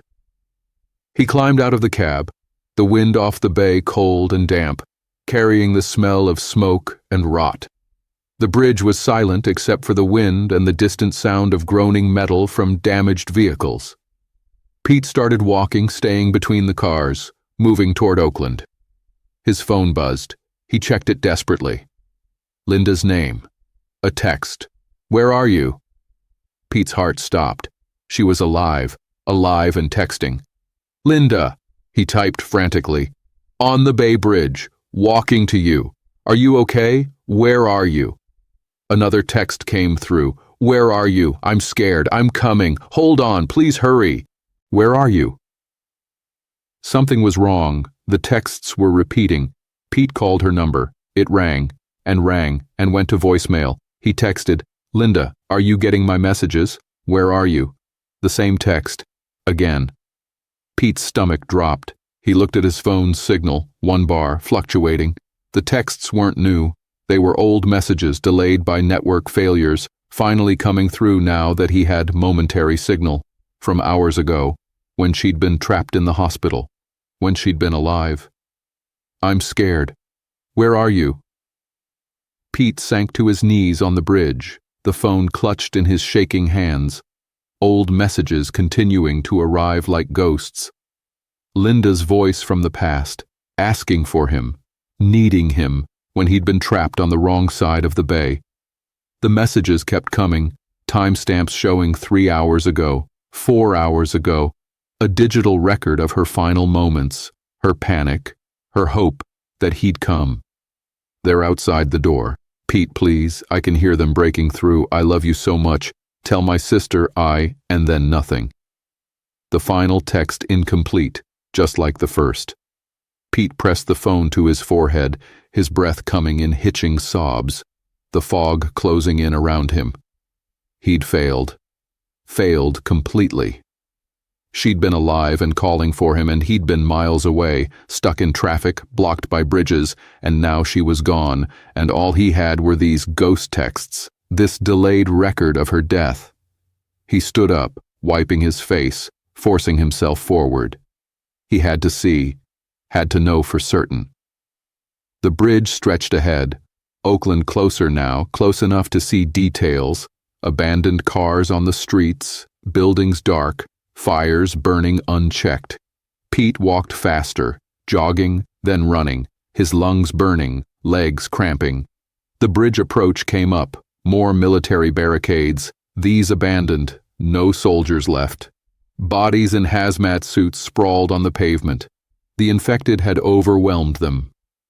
Pete climbed over the barricade, dropped to the Oakland side, and stopped. The city was gone. Not burning, not fighting, just gone. Empty streets and silence. Infected wandered in small groups, purposeless, without prey. Pete moved quietly, ducking between cars, heading uphill toward the hospital. His phone died, battery finally depleted. The screen went dark. No more texts, no more messages from Linda. Just silence. Highland Hospital stood on a hill, a modern building now dark, windows shattered, doors hanging open. Bodies covered the parking lot, hundreds of them, patients and staff, and infected all mixed together. Pete walked through the carnage looking for her, checking faces even though most were too damaged to recognize. The emergency room entrance was a slaughterhouse, blood on every surface, furniture smashed, body parts scattered. Pete gagged, breathing through his mouth, moving deeper into the hospital. He found the supply closet on the second floor, the door broken down, claw marks on the metal. Inside was blood. So much blood. Torn scrubs, an ID badge, Linda Martinez, RRT, Highland Hospital, her badge, covered in blood, but no body. Pete searched the floor, room by room, but there were too many bodies, too much destruction. He couldn't find her, couldn't confirm death or survival. He left the hospital as darkness deepened, standing in the parking lot, surrounded by corpses, the East Bay hills rising behind him dotted with fires. She was gone. Whether dead or turned didn't matter. Linda was gone, and he was alone. Pete walked back down the hill, no destination, no plan, just walking.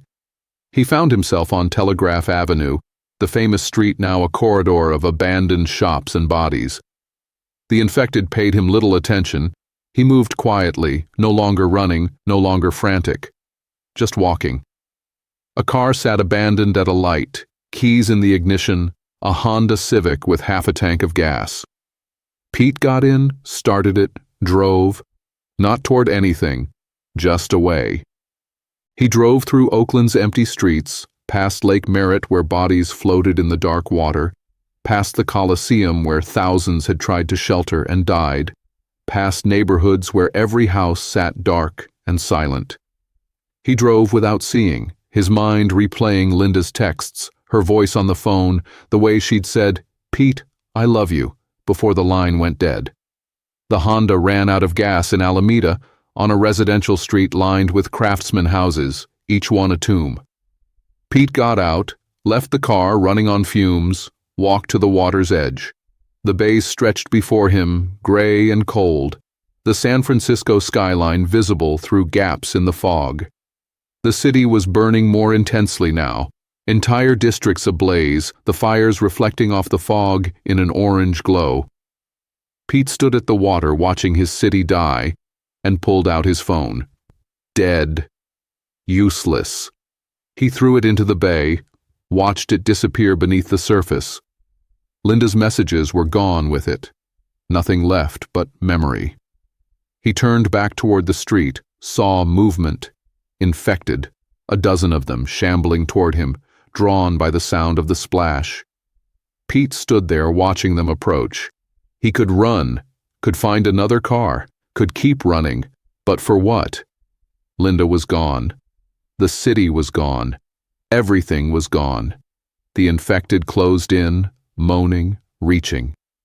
Pete closed his eyes, thought of Linda's smile, the way she'd looked in the morning light, asleep in their bed, peaceful and safe. Thought of 16 years driving that cab, learning every street, every shortcut, all that knowledge useless now. Thought of the family he'd abandoned on the street, the living he'd left behind to die so he could reach Oakland faster. The infected grabbed him, hands cold and strong, pulling him down. Pete didn't fight, just let it happen. The pain came, sharp and terrible, teeth tearing into his shoulder, his arm, his throat. He gasped, blood filling his mouth, vision darkening. The fog rolled in heavier, that familiar San Francisco fog, cold and gray and everywhere, and Pete thought this is how it ends as the darkness took him. But it didn't end. Death was brief, maybe minutes, maybe hours. Pete couldn't track time. His consciousness faded, the pain stopping, everything stopping. And then awareness returned, different, wrong. His body moved without his control, standing up, stumbling. He was inside his own corpse, watching through eyes that no longer quite worked, everything tinted red and gray. The hunger came immediately, overwhelming, a need so intense it erased thought, erased memory, erased self. Pete shambled forward with the others, drawn by some instinct he couldn't name. His body was damaged, bites covering his arms, throat torn. But he moved anyway, the infection animating dead flesh, keeping muscles functional enough to walk, to hunt. The small group of infected moved south, following some scent or sound Pete couldn't consciously perceive. They crossed the bridge back to Alameda, shuffled through empty streets, moved into Oakland proper. Somewhere in the damaged wreckage of Pete's mind, a fragment of consciousness remained. Not thought exactly, not memory in any useful sense, but something. Some tiny awareness trapped in a body that obeyed only hunger. He watched through his ruined eyes as his hands grabbed a survivor, a young man trying to barricade a house, and pulled him down. Watched as his teeth bit into living flesh. Felt the satisfaction of feeding even as his trapped consciousness screamed soundlessly. Days passed, maybe weeks. Pete shambled with the horde, feeding when prey appeared, standing motionless when it didn't. The infection kept his body minimally functional. Muscles still worked, eyes still saw, ears still heard. But everything was degrading. His skin turned gray and waxy. His wounds didn't heal. Flies laid eggs in his torn flesh. Maggots squirmed.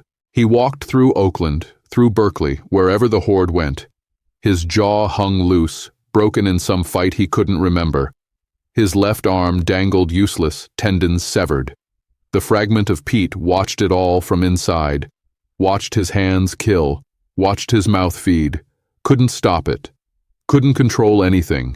Just trapped in a rotting prison, watching himself become the monster that had taken everything.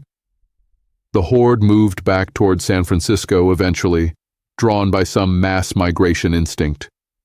They crossed the Bay Bridge on foot, hundreds of infected shuffling together, ignoring the abandoned cars, the bodies. Pete's body was near the front, moving with mechanical persistence. The San Francisco side appeared through fog, the city still burning in places, mostly abandoned now. The living had fled or died. Only infected remained, wandering the ruins. Pete's group reached the Embarcadero as dawn broke, the sun a weak gray disk behind fog. The waterfront was silent except for wind and waves. Pete's body stopped walking, stood swaying, joined by the others in motionless waiting. They stood in a line along the seawall, facing the bay, the remnants of humanity frozen in death. Pete's consciousness watched the fog roll in thicker, that eternal San Francisco fog, cold and gray and beautiful. The fragment of him that remained, the tiny piece still Pete, still aware, saw the Embarcadero where he'd driven thousands of times, saw the ferry building where he'd dropped off passengers, saw his city, his home, reduced to ruins. His phone, the one he'd thrown in the bay, had held Linda's last messages, messages he'd never see again, but in the damaged neurons of his infected brain, fragments remained. "Where are you?" she'd asked. "I'm scared. Please hurry." Pete had tried, had driven across the city, fought through infected, abandoned living people to reach her faster, and failed completely, and now stood as one of them, one of the infected on the waterfront, where his shift had started that Tuesday morning, a lifetime ago. The fog thickened, rolling in from the Pacific, swallowing the Golden Gate, swallowing the bay, swallowing everything. Pete's ruined eyes stared into the gray, seeing nothing, feeling nothing. The tiny fragment of consciousness flickered, fading. The infection was winning even that final battle, erasing the last traces of who he'd been. The fog consumed everything, the city, the bay, the dead, walking along the Embarcadero. Pete stood among them, one more corpse in a city of corpses. The man who'd driven a cab that morning, who'd known every shortcut, who'd tried desperately to reach his wife, now reduced to animated carrion standing in the fog. And somewhere, on a phone that no longer worked, lying at the bottom of the bay, the last text messages waited. Linda's words suspended in digital amber, asking where he was, telling him she loved him, the final incomplete sentence frozen forever. "Tell my sister the fog rolled in." The infected waited, and Pete stood among them, trapped in his own corpse, watching his city die, the morning shift that would never end. Days became weeks. Pete's body continued its slow decay, the infection animating progressively less functional tissue. His right leg stopped bending properly, forcing a dragging gait. His remaining good arm stiffened, fingers locked into claws. Chunks of flesh sloughed off, exposing bone. His face sagged, skin loosening, one eye clouding over completely. But he kept moving, kept functioning, the infection adapting, keeping minimal systems operational. The horde wandered San Francisco's empty streets, a shambling migration following food sources. Pete moved with them, that tiny trapped consciousness watching helplessly as his body participated in the hunting, the feeding, the horror. They found survivors occasionally, groups hiding in buildings, trying to escape. His body helped tear them apart, helped spread the infection. Each kill left Pete's internal fragment screaming silently, unable to affect anything, just forced to witness. The survivors got smarter, more cautious. Sightings became rare. The infected wandered purposeless through empty neighborhoods, standing motionless for hours, then suddenly moving at the scent or sound of prey. Pete's group spent days in the Richmond district, near the apartment he'd shared with Linda. His body shambled past their building. He recognized it through degraded vision. The blue door, the jasmine vine on the fence. The recognition sparked something in his trapped consciousness, a memory of Linda watering that jasmine, her smile, morning coffee on their small balcony. But his body just walked past, following the horde. No humanity left to make it stop. No control to make it remember. They moved through Golden Gate Park, shuffling among the eucalyptus trees, past the DeYoung Museum where Pete and Linda had gone on dates years ago.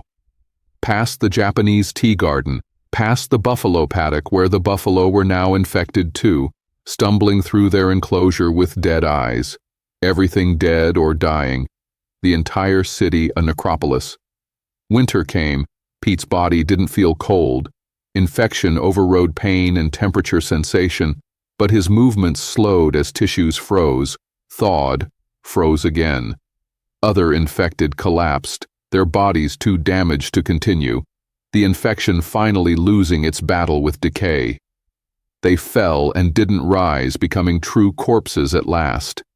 Pete's body kept going, driven by some stubborn persistence of the infection, or maybe some fragment of his own determination now corrupted and twisted. He ended up on the Embarcadero again. The horde had thinned, maybe 30 infected left, down from hundreds. They congregated along the waterfront, drawn by habit or instinct or nothing at all. Pete's body stood among them, swaying slightly, facing the bay. The fog rolled in and out. The sun rose and set. Time meant nothing. His body's decay accelerated. His jaw finally fell off completely, dangling by strips of tissue before dropping to the pavement. His left arm detached at the shoulder, landing with a wet thump. He toppled forward, unable to balance, and lay on the Embarcadero's cold pavement, still trying to move, still driven by the infection's imperative to hunt, to feed, to spread. His remaining arm clawed at the pavement, pulling his body forward inches at a time. His legs kicked uselessly. Other infected nearby were in similar states, crawling, dragging, collapsing. The waterfront became a field of dying monsters, the infection finally losing its war with decomposition. Pete's consciousness flickered, fading. The neurons that had held his trapped awareness were necrotizing, the infection unable to maintain them anymore. He was dying again, finally, the second death that would end everything. His vision tunneled, the gray fog filling even his mind now. Linda's face appeared in the fog, a hallucination, a memory, some final synaptic firing. She smiled, reached out her hand. "Where are you?" she asked. "Here," Pete tried to say, but he had no voice, no mouth, no way to speak. "I'm here. I tried. I'm sorry I couldn't reach you." The fog took her, took everything. The trapped fragment of Pete's consciousness dissolved, neurons dying, synapses failing, awareness finally ending. His body continued trying to move for another hour, mechanical twitching of dead muscles, then stopped. truly stopped, the infection finally conceding defeat to decomposition. Pete lay on the Embarcadero, one more corpse among hundreds of thousands, as the fog rolled in thick and cold from the Pacific. His sightless eyes stared at the gray sky. His phone was at the bottom of the bay, Linda's messages preserved in silicon and decay. The cab he'd driven that Tuesday morning sat abandoned somewhere in the ruins, blood dried on the back seat. The city stood empty. The bridges were choked with abandoned vehicles. Highland Hospital's halls were silent. The fog rolled through it all, patient and eternal, covering the dead and the ruins and the memories of what had been. "Where are you?" Linda's text had asked. Pete had tried to answer, had driven across a dying city, had fought and failed and died trying, and even in death, even turned into the monster, even trapped and screaming silently inside his own corpse, he had tried to reach her. But some distances couldn't be crossed. Some bridges stayed closed, and some text messages remained forever unfinished, frozen in their final incomplete moment. The fog rolled in. The morning shift ended at last, and Pete lay on the Embarcadero, where tourists had once taken photos, where ferries had docked, where the city had lived and breathed and functioned. Just one more body in a city of bodies, the cab driver who'd known every shortcut, who'd loved his wife, who'd failed to save her, who'd become the thing that destroyed her. The sun set behind the fog. The tide came in, and the silence settled over San Francisco like a shroud, complete and final, as the fog, that eternal San Francisco fog, rolled in one last time, swallowing everything that remained.